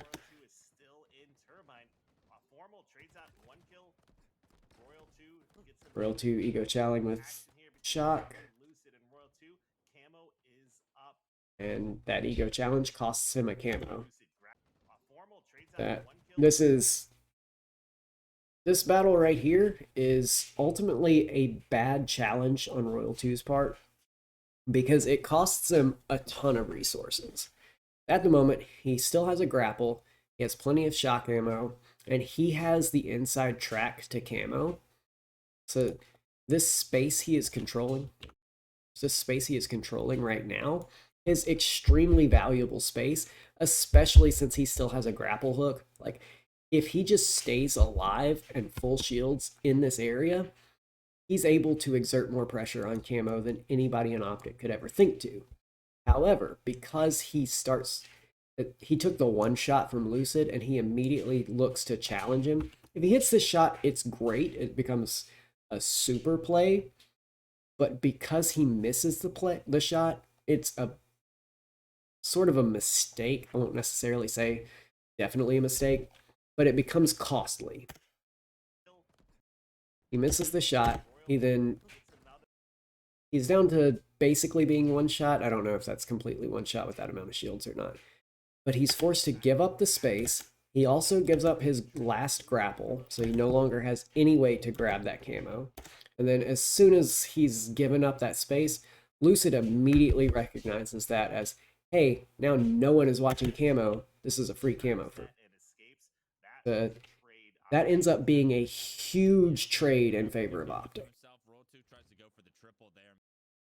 One thing I will talk about here, though, one thing you see teams with Renegade on do with camo a lot on this map, if the other team has shock rifle still, the camo player is always hunting down the shock rifle. Their job is just to take that shock rifle out of the hands of the opponent. FaZe did it with Renegade Sparty. Pretty sure Cloud9 frequently did it as well whenever they had the opportunity when they had Renegade. But here you see Lucid going the opposite way on the map. He gets the quick pick on Frosty, and then he starts hunting these last players. And this is actually a very strong power play for Optic. As soon as he picked off Frosty there, no one on FaZe is able to watch these crosses. Because Frosty was the only player stopping Optic from being able to cross this aisle, where all of the rest of FaZe are just clustered in A. They have no space on the map.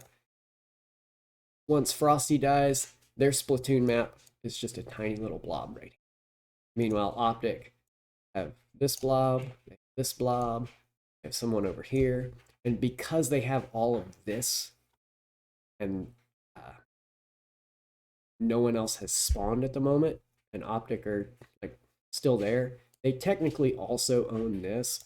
But the moment Frosty spawns, he's probably going to spawn long haul or C. So that will eventually belong to FaZe. But Optic already have that space controlled, and they're able to just fully collapse the FaZe in just a moment. Putting it to work, and look, FaZe is all trapped at elevator. This could be a massive moment for Optic to get not only back in this game. Renegade recognizes how dangerous this position is, and he just fully sends straight into control while Formal and Lucid are flanking through Whirlpool. And FaZe get out of this because of that. That is just a gutsy play from Renegade right here, and just extremely high level awareness as well. The moment Formal crosses mid bridge, Renegade recognizes, hey, they only have one person left in control right now, and they're sitting a long flank around us. I'm just going to go win the 1v1 in control while you guys fight the 2v2 here.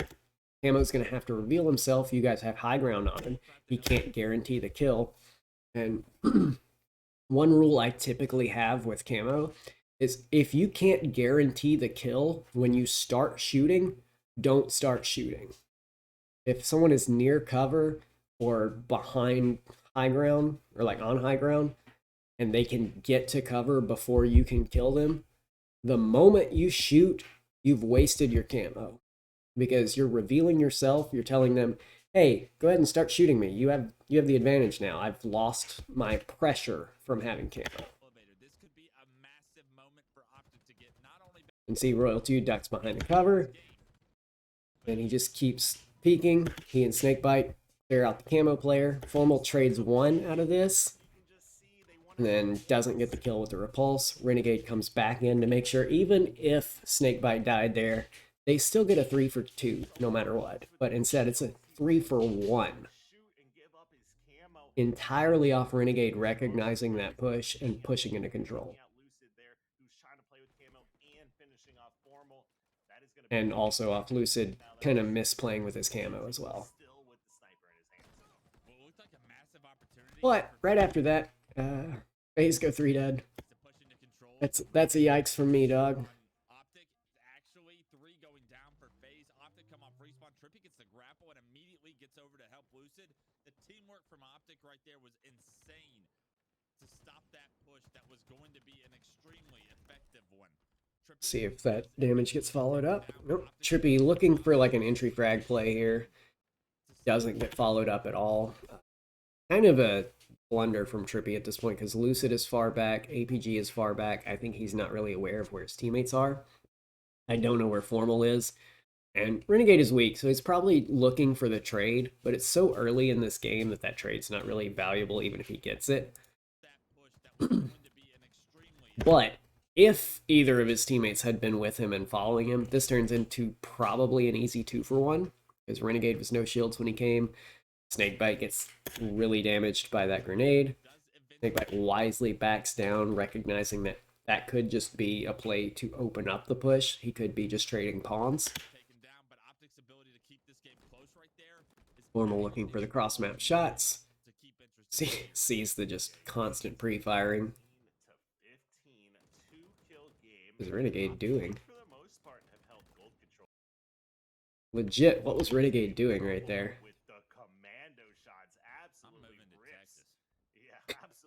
The commando shots. I'm moving to Texas. They want to use this opportunity to try to push and close this lead. If you move to Texas, you go to BR like Boo Boo Doo Boo. Everything's bigger in Texas. So we see Camo coming up. I want to try to assess position. I guess it doesn't really matter. Renegade and Snakebite are both dead at the moment Camo's coming up. So this is not a good time for FaZe. Rossi dies. Gets staggered. Snakebite and Renegade both die. It's a very steady stagger right here. One at a time. APG dying to Royal 2 without a trade makes this a little bit of a risky push for Camo for Formal, but he should be able to get behind this box. Unfortunately, then the player that's class might be able to like, actually know his teammates on. Wait, where'd the Camo go? Did it get grappled? Trippy grab it? At Lucid or Trippy with the grapple? Okay, Lucid grappled it. Snakebite, super awareness, immediately picks him.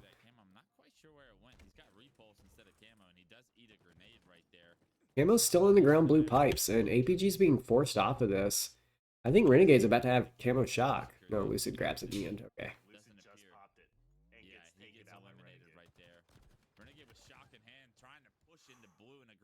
Renegade just super aggressive. He has 7 deaths this game. Yeah, definitely a little bit of a misstep there for Renegade. He got the kill. And here, Lucid has to be super careful. His team are all generally positioned around bottom control and C. He is isolated. Not a single soul can help him with whatever fight he's in. And he's also taking shots from another angle. There's no chance he can get out. Meanwhile, Formal, free kill.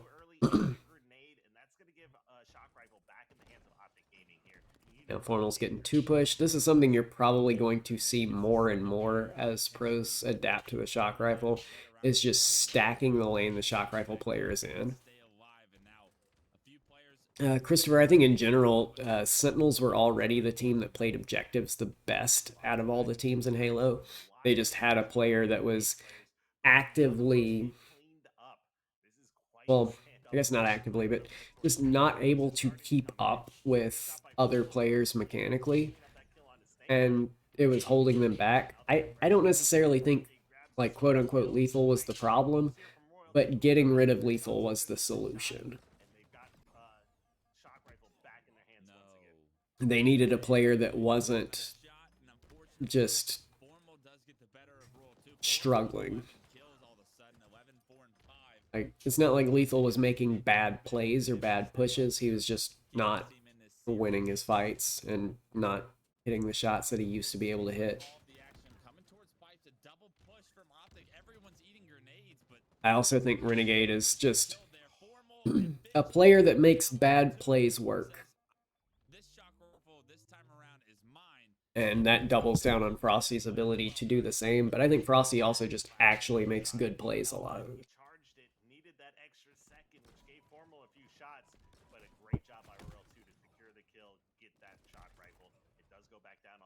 See a lot of trades back and forth. Now see, Camo Disruptor, I like that. APG with a good BR to get the melee and then finish off the shot while he's being repulsed backwards. There's always a little bit of desync when you get repulsed, so if you can hit that headshot while you're being repulsed, it's pretty good. Renegade spawn snipes APG. You just gotta feel for APG. I feel like he's the one on the back end of these shock rifle kills a lot of the time so far throughout this game too. And not that the shock is in Renegade's hands, you can almost guarantee something's gonna happen. APG almost gets shocked again. Multiple members on FaZe Clans were the first victims in this team fight, and Oof. misses the repulse, misses the shock, and that means you go down. Trippy now with. And Optic doing a good job keeping pressure on wherever the shock rifle is going. Actually, both teams doing a good job just constantly pressuring wherever shock is. And endurance is going to become a factor in these games. These are For both of us. Yeah, and even for us, even these games are so tight and so contested. This is definitely wears and tears. Frosty, question mark. Game's tied up. Snakebite pinned, but Lucid not hard committing to that sightline because he hears footsteps. He's not able to take him out, but he's able to relocate, help his team over at Elevator. Now with Elevator control, they're going to really limit the space here. Optic with a 2-kill advantage right before Camo comes up, and once again, they have the better space for Camo, but Lucid has just died. Renegade in a very important position right before this. He's the only player on FaZe that's really in position to shut down a camo grab right now. APG's in a good position to like get an easy like first shot on Snakebite while Snakebite focuses on camo. Oh, Lucid stuck Renegade while back there. Optic not really prioritizing the camo at this moment, but actually they do just lead block for it. Lucid once again doing the fullback play I was talking about before. He's the first one up for camo. Formal's just right underneath him. Lucid goes and gets the trade kill, so no one else on FaZe is able to deal with this.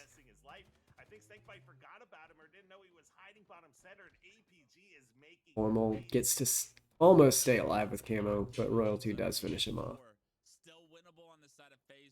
But Optic at this point are still just trading kills back and forth. They have a 4-kill lead.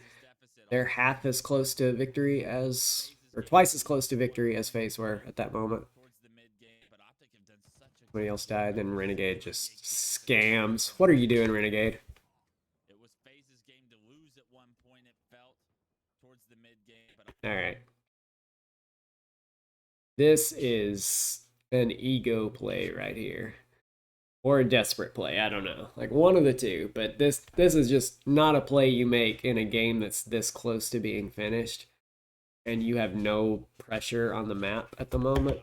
Like they got one pick and he just flies out into open space. Since Renegade can't get the shock rifle back to safety, and that's another death. Does Frosty get the shock rifle? As Optic capitalize on that death, they look to be aggressive with their numbers advantage. The space is limited now for Nope. FaZe, and this is about to be Good all awareness zero from Formal on where kills. that's falling. And good choice to use the BR instead of the shock when he saw his teammate was already in the fight. What we just saw as Formal picks up that kill. They've got 49. Lucid gets taken out. Formal sitting at 19 Ooh. kills. Formal was so ready for that. Doing his best Renegade impression here right now. We're seeing Formal really heat up. Well, 47-49, Renegade's getting pressed. Right now, no one Renegade in a rough spot right after that kill. trying to stay alive. Trippy in the most important position on the map for Optic right now. Got a teammate with him now. This is a winnable game still for FaZe. Now, I want to rewind for just a moment. As you see, Renegade come back up after getting his shields back. Trippy right now is saving the life, or protecting the life of whoever is on this glass area.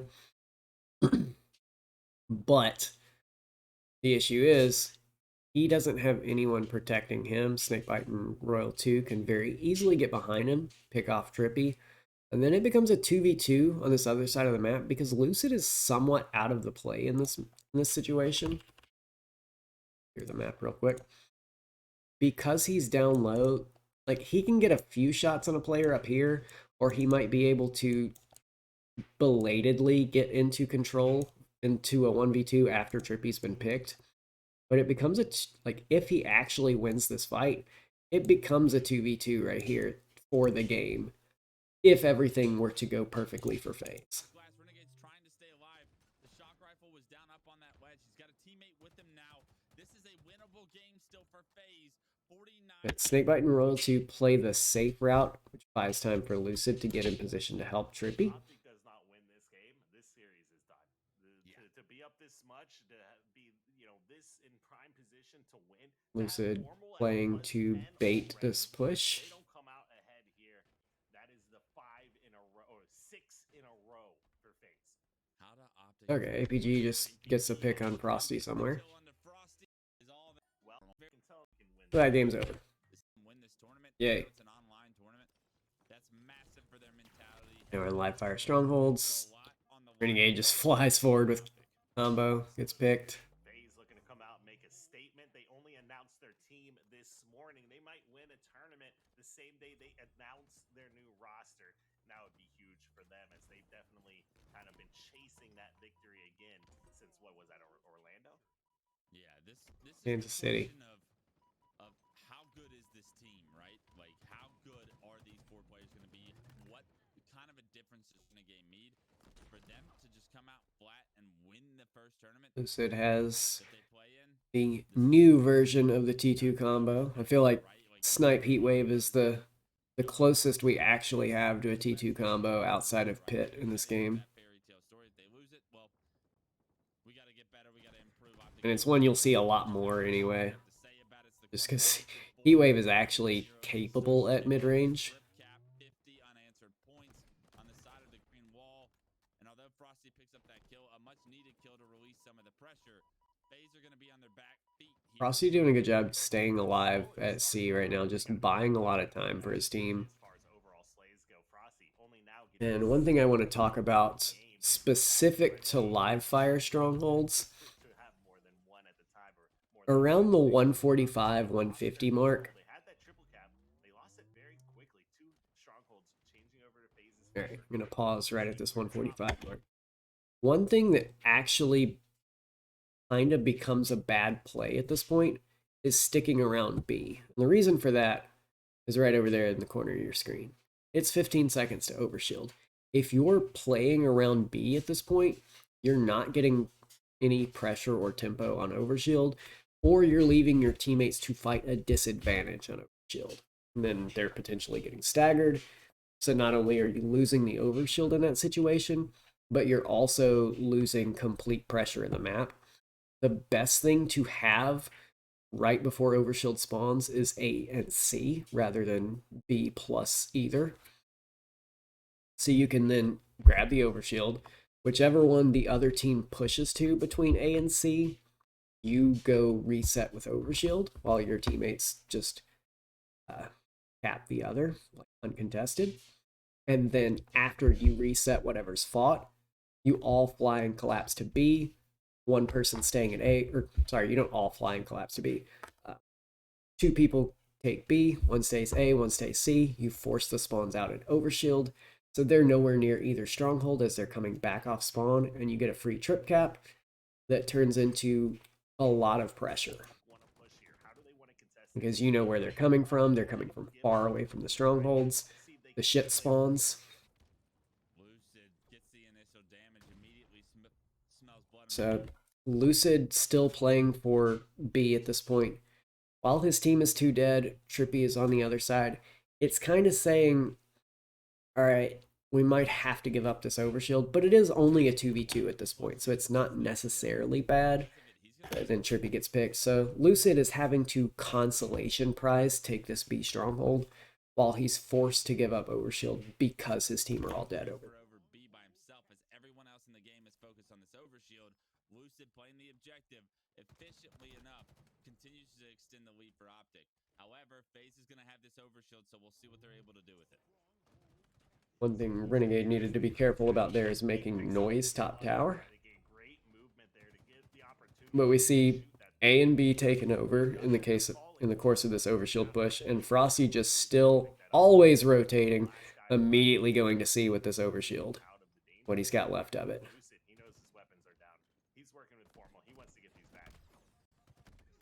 And unfortunately, Frosty gets a 1-for-1 trade. They don't manage to take over C, and they're also losing A in the process of this, because Renegade is off fighting a random fight at C. Royal 2's forced into a 1v1 at B. This turned really sloppy for FaZe all of a sudden.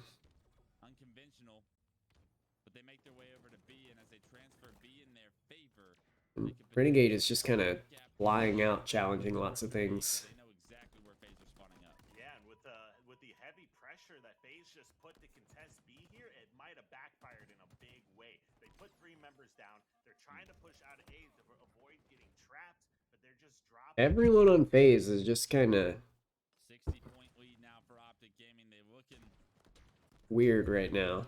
up here in the grand finals. That Slayer may have done it, may have been the switch they needed. The first series, they shit on Optic. This series, they're just kind of dragging a little bit. For Optic to get into this trip cap situation, and although B is transferred over, Optic are And now here we see a situation. It's 3-on-3. It's 15 seconds to overshield yet again. Optic have AC, so they actually have a significant advantage, not just because they have 2 strongholds, but because they have the 2 strongholds that are closer to overshield. It's a matter of, like, a lot of times people are worried on strongholds about whether or not it's easy to defend their strongholds. Like, AB is kind of hard to defend. BC is the one that E United preferred really heavily. But once overshield comes up, it's not about defending your strongholds. It's about having this top half of it.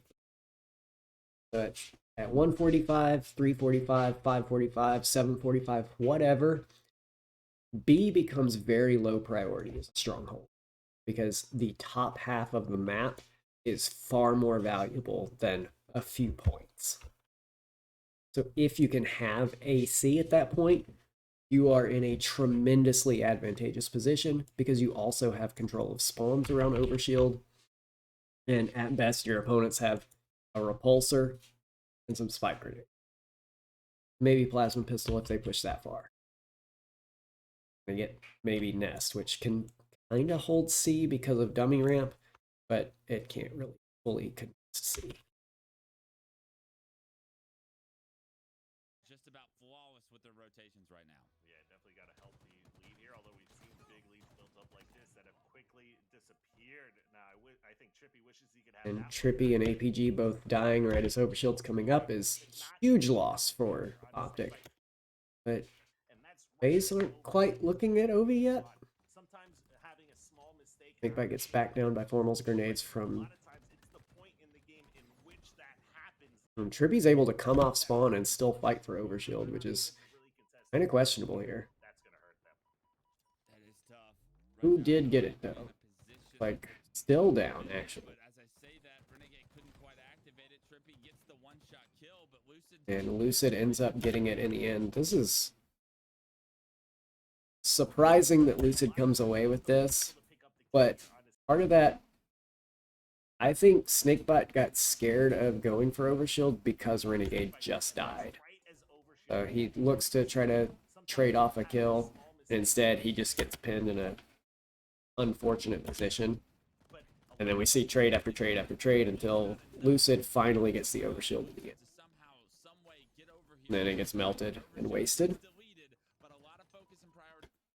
And we're going to see an A for C flip because Optic have tempo on A, Frosty spawning close to C. Oh, hey, Snakebite, welcome to the stream.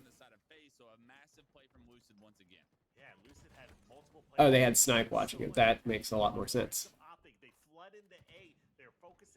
Welcome to the stream. But great defense here by Royal 2 and the rest of FaZe to prevent that aggression.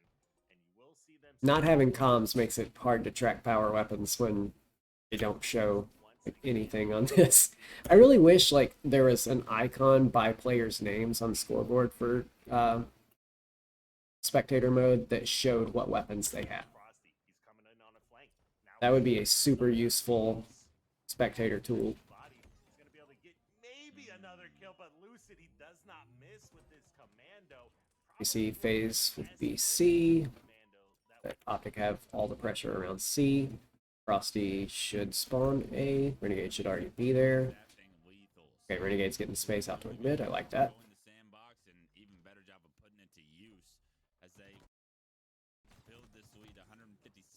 This spectator just keeps jumping around like constantly.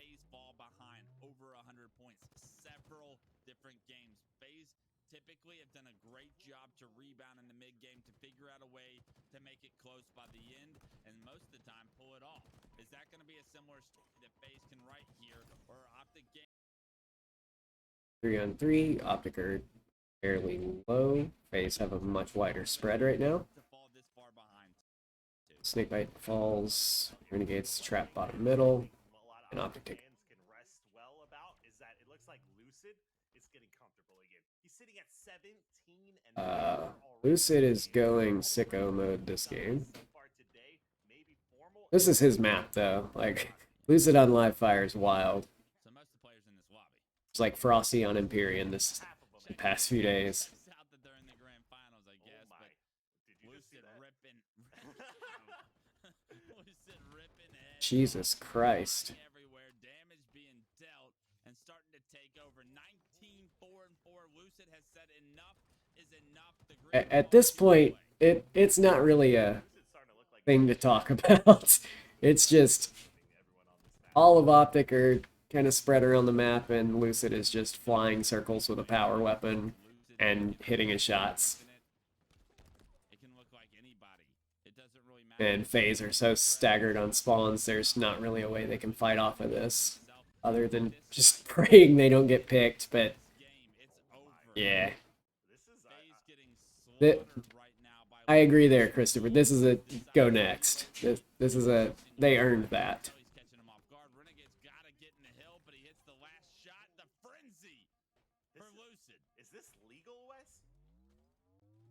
This reminds me of a young Elamite, actually. Of course, Frosty had the 26-6 pit game. Now Lucid has a 24-4 strongholds game on live, or 24-5. Man, Lucid That- on fire. 24, That's 5, and that's sick. how you do it. Optic take the lead Tough Shagger. in the series after 5 straight from FaZe to reset the bracket to gain the lead here in the initial final best of 7. It's been back-to-back games won by Optic Gaming, and that was the Lucid show. Yeah. I'm struggling to find the words right now, Wes. You know, we've seen a lot of incredible. That was Jeffrey Lucid Dahmer right there. Lines out of a lot of the players that I listed just a moment ago. I don't. Chaotic that Then I see Streets King of the Hill. this series The series ends 4-2, right? I didn't get to watch it. I mean, what that means for Optic to be able to have your MVP step up in a moment where this series is probably going to be decided, right? Like, you got to find a way to get some momentum, gain some confidence to really punch the door at the end of this series. You find yourself in a grand finals.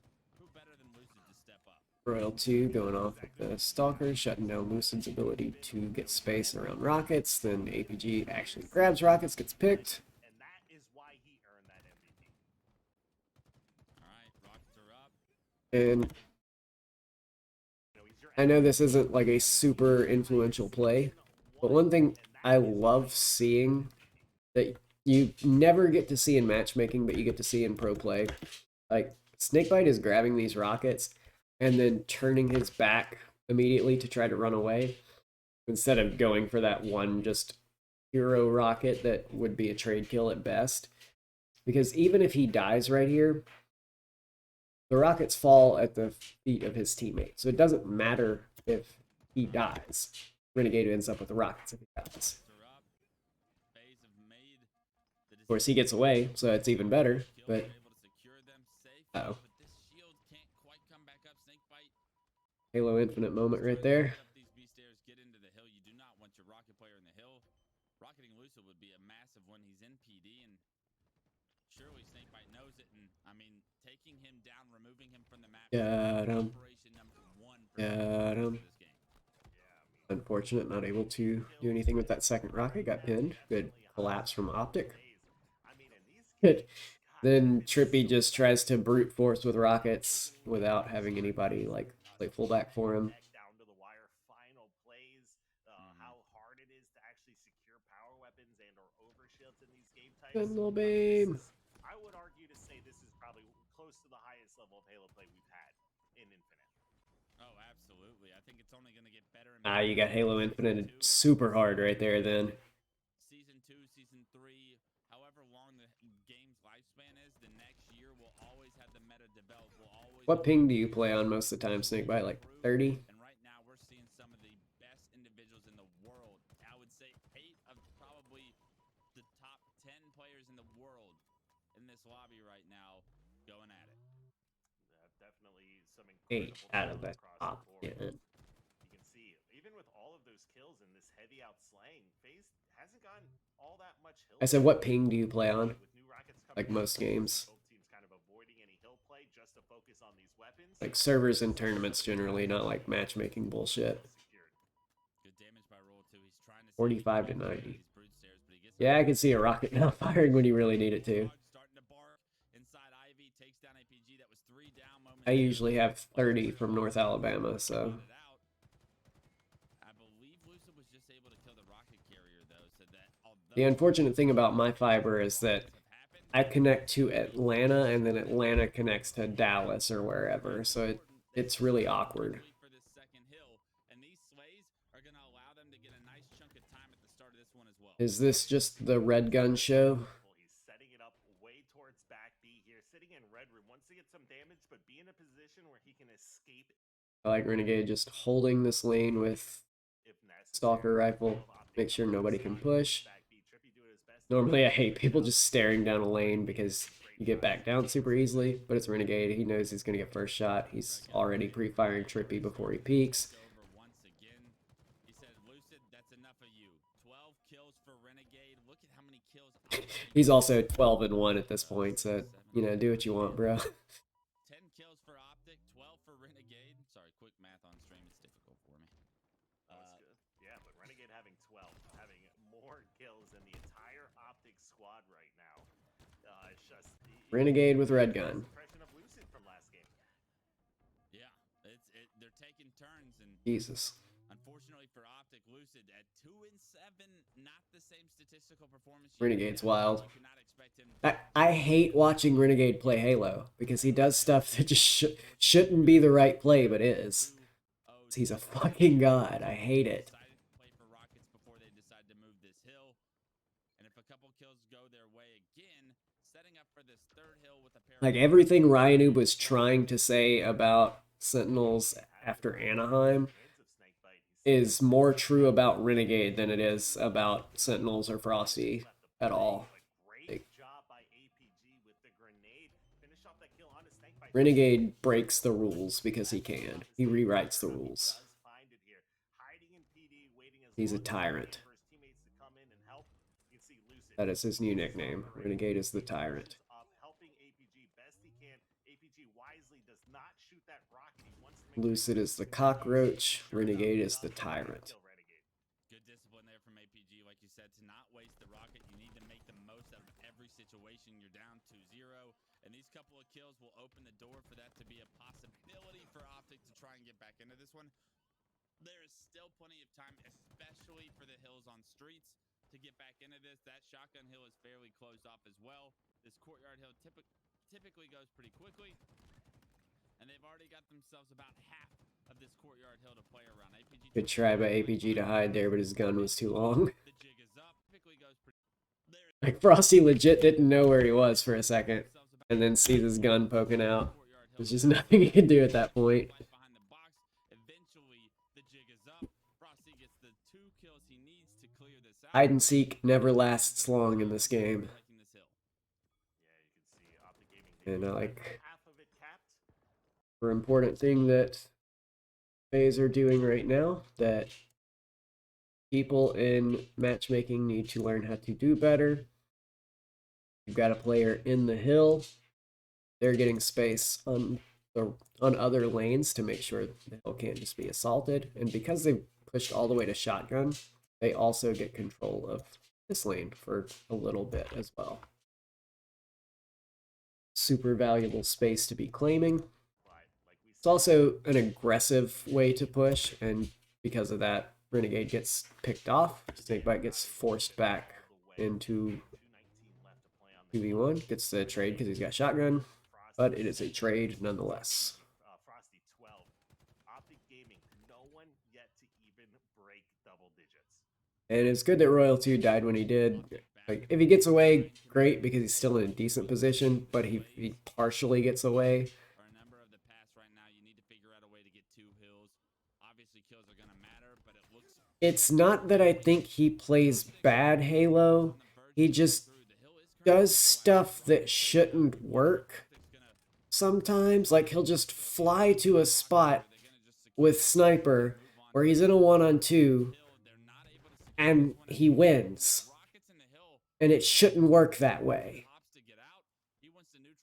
Like, I highlighted some great plays he made earlier. Like, he made a solo push into control in the Slayer on recharge that turned what should have been a big play for Optic into a 3-for-1 for you guys.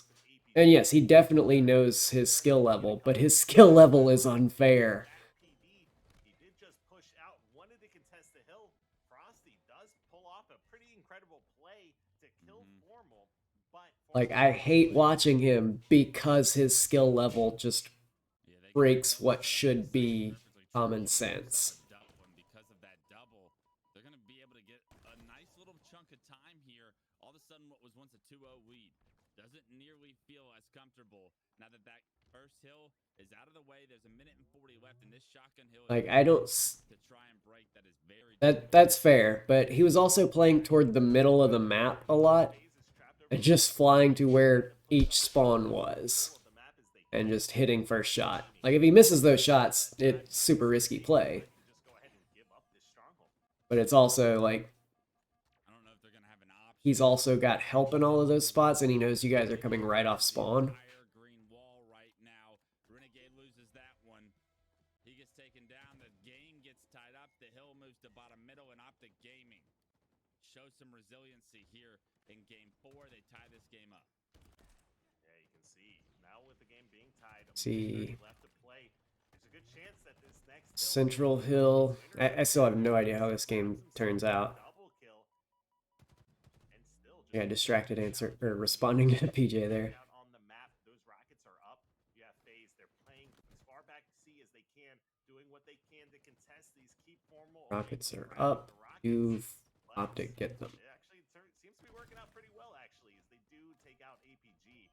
But the rest Lucid of forced to push into C to clear out the players in FaZe there. FaZe gets rockets. After all of that, I thought for sure Optic was going to walk away with those rockets, but the defense too strong from FaZe. They're able to get several kills here. Had that rocket not do more damage to APG getting out of that alive is wild. That rocket should have destroyed him. Those rockets get squandered, and somehow, some way, this scrappy play, even though FaZe ended up being the team that got rockets, they weren't able to get any hill time, and Optic come out positive in the Slays category right there, and as this hill likely to decide the match. Raymond MCL, that's a great way to put it. Like, the fact that he does that against other top players is what makes me just hate watching Renegade play this game. Is like, he goes insane playing this game, but he's so fucking good at doing it. Banana Man got Strap.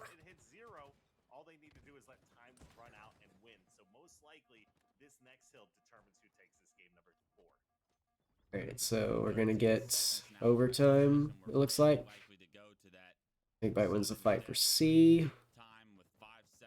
Completely wins the fight for C, 1 versus 2. Frosty wins that fight. Now focuses on getting shields back. Royal 2's already shooting fresh spawners. Lucid can't go anywhere off his spawn. And Frosty gets these rockets. Oh no. What just Renegade picked up the rocket, but what just happened after that? I don't know why I was saying Frosty right there. Why? What is this observer doing? I'm not sure how effective Frosty is going to be able to be, or I'm sorry, it was Renegade going for the rockets. He gets mowed down. APG's trapped with these rockets, but it looks like he's going to get out. Rockets going into the hands of APG already being put to use. 2 gets the kill on him. And there's a Sentinel Beam in close range. Not a fair thing.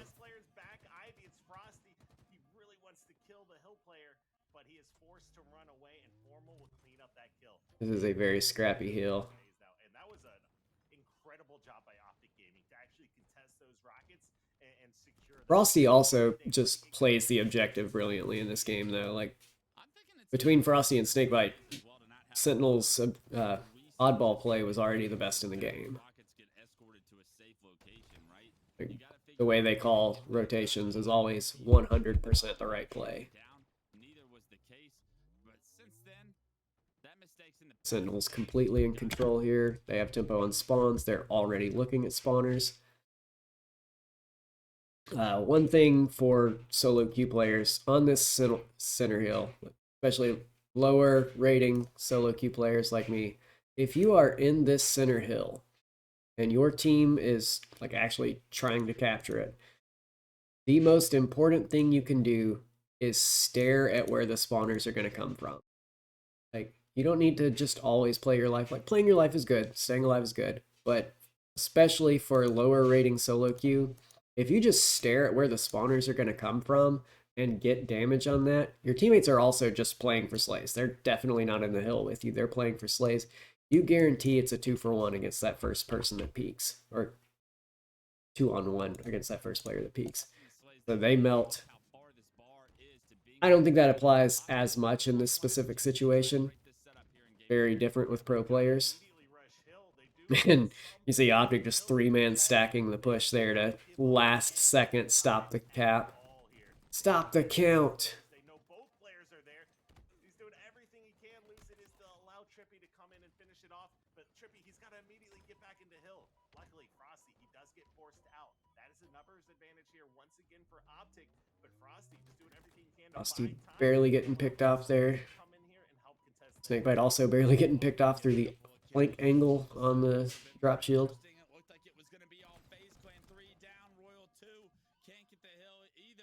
It's not necessarily that you have to have Stalker or someone at C, because if you have someone on, say, Cafe when they're spawning C or spawning PD, or someone on B-Bout when they're spawning C, and yes, Gun Ranger, I work for Native. Been working for Native since July, I want to say. Native Black choked. Native Red got 3rd at Worlds. And I'm mostly working with Native White for this season, but I will still be working with Native Red if they like ask me to do anything. But I am super excited about Native Flight for next season. But like, if you have somebody at D-Balk here in the hill just looking at people spawning C, those kinds of things help a lot, specifically for solo queue, not pro play. To try and get them out, he does it, and that is going to be a moment and release from the pressure. But right now, Optic are able to get right back in the hill. Trippy back tower. All right. FaZe have 3 people B side. Rockets are coming up. How do they survive this? Oh, Lucid just panic rockets. That was just pure anticipation, but misses both. Double pucket. Victory for FaZe, the moment they needed, and Lucid's gonna want those ones back, but unfortunately, in order to get them, we'd have to have a time machine. Oh my God, Wes, those rockets. That first one was an I assume these players are dropping down. Like, he may have had communication from his teammate. Those players were flying off of B. It was a timed prediction rocket, but not on time. That's rough to see right there. Double pucket. Yeah, 100%. I still want an emote that's that pucket head on the Rocket Mary medal from Halo 5. Be the one that steps up in this game. Series tied up. See Aquarius Slayer. Love this game type. Maybe not as strong, but if we can take it back to game 3, Lucid was the greatest player we have ever seen. So I'm sure he'll have something in store for us already, impacting the outcome of the game. It's Formal trying to go for camo, but unfortunately he can't quite secure it, and that camo being down, I believe, is gonna mean it transfers hands over to FaZe. Yeah, you can see only a couple kills here on the board for both teams. 3-3. Game slowing down very quickly. Both of these teams are looking for the victory here today, and you can see Formal and Lucid getting a couple of picks on the other side of the map. Royal 2 control shocks. 5-4. Mostly just trading so far. Right now, and it's kind Hates the push and denies it. Slayer, but I have a feeling all we're waiting is for one significant numbers advantage to really see some pressure applied. Good help from Frosty. Winning with 1v1. Does have 3 kills for the squad. Neck and neck game. Formal's got nowhere to go, and it looks like he may lose. It looked like he had heat wave, although I'm not sure where that heat wave just went, Wes. Might need to make a note of Lucid that. died to a grenade, so where is the heat wave? We'll write that one down. Appreciate your help there. What? Always can count on Oh, you. wait, they found it. Yep. Never mind. False alarm. Where did it go? Alright, Lucid got the heat wave in the end, so didn't get found. I don't know if FaZe just didn't have anybody around where he died, or if they just didn't know where his heat wave went. Can't really see what went on in that situation. Rewind to where Lucid died at first. Where's his body? There, bottom. Okay, so it was just a matter of there were repeated fights. Frosty walked over it. Oh. Yeah, Frosty just completely lost sight of a heat wave. And is he just like actually looking for it right there? Appreciate your help there. Random players, if you ever end up in a situation like that where a power weapon you see in someone's hand disappears after they die, use your AI scan. It will highlight the weapon for you. Always can count on you. Wait, they found it. Yep. Never mind. False alarm. But that super minor thing. It's like my other housemate is home. And that's exactly what FaZe fans did not want to see.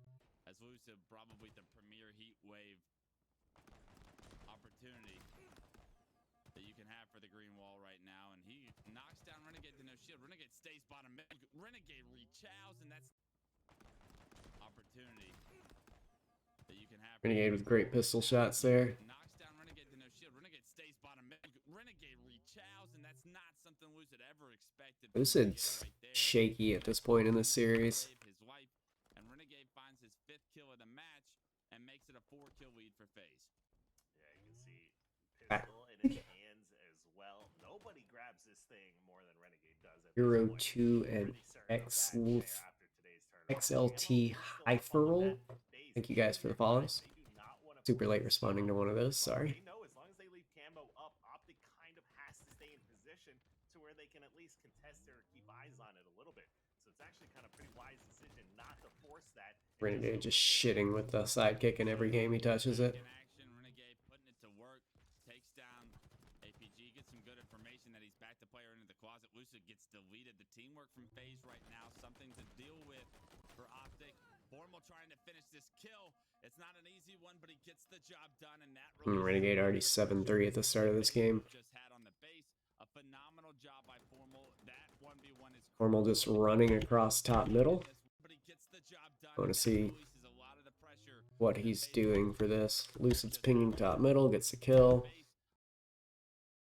Formal sees a thruster that he really wants, and then gets stuck clambering. The kill does get swung back, but at least the magnitude of the kill he achieved was far greater. And then Renegade just chases down kills after that. So many pistols, everything in constant use here for both of these squads. Formal gets caught out by the last player alive on FaZe. Gets melted with that command. Still haven't gotten to see a Heatwave thruster combo yet that I've seen. As we're looking at the scores, you've got solid all-around play from both squads, but look at the assists here for FaZe. You've got Renegade 10-0 and 3, so no assists, but everyone else on the squad 6, 4, and 4 once again. When you have that level of skill, your aggression can go way up, because when you're ahead, you get further ahead, and then even if it's a perfectly even numbers in FaZe's case now, they're always ahead because they have more skill. They can just constantly play like they have the lead, unless they just significantly don't have the lead.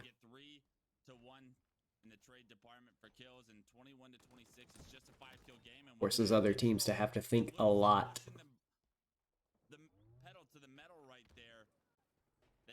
Lucid 10-5, Renegade 10-6. This is going to be a great like storyline all season long, is Lucid versus Renegade. Even though it's definitely not Lucid versus Renegade, it gets to be Lucid versus Renegade for the storyline. Like, all 8 players in this lobby are incredible at this game, but the 2 that get to go off the most are those 2, and they have very different styles about it, though Lucid does get super aggro at certain times. A pivotal one. Typically, you need to win the Slayers. If you're going to win these best of 7s, they're so impactful on the outcome. It's so difficult to tell which way this series is going to go, but I still want to see...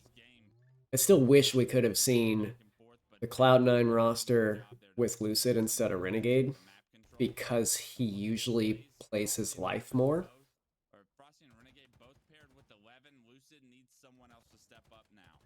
Absolutely does. You can see Trippy gets taken out. But I also feel like Kevin needs to work on his mechanics a little bit this season. And 3 dead once again here for Optic Gaming. Trippy comes And that's not to imply that Bound is going to hold them back at all either. Like, SSG this season are still fantastic. We'll see it on LAN. I'm also excited for G1 on LAN this year, because people underestimate Boo Boo so much. I wouldn't say he's by any imagination the best in the game, but he's super underrated by like the entire community. And none of that is based off the 1v1 tournament. You have to try and deal with it. And once again, front the base. It's clockwork for Snakebite to beat. Lucid went from 11-5 to 11-9. I want to rewind just a bit because I got distracted reading chat. We went from 30 to 27. This is a pivotal one. Typically, you need to win the Slayers if you're going to win these best of 7. FaZe completely had high ground, trapped Optic in bridge with 2 shocks on them all. That's pain right there. Snakebite destroys with a heat wave. Gets scammed by the game on 2 straight kills, but his teammates clean those up. FaZe do a phenomenal job there how that was not a kill on APG with that last heatwave shot. I have no idea. You hit that perfectly. If you're still in the chat. Absolutely does. You can see Trippy gets taken out. The heat wave has been instrumental here for this phase run as they built the largest lead of the game so far. And then just collapsing on spawns repeatedly and staggering Trippy even more in this case. Oh no, Trippy actually got a trade. Some decent map control here as everyone else spawning in towards blue. Renegade, of course, none other than Renegade coming in to trade out that kill on Trippy. And Optic Gaming just pushing out a little bit too aggressively, not recognizing the players have flanked all the way around the map to their P side, and just kill after kill. This is just brutal collapsing at this point. Away with this game. Yeah, look how aggressive Snakebite and Renegade are with each other right there. They're pushed in front of the Gun Ranger, how much of that is Formal having a bad series versus these players knowing how to shut down Formal, knowing how to not be caught off guard by his straight up aggressive playstyle? Aggressive. Frosty's gonna show up at some point and start getting these kills. Yeah, you can see as several more members of Optic go down 47 to 36. We're at the point. That's a pretty good comparison. Optic, even though they were leading Although I think at that point, Cloud was kind of the quote-unquote star of Instinct at that point. Spectacular. For Frosty, though, and that is over 50% kill participation for Frosty alone. Renegade sitting at 15 apiece. Go in the Oh, assists are in the middle. I was like, 15 plus 7 isn't over 50%, but 26, that's 52% kill K-par for Frosty. Not enough people look at K-par in Slayers. It would make Rain look a lot more valuable to people. And yes, FaZe are dominating space control when they have the opportunity in these games. You know, one of the things, like taking a look at the scores, is sometimes even the blowouts seem relatively close games. There's no way to tell how these games are going to go. You know, what kind of form are you seeing from all of these players when so many players in one lobby are able to completely take over the game? You can see some of these blowouts, Slayers here, for series. Not sure. Charge oddball for the last game of the series. With camo.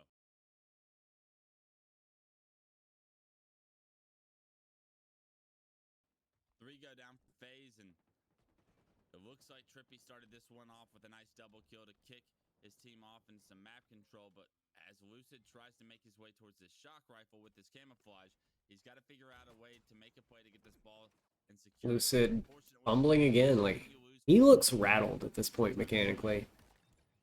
And then just completely shits on Renegade because Shockwave in this, or Shock Rifle in this game. They should call it the Shockwave as an homage to one of the original greats.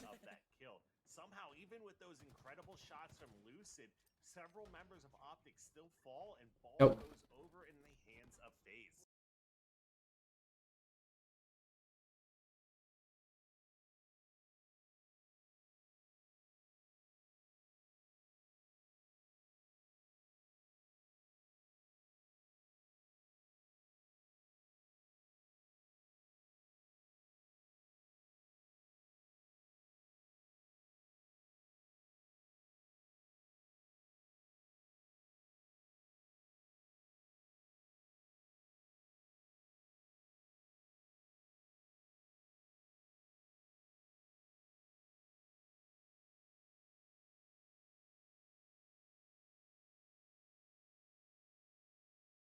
Good news for Optic. Wow, what a shot as well. The good news for Optic is that it was Recharge Slayer that they did end up winning. I was sitting there saying Lucid looks rattled, and then he just goes off with the Shock Rifle. And I said, they should rename this the Shockwave as an homage to one of the original greats.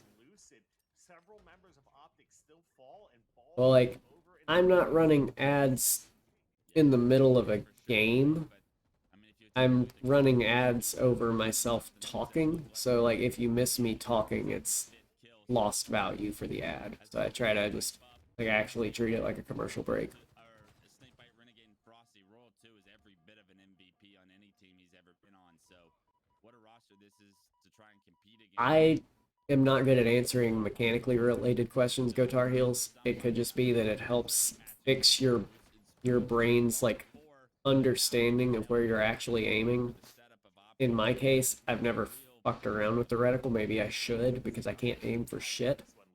I think my brain and the game just see or my eyes and the game see two different things, because I see I'm aiming right, and I pull the trigger, and there's no damage, and I swear I'm aiming at the person, but I just miss and miss and miss. It's depressing.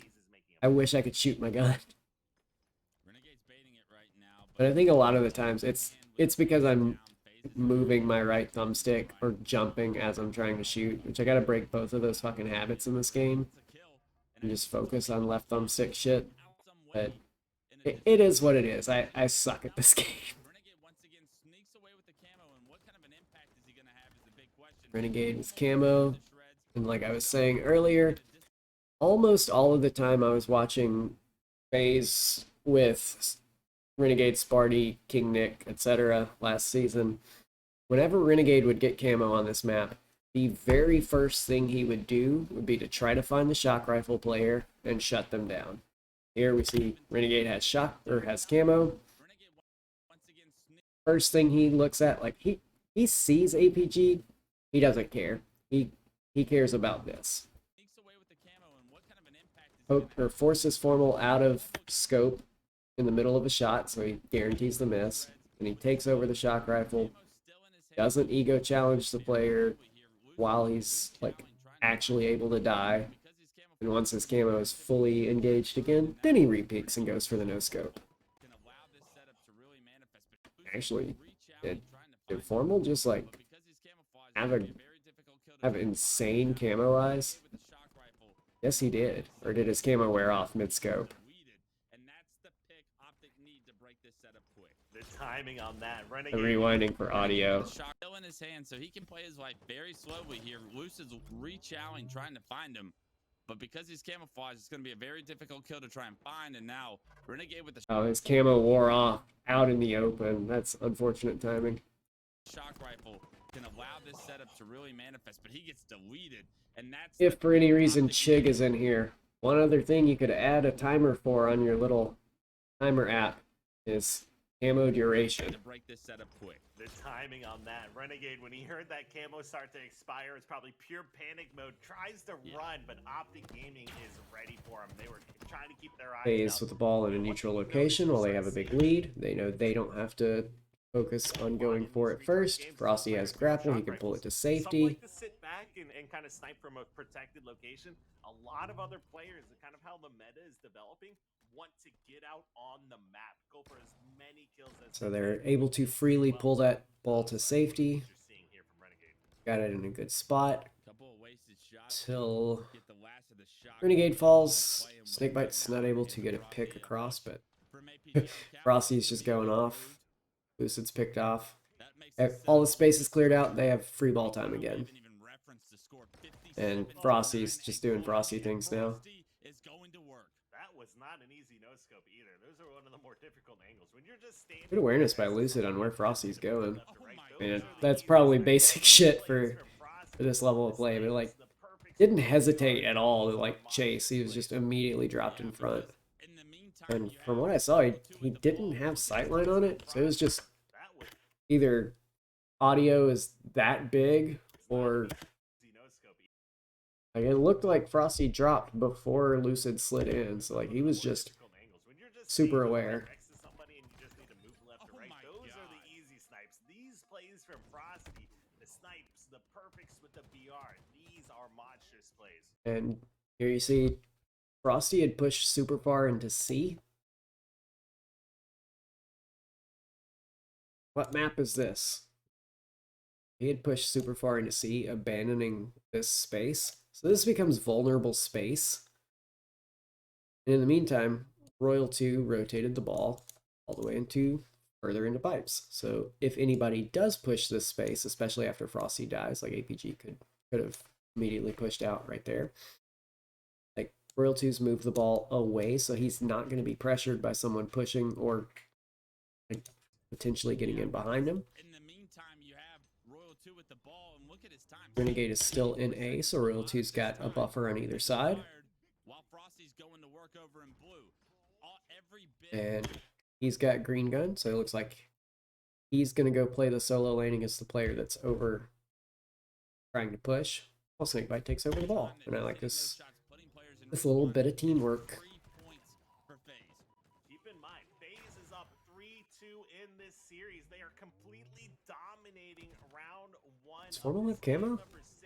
They are looking to close Optic out and win. And I really like this play from FaZe to throw the ball back out in that situation. They are completely Time that he's hitting those shots, putting players in Like, even though it's two people that have been picked, they get one trade back, but they have a tremendous lead in only 2 minutes and 25 seconds. They have two different win conditions at this point. Like, yes, you can play for that 13 seconds, or you can play to deny the other team 91 or math. 91 minus 13, 78. Deny them 78 seconds for the course of 2 minutes and 25 seconds. And while that isn't necessarily an easy thing to pull off or the only thing you should go for, I don't think so, Raymond, because he then disappears from the map, which tells me he has camo because he's not in the kill feed. He's still alive. He just disappears, so he has camo. And if he went back invisible, I feel like it means it didn't hit him. Because you don't, when Royal 2 goes down, there's nobody blinking, right? But like, FaZe do not have to prioritize this ball at all. round 1 of this game number 6. They are looking to close Optic. They can just spend 2 minutes baiting the ball if they want. And they played this game type earlier. But if they get any picks around the ball, This was the game type they just grab the ball and win. beat the hell out of them. It was a 2-0 and it was not nearly Did someone on Optic just like grenade the ball halfway across batteries? This was the game type. Close Optic out and win the SSG Spartan Snowdown right now. And they Like, played this game while type he's up here, what's going on with the ball? in winners bracket, and It just starts rolling away. Optic Somebody just grenaded the ball. I guess it was APG, just grenaded the ball all the way from the corner of batteries come out this into time around, Whirlpool right getting there. this significant of a lead. They still need to punch their ticket on this. FaZe have a gigantic lead, so they don't have to like panic push in order to stop this. Doing both teams. Optic, they're doing everything they can to start racking up some of this ball time. They have I want to slowly go over But what is what they do to open up this push. They check both the open lanes, make sure there's nobody trying to aggressively choke them. So we're going to go over this one by one on this. Check the 2 lanes here, make sure nobody's trying to choke them. They didn't see anybody. Look for plasmas just in case they could get a remote detonation insta-kill. barely even been They see a player on bat ledge, so they go ahead and back down the player on bat ledge. Then the player that has free space in the bottom of control checks to make sure there's nobody on glass. If there is, goes ahead and tries to back them down to open up the cross for his teammate above him to cross into A, while Royal 2 has already been checked to make sure he's able to push across this cross by making sure that no one is watching these. Royal 2 gets the safety to cross here, and by player checking here, he makes sure that the player up above is able to free cross there. So they're able to push both lanes at the same time because they have methodically checked these crosses and back down the player that was up on bat ledge. they can to start racking up some of this ball time. They have good vision. And then you see Frosty run across bottom middle. This is one thing, not enough, or it pretty quickly became the play people were making, but run across bottom middle because you have this bridge to deny the sightline from A, unless they're bottom A, in which case they can see you. There's a lot of why you see people bottom A in this situation.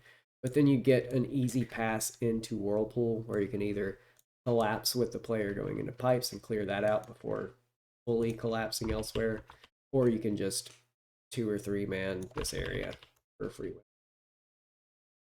I do not know when our roster will be announced, Ferromaxed. We're still waiting on legally related stuff to be completely settled. But it should be announced soonish. SSG rotating that ball to try to help out Formal as well. Formal does get taken out, but Lucid trades out a couple of kills himself. APG rotated the ball into pipes, which What happened? Gaming is quickly looking to collapse here, clear this player out, but Renegade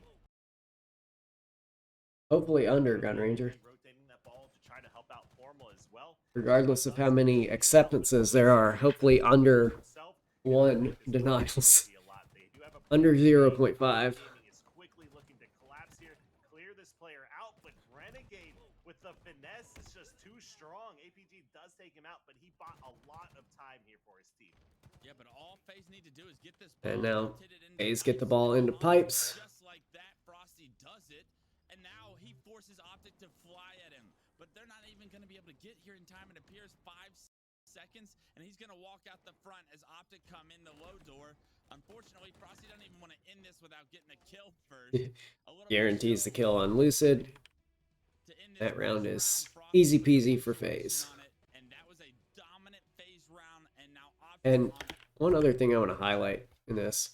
Oh, never mind. I was about to say everybody on FaZe is pretty even, but Royalty is actually 11 and 3. A little bit of Fragment, I think most of these players play on PC. first round, Frosty puts a punctuation on it, and In now fact, I think all 8 of the people in this lobby are on Optic PC. on a brink of I elimination from this tournament. am not positive on that, Finals could be but over here in the I next 5 don't minutes. 100% quote me, but I'm pretty sure most players in this tournament played PC. Wall in this first event of 2020. That's probably why he didn't die hardly at all, Dynasty. Flies out on the map, no fear whatsoever. Grabs himself Renegade and camo immediately ball, goes which for ball. They put 3 dead for Optic to start this tosses one, it and that to is the player not that's already in the start Whirlpool. you were hoping for if you are rooting here for Optic. Camo and immediately goes for ball. They put 3 Here you dead for see Optic. what I was talking about earlier. Renegade camo, first thing he goes for, wherever the shock rifle is. And that is not the start you were hoping for if you are rooting here for Optic. It was a completely different start last round, and we saw how that Good round nades from ended. APG there. This time, FaZe get the better of the break. They get the ball into pipes, and Renegade Ball's trapped in pipes, in camo. We've seen this but movie before. that's exactly where Renegade wants the ball. Lucid tries to push up red stairs. He gets taken down. This is something Cloud9 did a lot at the start of this game. Like, even Win condition right before the sword was GA'd, like, it was an even better strategy because you could just have the sword in the pipes with you. Renegade will clean up that. But a large part of why Cloud9 would take the ball into pipes is because Renegade would be in there with the shock rifle, They are just looking just constantly getting They are no easy one picks, double kills, whatever. They're close to winning their first event as a team together. Is there's only Slays a wise. handful of entrances, and it's very telegraphed when you're coming in, so it's super easy for him to like pre-fire that and know he's gonna hit it. to minimize the damage here. That is a very easy time And to FaZe doing a great job playing keep away with the ball. This time they keep it away so well it resets. in order to get that ball out of the neutral. They get 2 picks as soon as that happens. You see Renegade with the Lucid's shock being rifle forced to going back to down. one. They're already shooting Trippy before he even Right now. peeks. Can they figure out a way to make up Now for they're those picked. plays? Last 2 players, only one place they could be. On and C. This full control from FaZe on that usual, essentially AB perimeter. An additional 20 seconds, 20 Frosty should spawn literally right here by the ball. to FaZe as they try to formulate another setup break. And with camo spawning here, Optic, they're going to have to make a play for this. So they've got to keep an eye on ball, but also try to He spawned A. contest overshield. APG, he does grab himself a kill, but Renegade answers right back. This is what you want to see. Oh my god, Lucid with the stick. That is everything. All here 4 now for this dead. team. They've completely shut down the plays from FaZe.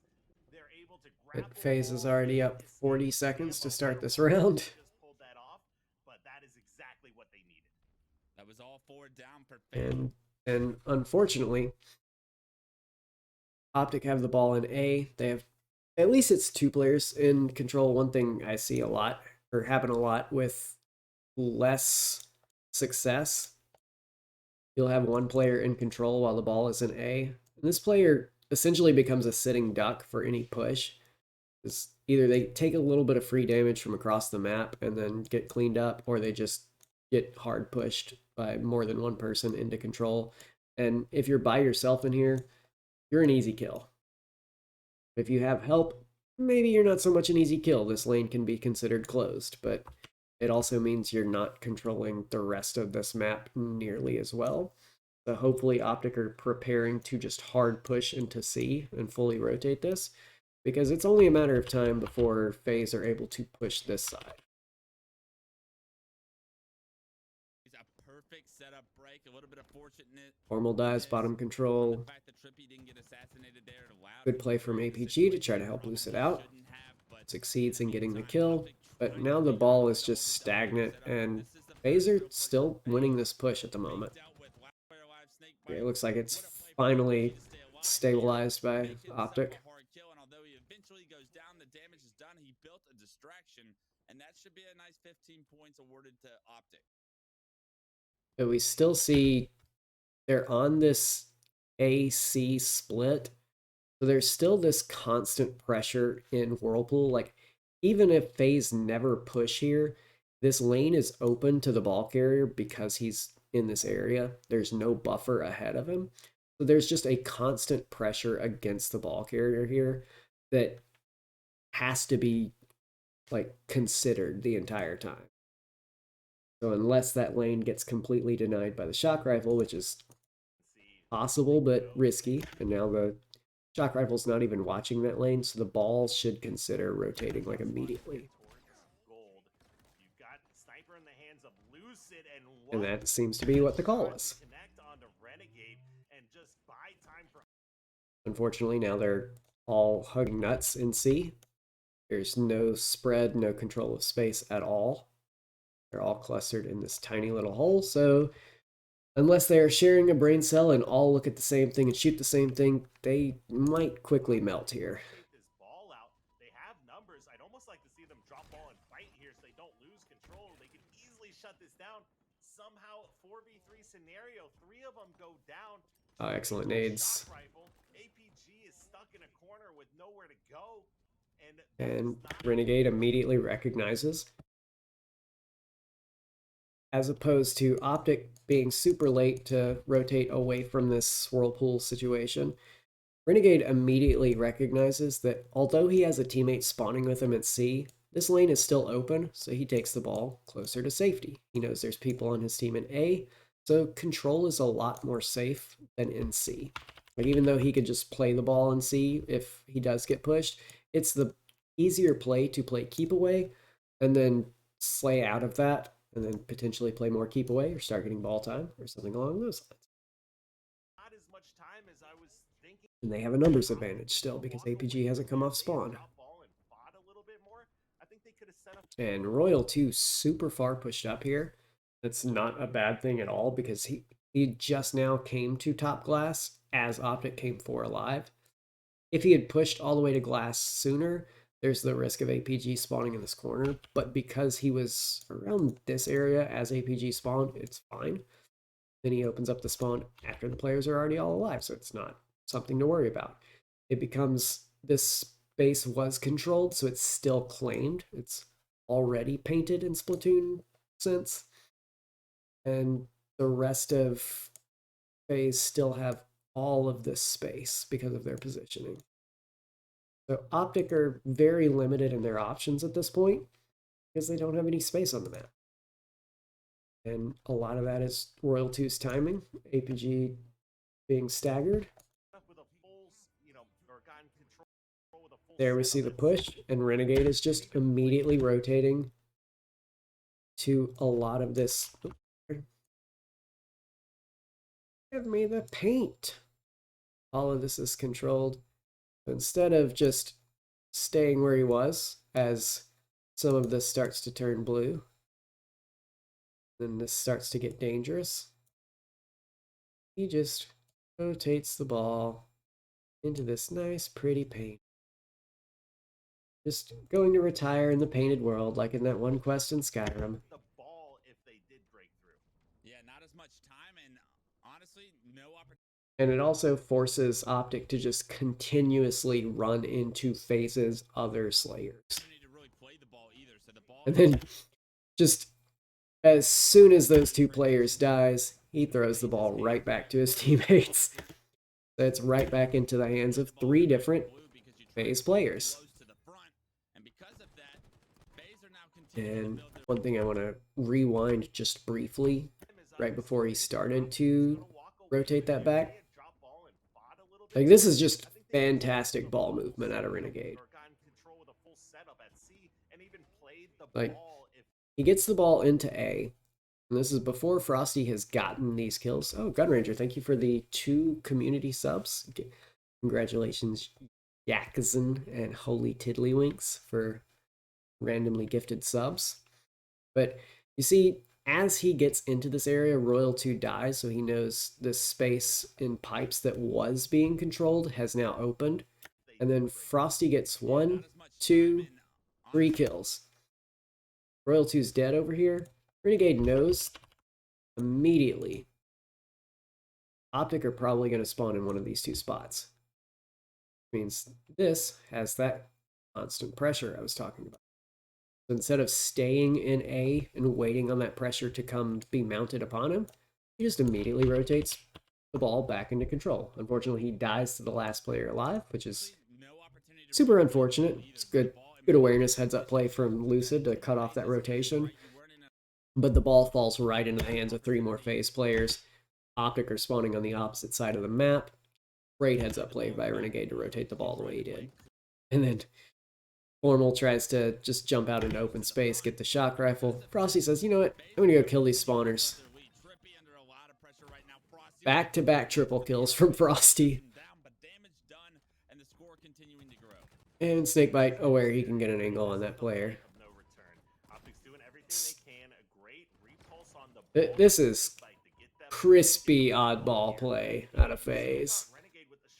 Now you might say, don't you mean crisp? No, this is even better than crisp. This is like double battered, deep fried oddball play out of phase. Like, this is that good southern buttermilk brined chicken.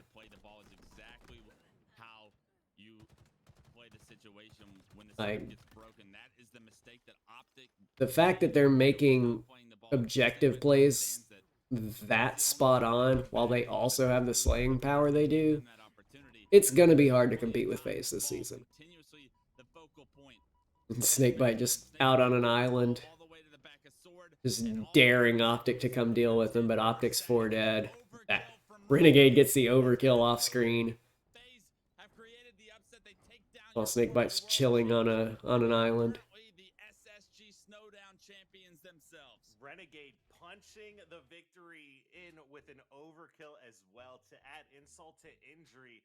What a tournament by FaZe. What a I heard someone suggest putting the repulsor there, and like someone else asked, well, what do you put where the repulsor is? I say move the plasmas down there so you don't have that asymmetrical start where if the players coming off A spawn hit their curb slide well enough, they can detonate these grenades before the players starting the game can get to them. Like, it's super disadvantageous to be the long haul spawners trying to come in here, because you can just, if you're not fast enough or if the other team is fast enough, you just explode. So you can't go for the plasmas off the start. But the other team gets plasmas for free. And it's also like right under their feet, which is dumb. I feel like these plasmas should be moved a little bit, but also them being where they are is also useful for breaking setups. So I don't know like if that's even a good suggestion. But like moving these down to Blue Hall and moving the repulsor to where Sword is the suggestion that I brought up somewhere. Because you still need something to be in blue pipes so you can see if someone has run through there recently. Dynasty 77, I don't really think so. Because if you're set up in pipes, I'm trying to think of the way I need to put this. If you don't also have space elsewhere, then holding the ball in pipes just means you're going to get collapsed on from basically everywhere. Like, if you have 4 members in pipes, super bad to have ball in pipes because you're just going to get collapsed on. You're basically just milking time until you don't have a choice to play ball, but to play ball.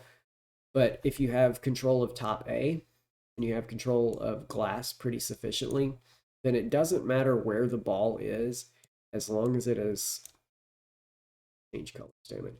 As long as it is somewhere within these boundaries, the ball is in good good standing while you have top A and glass control, because you have both of these choke points covered and you've split the map. You've forced your opponents to spawn C and long haul over and over again. And like their main option is to come through bottom middle. So if you're like on heaven, you're a little risky with the ball. But Pipes protects you from that. Being top A kind of protects you from that. It also gives you the option to drop and fight whenever you need. Being Pipes also gives you the opportunity to play ball a lot easier than if you are somewhere in A, especially if you're deep in A. The other thing is regarding tempo of when you can rotate it. Like if you're in Pipes and you have the like A and glass set up, and your player top A dies, then you want to take the ball further away because you know the pressure is going to be coming from the other team straight through Whirlpool to Pipes. You take the ball away. And then you get put in the kind of shitty spot of long haul. Long haul's still a decent place to milk time, but it has the same issue as a full Pipes clusterfuck that you're going to get collapsed on eventually. So you're kind of forced to stack a lane and just do the full sending Ryanoob strategy, 4 in the same direction to get out of where you need to be or where you are, and then have somebody linger once you've broken open the lane.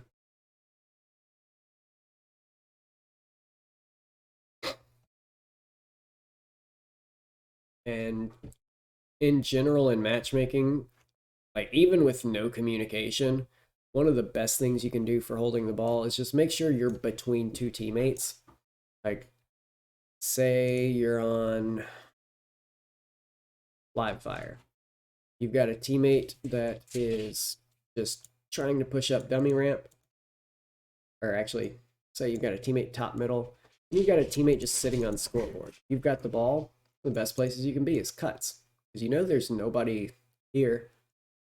You don't know where anybody else is, but you know there's nobody in these areas, so you know those are safe. You're staying somewhere that is relatively safe. If you see this player is fighting, you can either drop the ball and help him fight, or you can run further away. You can go top middle. Then, like, say this player loses the fight, or wins the fight, or runs away from the fight, ends up sandbags. Now you're top middle, you're still between two of your teammates. Like, it doesn't really matter if they're communicating, because as long as you can see where they are and if they're alive, then you know where some relatively safe space is. And I'm going to take a short break. I will be right back. And then I might look for another series because we still have a ton of viewers. You guys are great for hanging out. I'm going to hit a 1-minute ad. I will be right back. Stick around. We will, whatever series you guys suggest the most in the chat, I will go over next.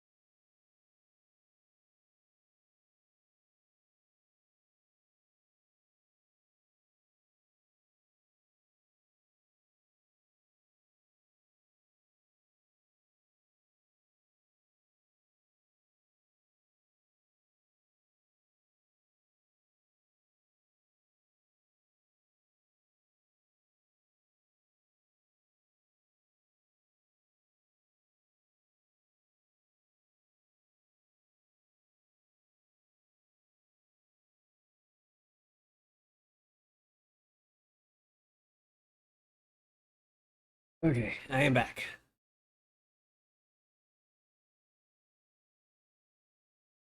Said SQ versus SR was crazy, but you don't know street. Let's see if we can find it.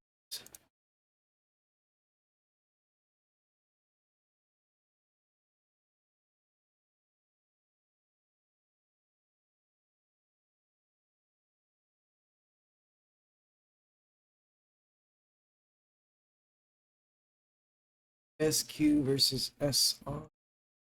Hold on. Oh, the first series.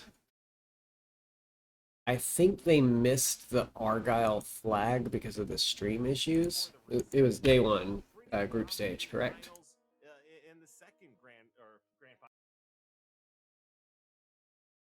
Uber Chad, appreciate the vibes. Vibes are great. Who likes vibes? Everybody likes vibes. Everybody wants teammates that are vibes.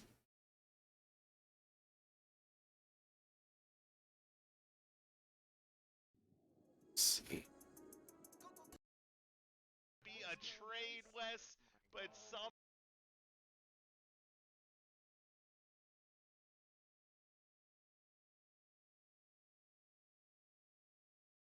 With the crazy roster mania we've had lately. Okay, so I'm going to see if Plus has VODs up.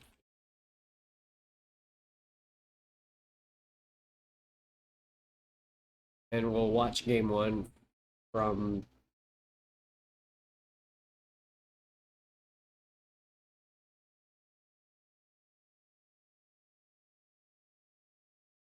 okay. Super CC has it.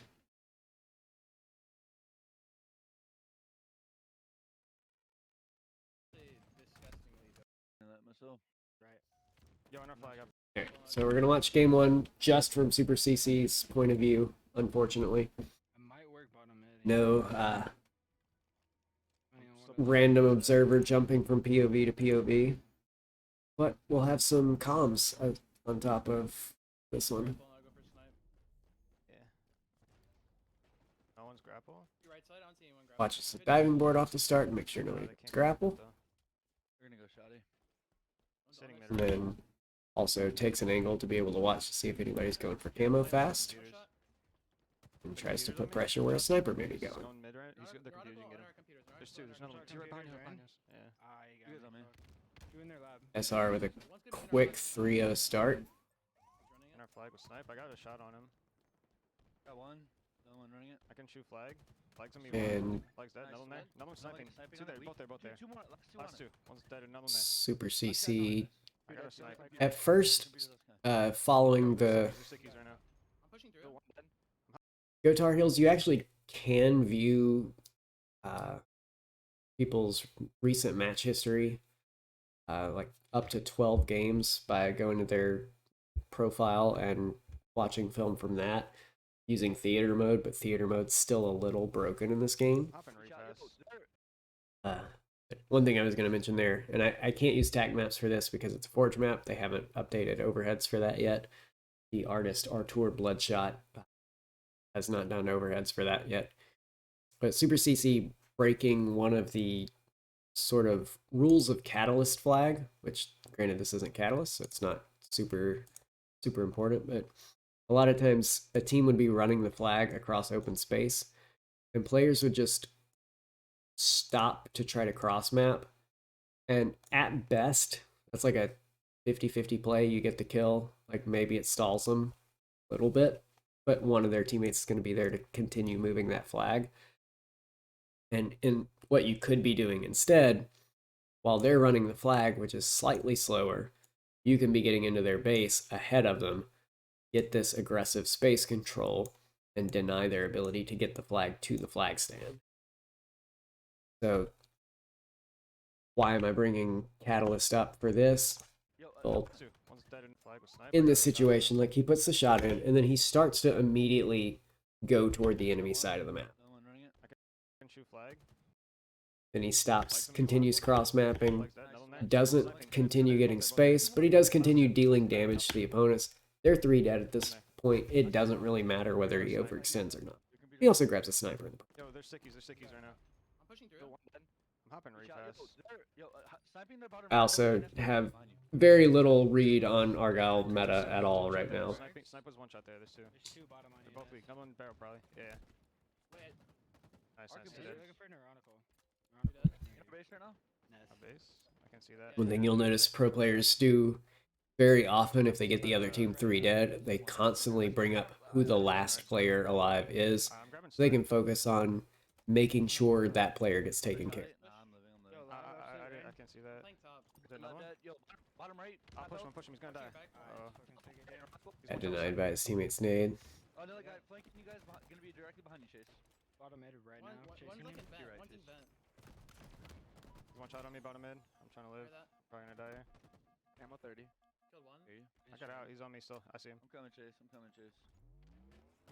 Here, Elbow. One could be left now. Good jukes by Super CC, but doesn't quite get the kill. Yeah, I spawn it right. There's two there, so. Also, super good awareness when he does like lose track of the player that was chasing him. One shot on me, bottom mid. I'm trying to live. Hear that? Probably gonna die here. Ammo 30. Like he expects to be chased, doesn't get chased. Got out. He's on He me. uses this little window and sees the player going by, so super good awareness to do that. And then tries to curb slide forward to get the re-engage with the advantage, not being like eye to eye. Yo, they're going. One shot. Guy's gonna come up. Oh, he's still one shot. He's still one shot. I'm sniping 10. Do one husk, go on. Yeah, I'm gonna try to get to their vent. Oh, they're left vent right now? They're left vent right now? I'm literally just Trying to get to their vent. Yeah, We could be on your right. I'm gonna be a little bit late. He's on camo. Camo's weak. They have camo, they have camo, they have Okay, camo. Camo's weak. Our vent. Yo, he's still Here, vent. He just basement. fell. Shoddy, I think. They're gonna be pushing on Shoddy, two of them. Ping, rain. I got a nade on him. He's one. There's two there. And Rain. their vent. Damn. Dropping behind you, Ness. You're just not letting anybody move. The runner was one. Nice. There's two there. I didn't kill the runner. Yeah, there's still two there. Now there's Shoddy weak, rain. not getting space on the map, instead trying to cross map. Of course, he did have a sniper, so if he does land the cross map, flag stopped temporarily. Okay, just look for this guy. He just ran out of camo. I'm at their. Yeah, he's still seeing me. He's still down there. Lab on me. The bottom lab weak coming. I can't see that. I'm looking. I just got Bottom mid, dead. I got him. half health. Weak their labs. Yeah, I'm pushing him. He's dead. Another one here. Two dead. Or two dead. I'm dead from their side. Their vent. He's sitting there. Last guy's top mid. He's on camo spawn. That's a tough question, Vero next. Absolute rain. Pushing back. In matchmaking, Push back. the lower the rank you are, the easier it is to cap on Argyle than Bazaar. The higher the rank you are, the harder it is to cap on Argyle than Bazaar. Because Bazaar people at least, or good players at least, learn to time pushes with like rockets over shield, whatever. On Argyle, the only way you really get caps in unorganized play is camo plays. If spawns seem more random, it just means that there's more space between them. Like there's more opportunities for random spawns if it's harder to block spawns, like based off how much space you can actually take up on them. Because the bases on this map are so fucking huge, like spread out, like left to right and front to back. There's so many spaces that you'd need to be in order to block those spawns. Still challenging. Top Still right. challenging. I'll push him. Go and the flag right now. Repulse to 10. I'm gonna go vent. Mental just backed up in their lab. I'm in vent right now. He's in their corner. Yeah, they're in computers. They're just sitting computers here. Like, they might push. I got hit by a I'm dropping on these. Grappling 5. One shot on me. And top, their vent. Yeah, their vent. And there's a computer's guy two there. They're gonna push our shot. They know. I feel like vents are super powerful in this. There's at least 3 right, I think. Shotty? Right. Yo, on our flag. I know. Pulling it. He's going window with it. He choked full. Our grapple's up. Repulse pistol. Shooting elbow. Yeah, I'm going bottom mid right now. Our back right, 2 of them. I got nades. So sniping their top computer, or their top snipe still. I'm stuck barrel. I can't move. Weak, rain. Right here, I'm trying to kill these guys back right, guys. I felt. Yes. I'm pushing back right now.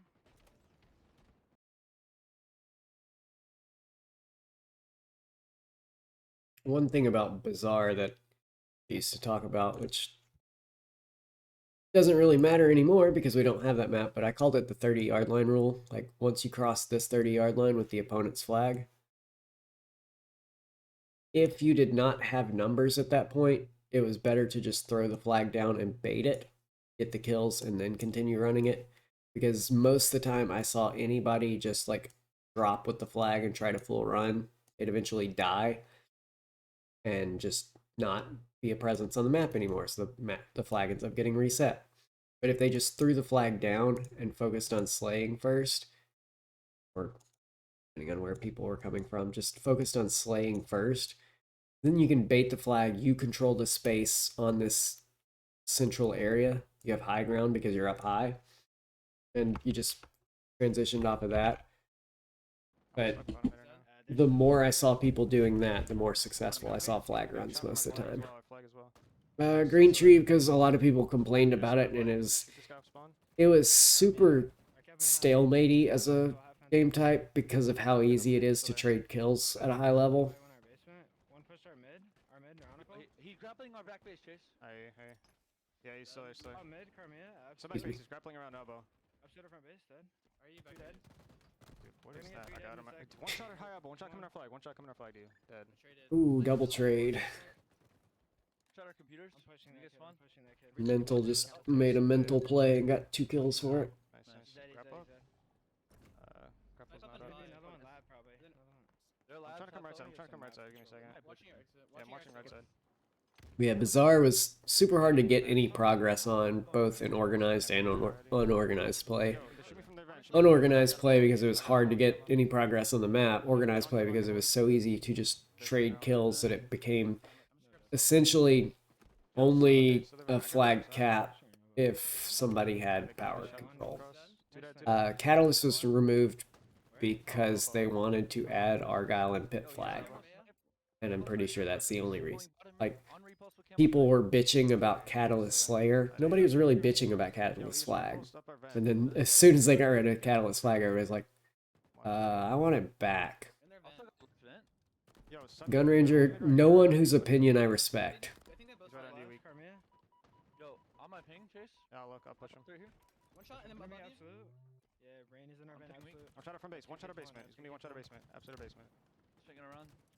Top mid as well. Top mid as well. One shot. I miss Catalyst Slayer, but I'm like the only person who misses Catalyst Slayer. I'm running across mid. Our top shotty right now. Killing me from mid. This is about the size of Boardwalk from Halo Reach, honestly, Gun Ranger. Top shotty weak as well. That was BTB, 1 flag. Nice. Mid. Nice, two dead. I will defend that point after this flag game, although I don't really care to say much about Argyle capture the flag. I'm sorry you guys have to witness this. Yo, high elbow me. High elbow one. It- This guy, like, shoddy side. High elbow one. Dead. I still wish they would put the Ravager on Catalyst. It's the perfect weapon for that map. Yo, there's two of the computers. One's on you, Huss. Close right. I even brought it up to Richie and they never tried it. Trying to get to us. Bad. The shoddy on me. Yeah, I'm backing up. Dude. He's gonna be vent. Bottom mid, yeah. I'm pushing this guy bottom mid.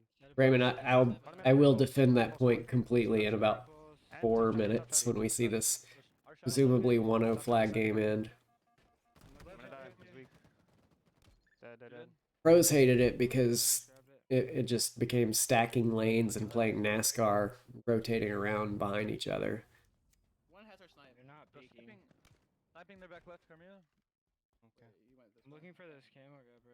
They have sniping like. Yo, camos are stickies. Camos are flag. Hear that. He's like around me are stickies. I just saw him. He's Spam your ping. He's dead. Camo's dead. Camo's dead. Mentals, one's our Two dead. Computer sniping Rain. Still 2 dead. I hear that. Rain backed up. Good trade on the camo player there. Looking If you aren't aware, if there is a camo player on your screen and you use your ping function to highlight, like, hey, there's somebody here, even if your reticle is not on that camo player, it will highlight where he is for you and for all of your teammates as well. It's actually kind of broken. You should try to pick that guy. So one thing you can do if you know there's a camo player vaguely near you but you don't see him, you start spamming the ping button and eventually you'll find them. Top left. You'll also annoy the hell out of your teammates, but You found the camo player. Who gives a fuck what your teammates think? Back right. Back right spawner. He's dropping on you. Going, I got him. We're missing I think they're on me. Yeah, I think one's still the above top me. right, dude. Yo, on me, my computers. Yeah, he's on our computers. I'm dead. Two guys are on me. They have a snipe there. Computer's weak and Ironical. There's two there. I'm just riding in their back base. One's gonna have grapple. RTCs. Shredding us. Two guys gonna be our bait. Yo, one's behind us. My computer's still. That's a bad trade for Necessity there. Our back flag right here. Live. And then Sorry, not lethal. Elitest and I were talking about earlier. Trades and capture the flag. If you have their flag out and you trade on their side of the map, like the flag is running back to your side of the map, then it's a good trade because you're going to spawn in the path of that flag and be closer to the flag than the enemy spawner is.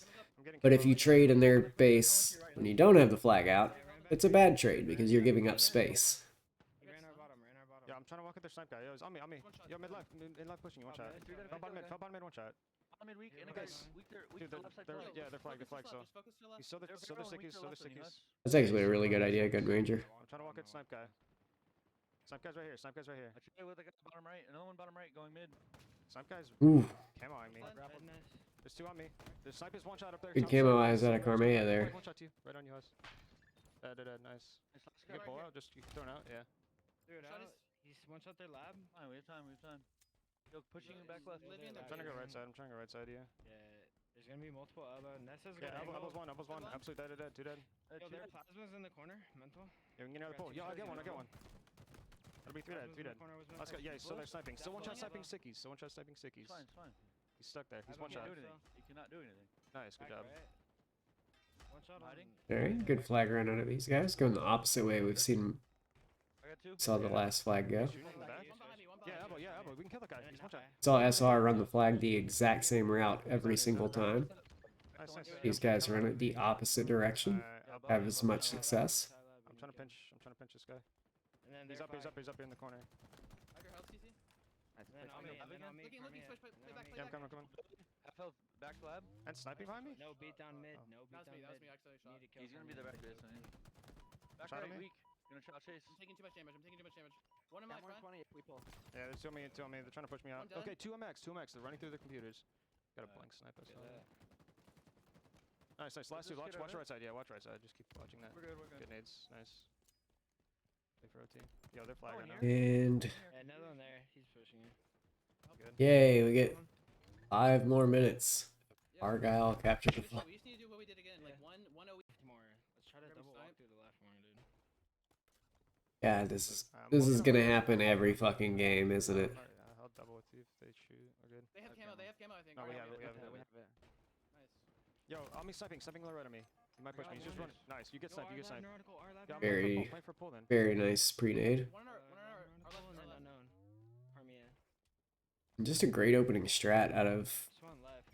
Can you get vision? status quo too. Yeah, I'm looking at it. I think he's on our Risky going for that grapple off the start, but definitely worked out. And in theory, Nesty should have the grapple.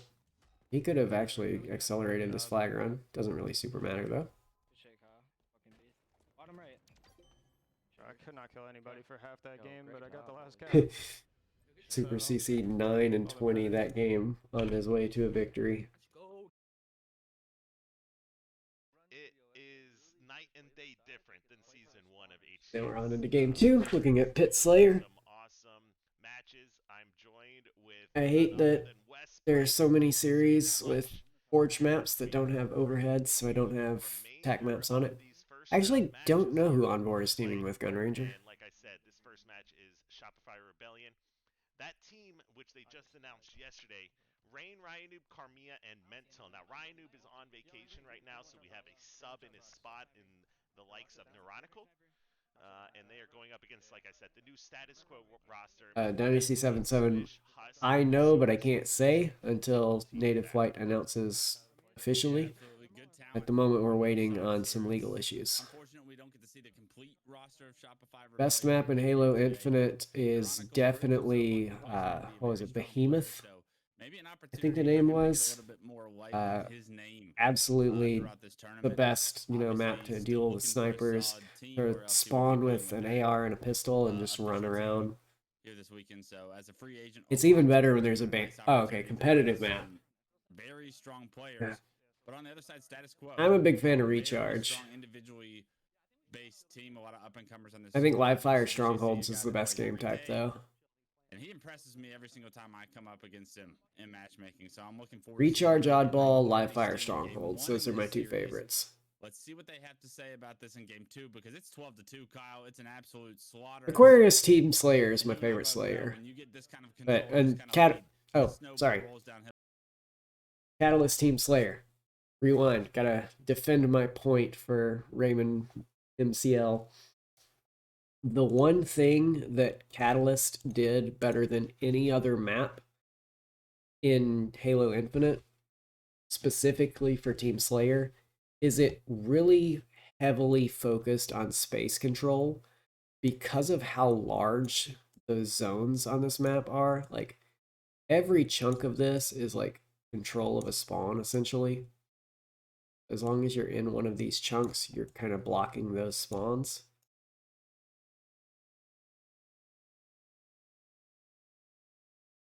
But it made it so you had to constantly be aware not just of where you were and what you were influencing, but where your teammates were and where they were influencing. So you saw players that were really good at space control really get rewarded on specifically this map. And it's why anytime you saw Boo Boo Doo Boo on this map, he was fucking going sicko mode. Is because his space control is really good. He's constantly aware not just of what his teammates are controlling, but really like what his opponents are watching as a result of where his teammates are. And he got rewarded for being what he is on this map. So I really think Catalyst Team Slayer wasn't as bad as people think it was, but it definitely did devolve at a pro level to often just being people rotating around behind each other and just chasing each other's tails or just flipping the map constantly. So I definitely understand like why pro players hated playing on it for the most part. But I still feel like it rewarded actual space control better than any other map, which is important to have in a competitive map. Hell easy. Oh, absolutely. So this is obvious. If you're just tuning in, as well, King of the Hill. one of the newest. This is a remake of Halo 3. I hate Streets It King. actually showcased this Streets King is for garbage. the first time out in Orlando with the Triggers Down versus Instinct show match. Are Live Fire and Recharge the only other two that have King? Richie Hines stacked the teams. We all know that. But nonetheless, I want to it's like played this Recharge now. King It is a remake more, of the Pit, and this is one of those maps with the number but of at the same time, items, power weapons, things like that. You can the absolutely third win hill the game. and the 20 last to 4. hill both kind of That's pissed me almost off. The last hill's not fantastic too bad. steamroll, Wes, 'cause I think Also, that's the what blue we're hill doing is Is an kind of old-fashioned shitty. beat down right now.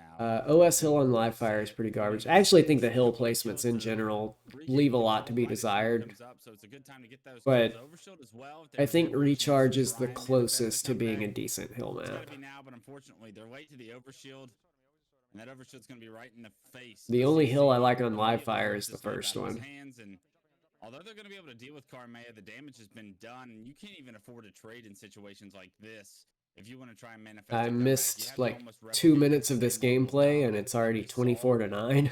from Shopify Rebellion earlier in this game. So, I am not looking forward to Plaza in this game. I loved Plaza in Halo 5. right? There's no block spawns. Now, It doesn't belong in Halo so Infinite. you can only spawn on your side of the map. And while this map does seem like a fairly large map, between the small hallways, the different ways to push across the map, if you're able to play the match from your opponent's team base, if you're in your opponent's team's base fighting for 60-70% of the game, that is where you pick up these huge leads. You keep the enemy team from being able to Just pausing for a second to talk about Plaza and why I think it will be a shit map in Halo Infinite.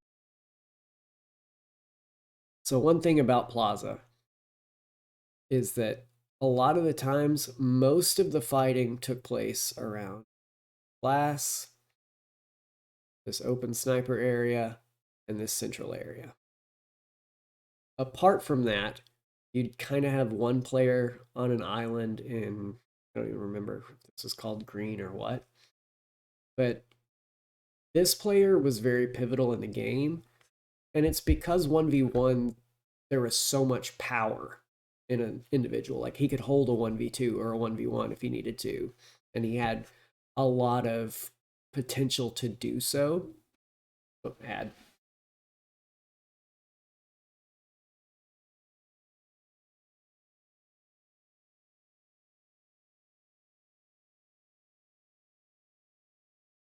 Let me know if there's an ad, guys.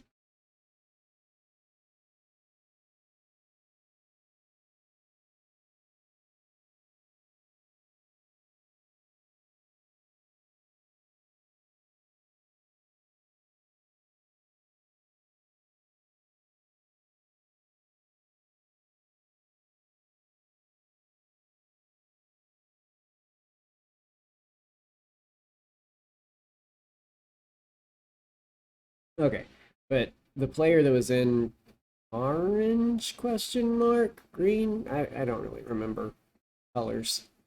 But they had the ability to fight a 1-on-2 because of pistol and thrust being what they were in Halo 5. Whereas in Halo Infinite, if two people push you in this side of the map, you're gonna die. Like you can't hold a 1v2. So there's no like leaving a player on an island. It just becomes a shitty map at that point. Like this player basically can't ever be by himself, so you never see really huge fights erupt on the rest of the map because somebody has to babysit the player that's trying to push over here. Or you just see people just stack that and push it because there's no sight lines to stop them from doing it. And it'll become a situation where one player dies and everybody just full sends through this area. Everybody that's over here or top snipe just rotate around. And it eventually becomes the same situation that we see with Catalyst Slayer on a smaller map, where people are just rotating around behind each other because you can just stack a lane. And one player can't just win a stacked fight anymore unless they have grenades in those tight corridors, in which case you're not going to push those tight corridors because the person coming off spawn is going to have the advantage because they have the grenades. And you can't just like thrust to dodge a grenade anymore. They just removed the commandos, if I'm not mistaken, a couple days ago here. But that does not change the fact the amount of weapons and utility on the sword and tower side of the map. Yeah, somebody's gonna have some wild curb slide to get to OS off the start, and it'll be free. 29 to 14 start here. Control that we've seen Shopify Rebellion obtain, but as we see Super CC pick up the heat wave, they're looking to be aggressive, something they haven't really had an opportunity to do too much this game. If you can get this over, Us has rockets. Figure out a way to We're only 4 minutes into this game and there's 30 kills. This is definitely not the same pit from Halo 5. Still a reality. I don't mean to Ooh. overhype the potential of it, but you have to figure out ways to get kills without trading. And unfortunately, what we've seen, even as the overshield goes down in the death cam there, Husk gets taken down, and any level of power, any moment that would have been had from that swing, immediately shut down. It's a phenomenal job by Shopify Rebellions once again. Yeah, and you can see status quo, they've stopped the bleeding, right? So they were down 20 to 4 or 20 to 5 at one point in the game. Now they've been trading out kills. So this is a great situation for Rebellion to be in. They don't need to set up. They don't need to prevent deaths. Rain just no scope from Tim. space. Timothy Tinkler is a good Halo player, guys. Plays like that is going to prevent any kind of comeback. The great thing about Halo Infinite is that almost any game, whether or not it's Strongholds, Oddball, King of the Hill, and even a lot of these Slayers, the game is never over till it's over. You know, back in a Halo 3 or some older Halos, let's say an Oddball game, there might be 3 minutes left on the clock, and you cannot come back and win the game. There's not enough game clock left for you to actually get back in because the game will end when it hits 0. In Infinite, everything, the clock, so many of the game types have the ability to stop the clock and you can continue battling and come back from these massive deficits. For the most Yeah, part, that was a big status focal quo point, or just for kind the of game team pushing for when individual designing the competitive kills at settings this is to point. try and make sure that there's never that Walking Dead moment. I think they did a good job. You're talking especially about with the odd man. Rain there, Being Pharaoh able to next. stop the clock, being able to figure out ways And to, Green Tree, I to don't give win know conditions to what felt like hopeless necessarily situations like in the past. Like you if said, any solo in Infinite, we queue see more comebacks than ever. MMR Right really now, they've done a good job is of creating from that indicative 24 of where someone's deficit, skill but once level you is. allow that level of deficit, it's Because so for the difficult most to try and part, manifest you're it gonna back, keep and now for the climbing the next more two you minutes to go for play. Shopify But it just Rebellion. says who grinds more. I'll be interested to see how this one goes down. A couple of kills will open the door for a nice set See of status rockets. quo triple And this, stacking the green if box to ever, try to get is these the next rockets, and opportunity actually we've seen managed for to do status so quo to use. successfully. Yeah, well, down by 13, and they still have a good amount of kill. Wow, oh my gosh, I'm so surprised that rocket didn't kill him immediately. You still have enough kills to be able to play your lives, play super aggressive. One of the not have to best worry things about much Rain as a player so enough good is kills to work with, but still related to finding his comms, but it's not well. They're his going to get the like next team sniper rifle. I like game related communication. he actually jumped off the map. It's the right way behind he the supports and Rebel. hypes up his Wow, and teammates. changing hands. It's That's like when you're able to get into the I've mentioned it before on my stream a long time ago, but one of the best things you can do for a teammate to just continue is that compliment them on a continue good play. that aggression here. Rebellion Because having that huge lead when on you the compliment somebody, all of these it triggers levels, that dopamine those reward. hands and then And being able to dopamine, still whether on you the realize move, this or not, getting actually close affects your hand-eye coordination. but it is If you don't produce dopamine naturally, guess what? Your hand-eye coordination is worse. I have ADHD, which means my body doesn't produce dopamine correctly. I also suck at aiming at this game.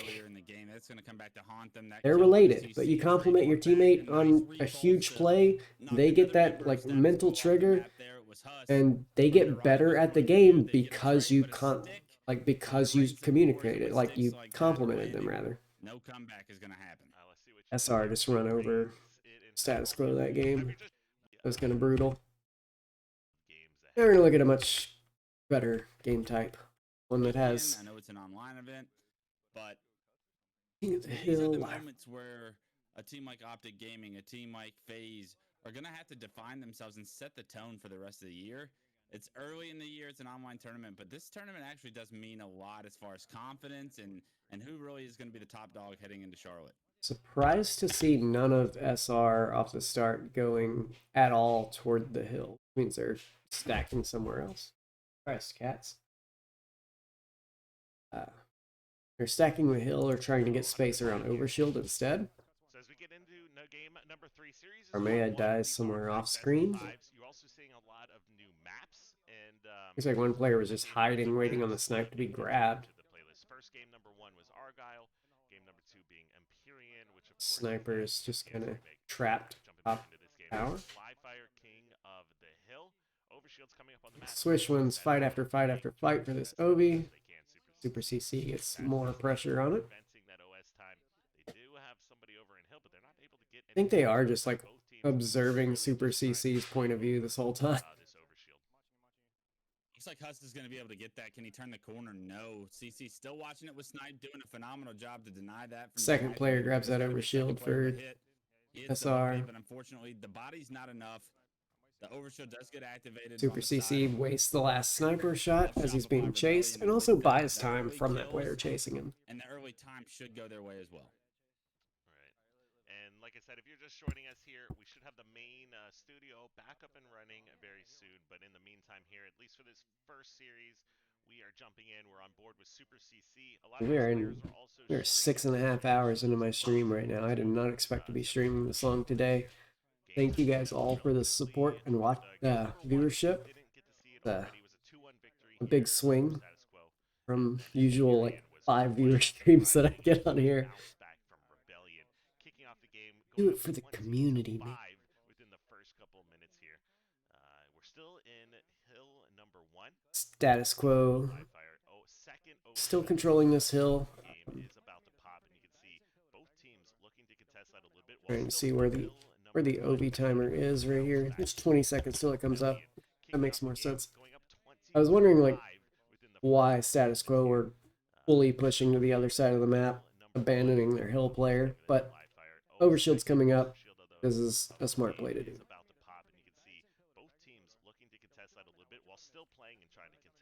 2 for 2 Yeah, interesting trades to so see them have far. both teams commit fully for this overshield. If one team decided to rack up some time here, it would significantly give them an opportunity to maybe score this point before this overshield Yes, Epic becomes Fat Lip a Halo relevant Infinite piece to is the still a puzzle. thing. There How was often just a do you see tournament that this map past for weekend. overshield actually be a negative decision from a team?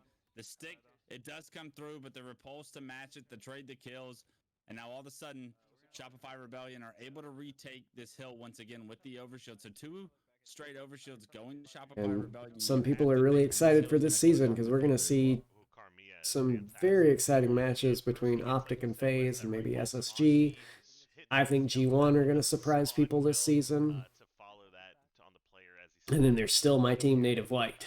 Now, if you are watching, That I can't wait till we announce our roster. You guys are going to be like, what the fuck? see a little bit of the pregame But show or see all of the action going it's on going to be social fun. media and Twitch in particular. And then Native Red is still good too.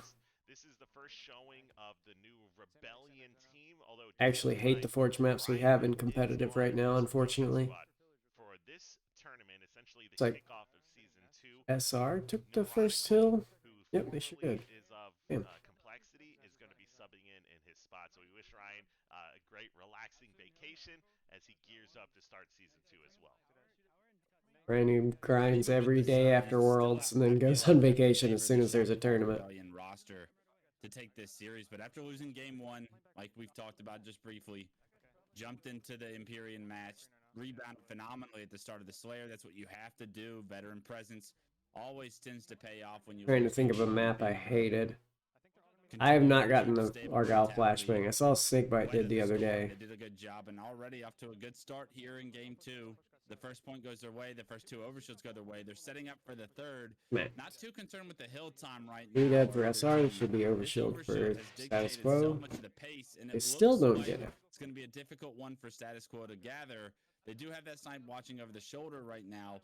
But there's so many members to try and deal with. Respawners coming in from Shopify Rebellion over on that side of the map, and they are going to get One that thing I'd overshield like to at see some from status quo here, the moment they know that they're not going to get the overshield, he should be dropping off a C and grabbing this plasma pistol.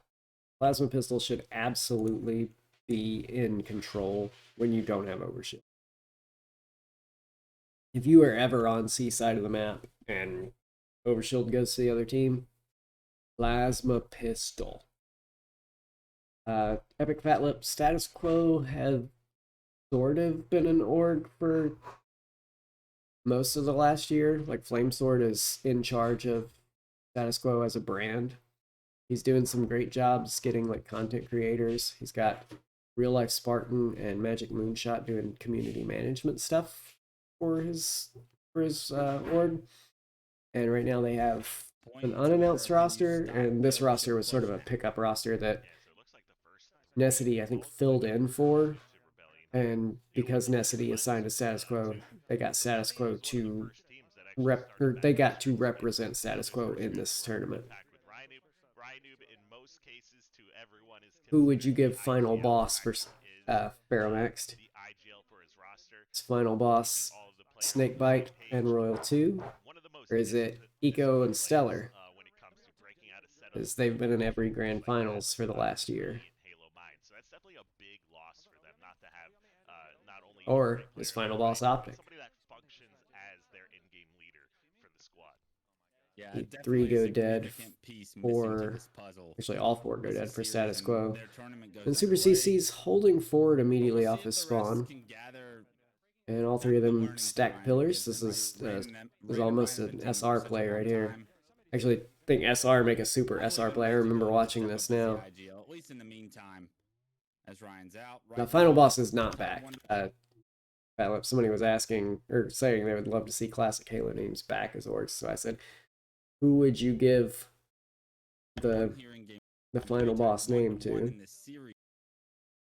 And yeah, that I'm like almost positive we see a serious SR play in just a second. And by SR play, I mean a Ryanu play where you just 4-man push a lane for no reason. SR just had the hill. Status quo get a little bit of space. SR actually have the lead on this hill as well. Status quo start to get a little bit of space. They have Heat Wave on sandbags. Where's SR? They were just in the hill. Could be pivotal to deciding the winner of the series. 1, 2, It is just about 3. 3 SR members in Rat Tunnel. halfway controlled by Shopify Rebellion, but The other one is dead. looks like it's going to be one right now on the side of status quo. The last two players need to get cleaned up. They lost a little bit of space on the hill, and then they just all run hand in hand through a choke point.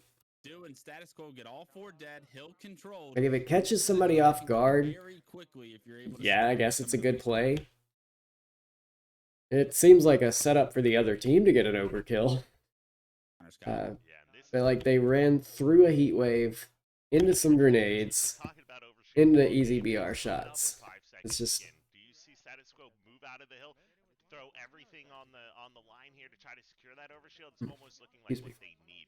If they do lose control, they're only going to have one real break opportunity to be able to push out and contest that hill heat again. wave trying to You can pressure see the every hill. single one of these battles. It's And actually, I want to bring one thing up here that I feel like everybody should know, but just in case you don't, like at this point, if you don't know, I haven't been paying attention, but as he gets in this hill, and this is super low quality stream because it's a restream of a stream, but the AI that's popped up is staring at the player that's controlling the hill.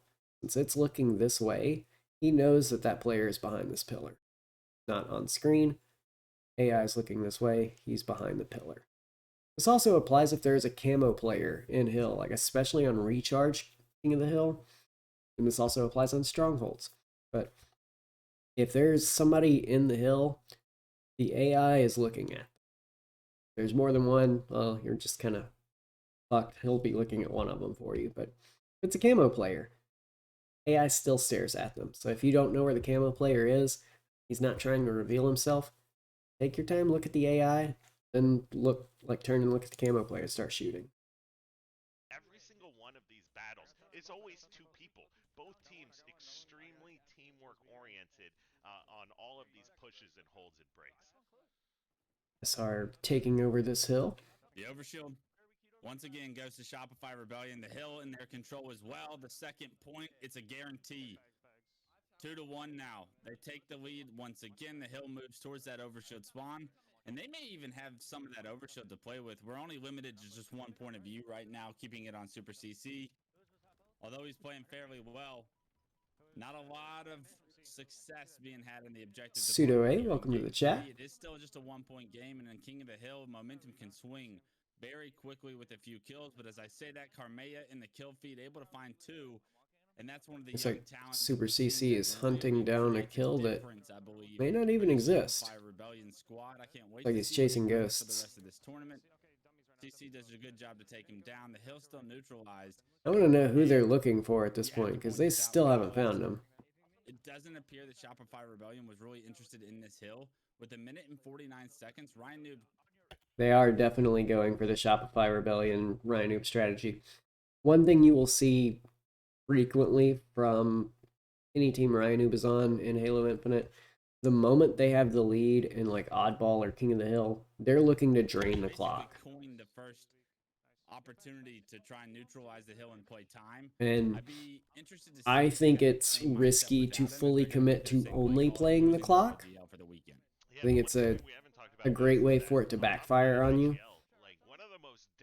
Because again, you still have to control space, and if you ever get numbers, like if you're not in the hill, your opponents can take their time getting to the hill, focus on taking over control, kill you first, then just take their reward of the hill. This is a hill that is very streaky once someone actually gets in it. Like while you can just bait the hill, if they decide not to go for the hill first and kill you, you're kind of fucked. Yeah, it's something to say that when we get a free moment outside of game, we can talk about how this roster was really put together with Ryan Noob and Rain. Like the 2 veterans, you wondered who they were going to end up with in the offseason. Minto and Carmea probably weren't at the top of a lot of household lists. Super CC, right? But if you've been paying attention, just kind of Carmea flying has off his been spawn. unbelievable. Had a phenomenal run It's on at that player Worlds to as an push through individual. before flanking around Some of behind. his gameplay I got to cast, and he was just so impressive throughout the entire. But now, you see how close they've gotten to capping this hill?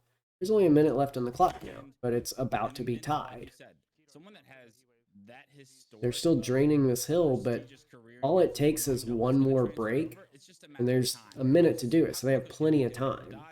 Rain and Ryan are going to help that escalate and help that get pushed forward as fast as possible. And with that, this team has a lot of The potential. counter to this strategy is to just not take the bait.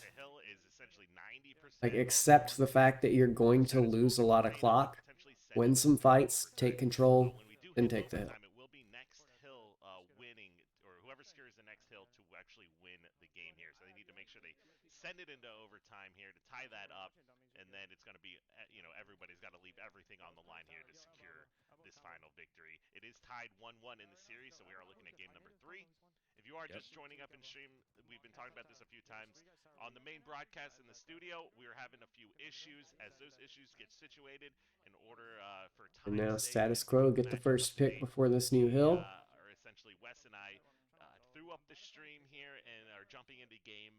SR get to the hill first. So we're gonna get that squared away. Focus on getting the kill outside the hill, and now they're focusing on the hill. Bring in the legendary Active and Tony again into the stream and watch the rest of the matches as well. Legendary. I don't really agree, Raymond. Like, I think it's good for the like big clock hills to be later on, because you can make that decision once you have a lead. But I still feel like if you have the lead, you should be burning the candle at both ends, basically. Like, while that's usually an idiom used to describe something that's bad, again, if you have numbers, you should be getting the hill time to force them to come to the hill. I get the setup and the hill time whenever you have numbers. But if you don't have numbers, then you bait the hill and also focus on controlling the important space. Practice together. It's a tough call since we've got Neuronical here filling in, like we said, for Ryan. They have practiced with Neuronical. We actually scrimmed them the other day, so it's not like it's going to be the very first showing. You know, one interesting note as well is Necessity was one of these players. I don't know if it was like really kind of out there, but he was playing with Rain and Ryan for a little while last season. He was definitely a candidate that they were looking at for the squad. And Necessity did almost get picked up by E United last season, but then Suspector became available, and so they just snatched him up at a heartbeat, which is absolutely the right call. Suspector's very good at this game. And who can potentially win this game? We are in overtime. I'm a big Suspector fan, though, so ignore my bias. Such a difficult one to hold if you can't control about 75% of the map and have a real understanding of where the enemy team is. You see how big of a lead Status Quo have right now.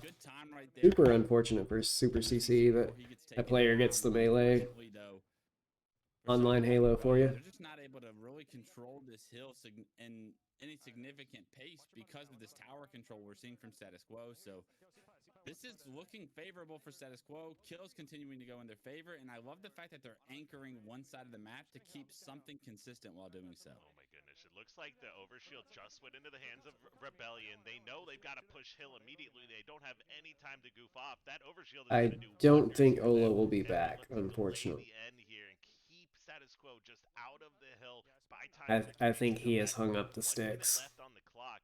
I might be mistaken, though. Like, maybe he'll surprise us. Maybe he'll be the new fourth for French Toast Mafia. Picks up the pancake, puts 4 down, and Wes, if I'm not mistaken, that's GG right here. No way to get back into this game. And Status Quo. And the Shopify Rebellion strategy to go for time, unfortunately, backfires because they don't take any pressure on the hill.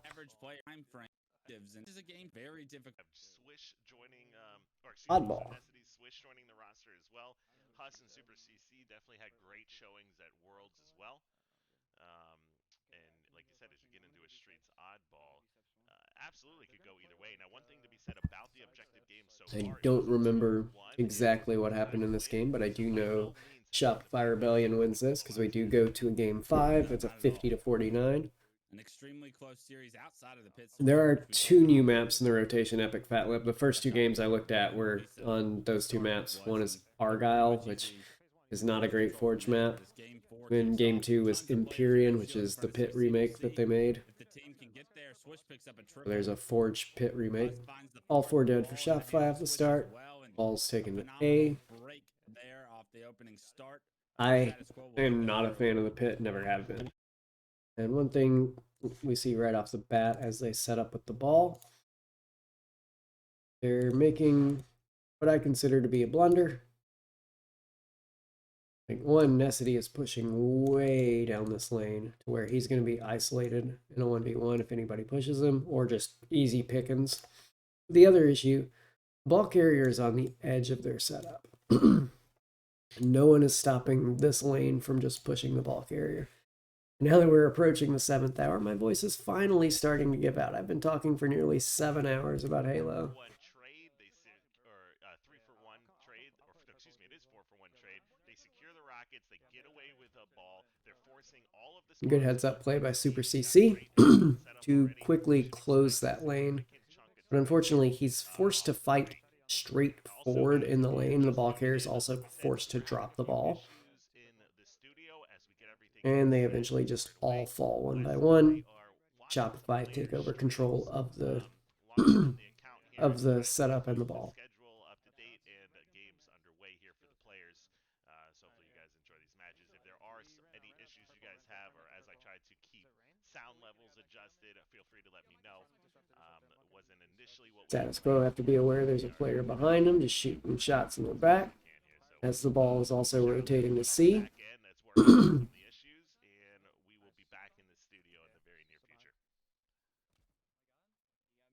Us put himself on the wrong side of drop shield. I have been hydrating. Had water throughout. Got some sweet tea right now just because somebody had some Milo sweet tea in my fridge. I prefer home brewed, but I'll say no to a jug of Milos every now and then. Ball's in a fairly neutral position. And once again, like, as soon as SR got the lead, they just drop the ball somewhere neutral and start to bait it. That's a good job considering the situation they found themselves in. 4 down, fresh Rockets. You thought Status Quo was going to be able to blow this one open. They weren't able to do so. They still do have the ball in hand. They're going to be able to at least take the lead momentarily. So they've done a good job since. Once again, we see the issue that I've been talking about a little bit on Oddball.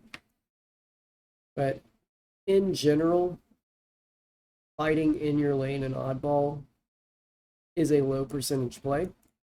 Because you're fighting basically a piv. Like, he has nobody helping him on this because he's not watching any crosses. He doesn't have the jump on anybody because he's fighting straight on. Like, he's looking in the direction that he's fighting rather than, like, or rather, he's looking in the direction head on to where he's going to be pushed from. He's directly in that line of sight rather than waiting at a side angle or an off angle to get the jump on somebody. Or like sitting in a position, say, up here where he can watch crosses. And his teammate, who is around pizza, is at least not exposing himself, but can cut off anybody coming off PD spawns.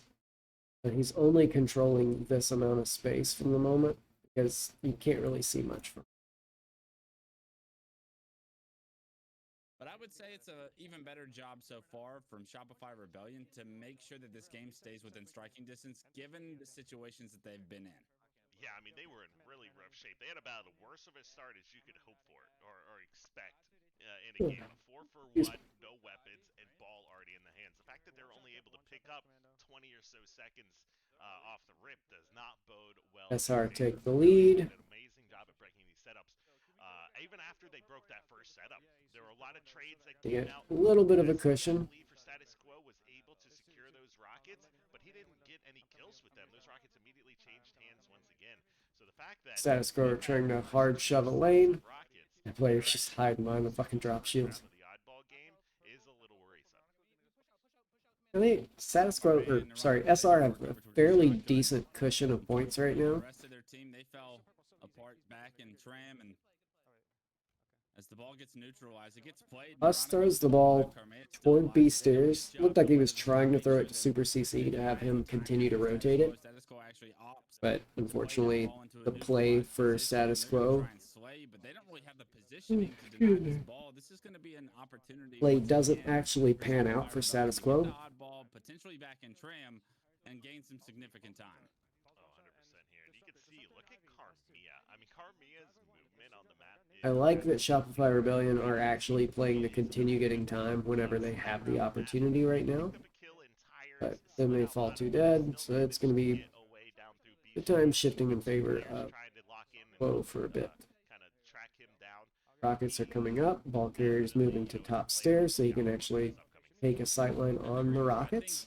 Whenever you see year 2 of video games, or especially like Halo seasons, Kyle, that's when I feel like you really see a next wave of individuals step up and start to compete against the like veterans of the scene that carried over from the first game. I feel like just about every Halo only Nessity you see individuals able to get pressure on those Rockets. No, looks like one of them.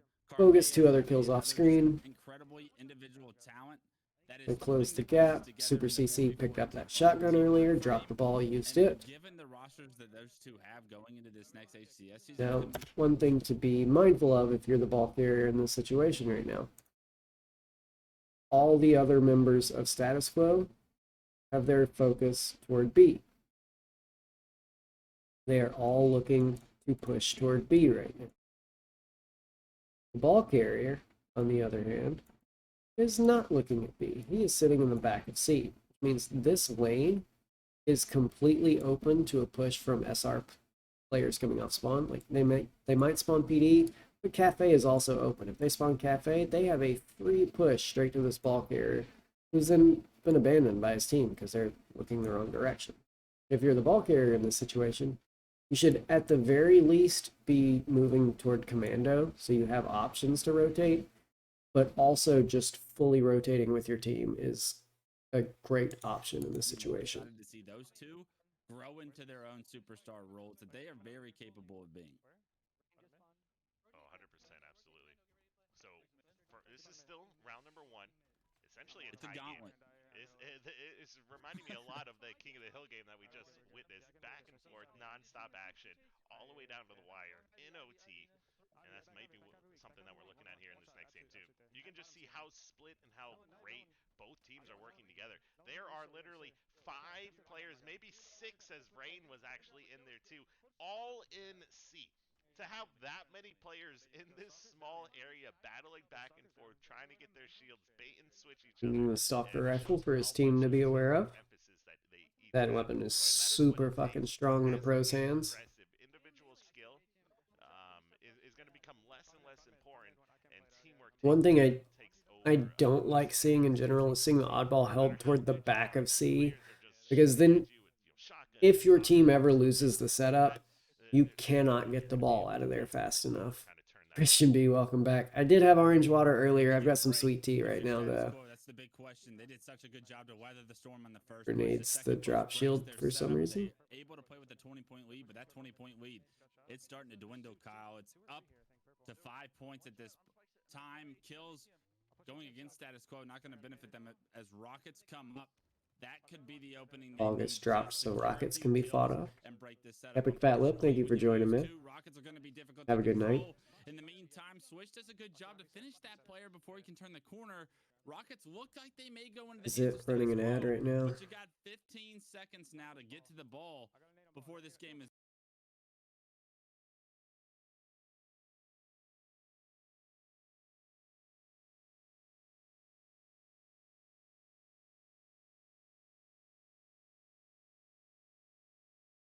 Okay.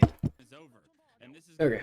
I was just worried because I saw the inability for me to actually roll an ad, so I thought one may have been rolling at the moment. SR take the slight lead. Now with only 2 rockets on streets here, those are gone, and status quo appears to have broken the setup. Yeah. 12 seconds needed for Rebellion, 15 for status quo. This is round number 1, so no matter which direction it goes, we're still going to see another one played out here. Both teams Mental not able goes to mental, get gets those 2 final kills, gets seconds, 3 and the trust kills. goes in the hands of Carmea once Maya gets the again. 3rd kill. That is 4 down for status quo, and there is not enough time for them to push across the map and contest this ball here. That's round number 1 going to Rebellion. You saw it in both Super CC and Carmea's screens, right? Easy kill to solidify the game. A beautiful end. Super for CC Shopify blows Rebellion. up the Now just spikes, one gets a round free away kill. from pushing this first series to a game 5. Status quo And once immediately again pressures getting the red gun. Start, but Mental actually picking up the kill on Super CC. Mental still Will re-challenges and help gets the out in a kill. big way to Necessity start takes prevent over them red from getting gun. set up here. Rocket That splitting was off the other only direction. one pick to start the game here. Their opening strats have been definitely countered, to say the least here, by status quo. Opening strats can be such a big piece to some of these games. You saw status quo maybe not take advantage of the win that they were able to hit in the first round. So far, so good here in the second. Great damage with the disruptor there. You're getting hit markers, knowing that that player is going to continuously be no shield. Unfortunately, just too many players for CC to deal with. You hope that the ball is being rotated at this point. But right now, it does look like their setup once again broken, and only 21 points awarded to the team with the full setup. You think that you'd like it to be more on the side of status quo, but as they keep the ball neutralized, this is still a significant chunk of time, right? This is still a nice way to push this to a round 3. Bo gets another but you early have to do a lead, better job then from loses here the on ball. out as opposed to round 1. Right, you can see it was the exact same scenario as round 1. They have these incredible setups, great sandbox. CC fights a piv that he didn't need to fight. But just not able to really rotate the ball or grab a significant chunk of time. Like in this situation right here. Nice way to push this to a round 3, but you have to do a better job from here on out as opposed to round 1. First, they deal with a player that's out of position to begin with. But, of course, if they leave him, he starts shooting him in the back, so that's bad. But when Super CC just fights this fight, both players had the potential for help, so just like hard challenges that out in the open and gets cleaned up because of it. So just firing a couple shots and letting his teammate jump in.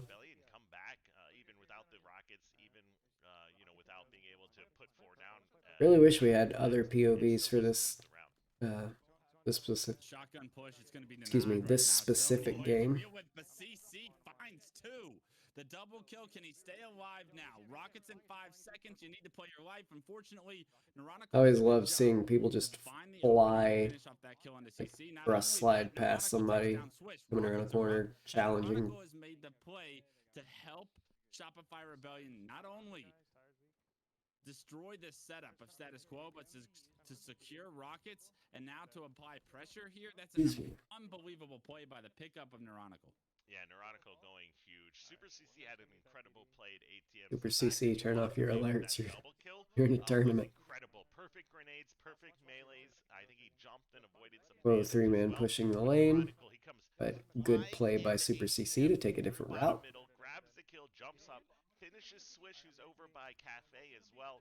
And like we said, even though they put him, that's one thing a lot of people at lower ranks should more often do what Super CC does here. Like, see a lot of people think teamwork is just pushing the same angles, baiting and switching each other, but Super CC realizes he needs to take other space than what his teammates are taking, and just takes this other route. He can either get a low angle on the player that may or may not be heaven. He ends up finding a 1v1 against a player that's weakened, cutting off their out route, because players being pushed from back A are usually forced to drop right here at these planners. So by him going to bottom middle, he closes that out route and also gets a second angle at anybody that's heaven. Like, if you see your teammates are already committed to one lane, consider the outs of that lane and make sure you close those outs. Limit the options your opponents still have. simple as it is. It's one player makes a phenomenal play, it gets matched by a player on the other team making a phenomenal play, right? That's what the back and forth. That's why these games have been so close in this series. Is that the second someone like CC gets that double, Super CC doesn't have any teammates up driveway right now. As far as I can tell, all of SR are still alive. So this is a really risky rotate to just blindly start pushing it up the street. Opportunity there for status quo. Exactly. Carmia goes down. You can see Super CC. They get the other kills, as apparently those players were more toward the middle of the map. And then he can't even get the ball back because Tim kills him. Tim gets 2 kills. Tim gonna get 3 kills. Tim comes into the front of the base on death cam. Does not get another kill. Now I see trades happening back and forth and back and forth. But there's more players than Ivy to deal with. They have a nice opportunity. Excuse me. Seems to have flushed out the last player in Tram. A red room spawn is not where you want to be. That's an easy kill for CC.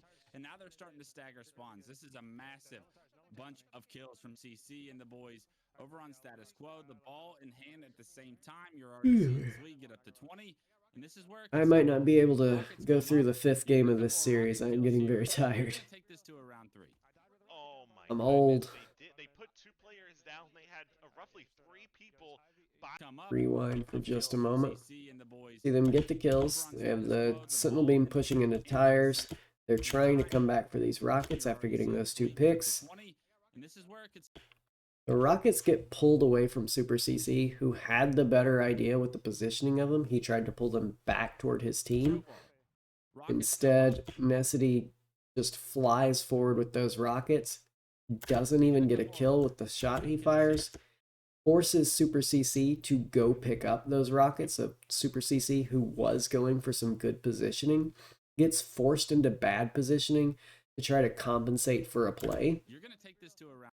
And then he just dies as well. So those grenades, or those rockets rather, are just thrown bottom middle for free for Shopify to retake. Someone grabbed them initially, shot one, wasn't able to secure the kill, and then there wasn't enough time for Super CC. And then Necessity dies to the rocket that he left, basically. He makes them pay for it with a kill on Necessity once again. So if you were here at the top of the stream, you saw me heavily criticizing Monster for making a play that single-handedly threw a Strongholds game for French Toast Mafia against Optic.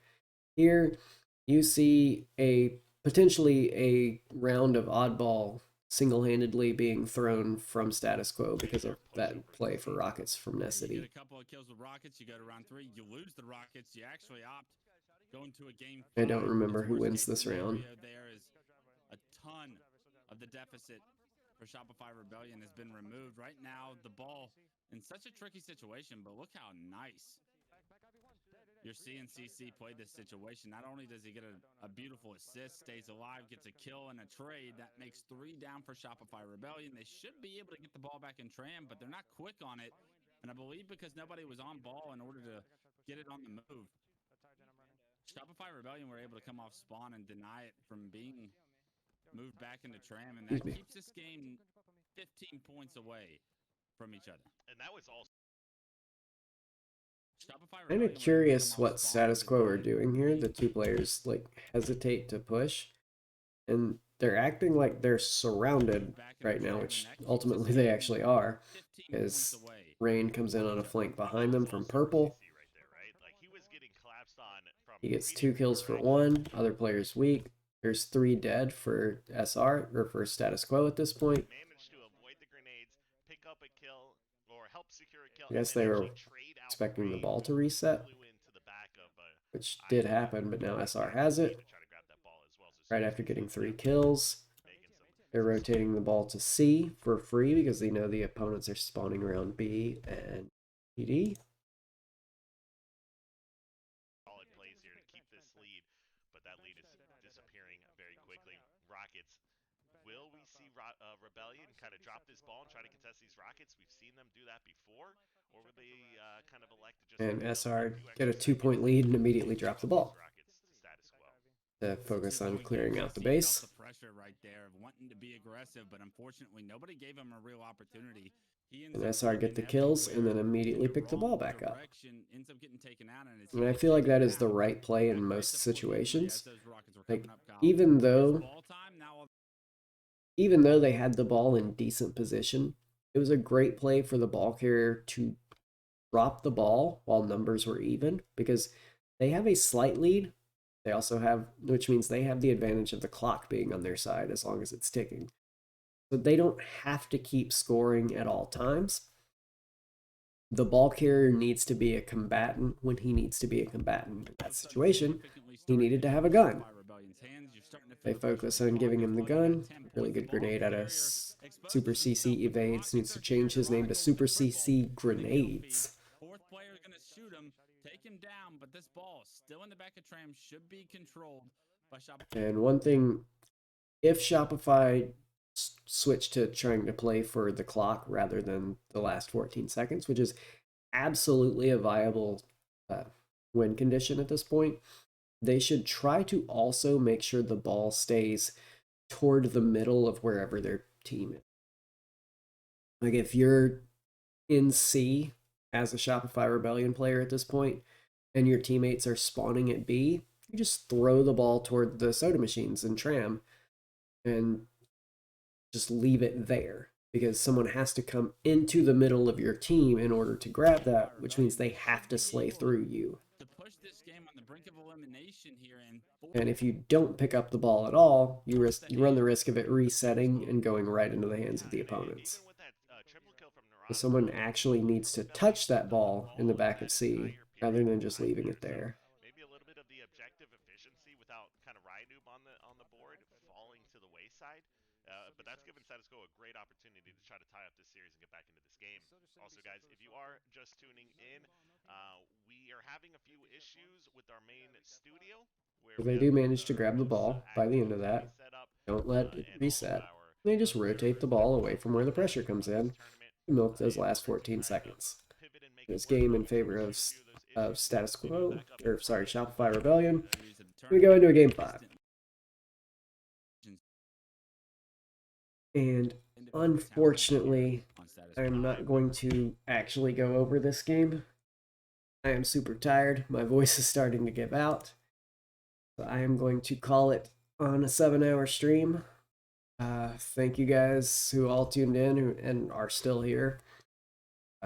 I might stream some tomorrow, like during the day. Depends on what my wife wants to do during the day. I will definitely stream before I have to work Tuesday and Wednesday. Wednesday, if you are in my stream during the day, like noon, 1 o'clock, maybe 11 a.m., all Central Time, by the way. But if you happen to be in my stream there and you want me to review any of your gameplay, like any of your recent games, just pop in the chat, tell me whatever your gamer tag is during that stream. I'll find one of your recent games, you tell me which one you want me to look at, and I will review viewer and or subscriber games during that stream. So Wednesday, assume I'll be streaming at 11 a.m. If you have the ability to join in, I highly recommend doing it if you want your games reviewed. Anyway, you guys all have a good night. And my usual sign off, stay hydrated,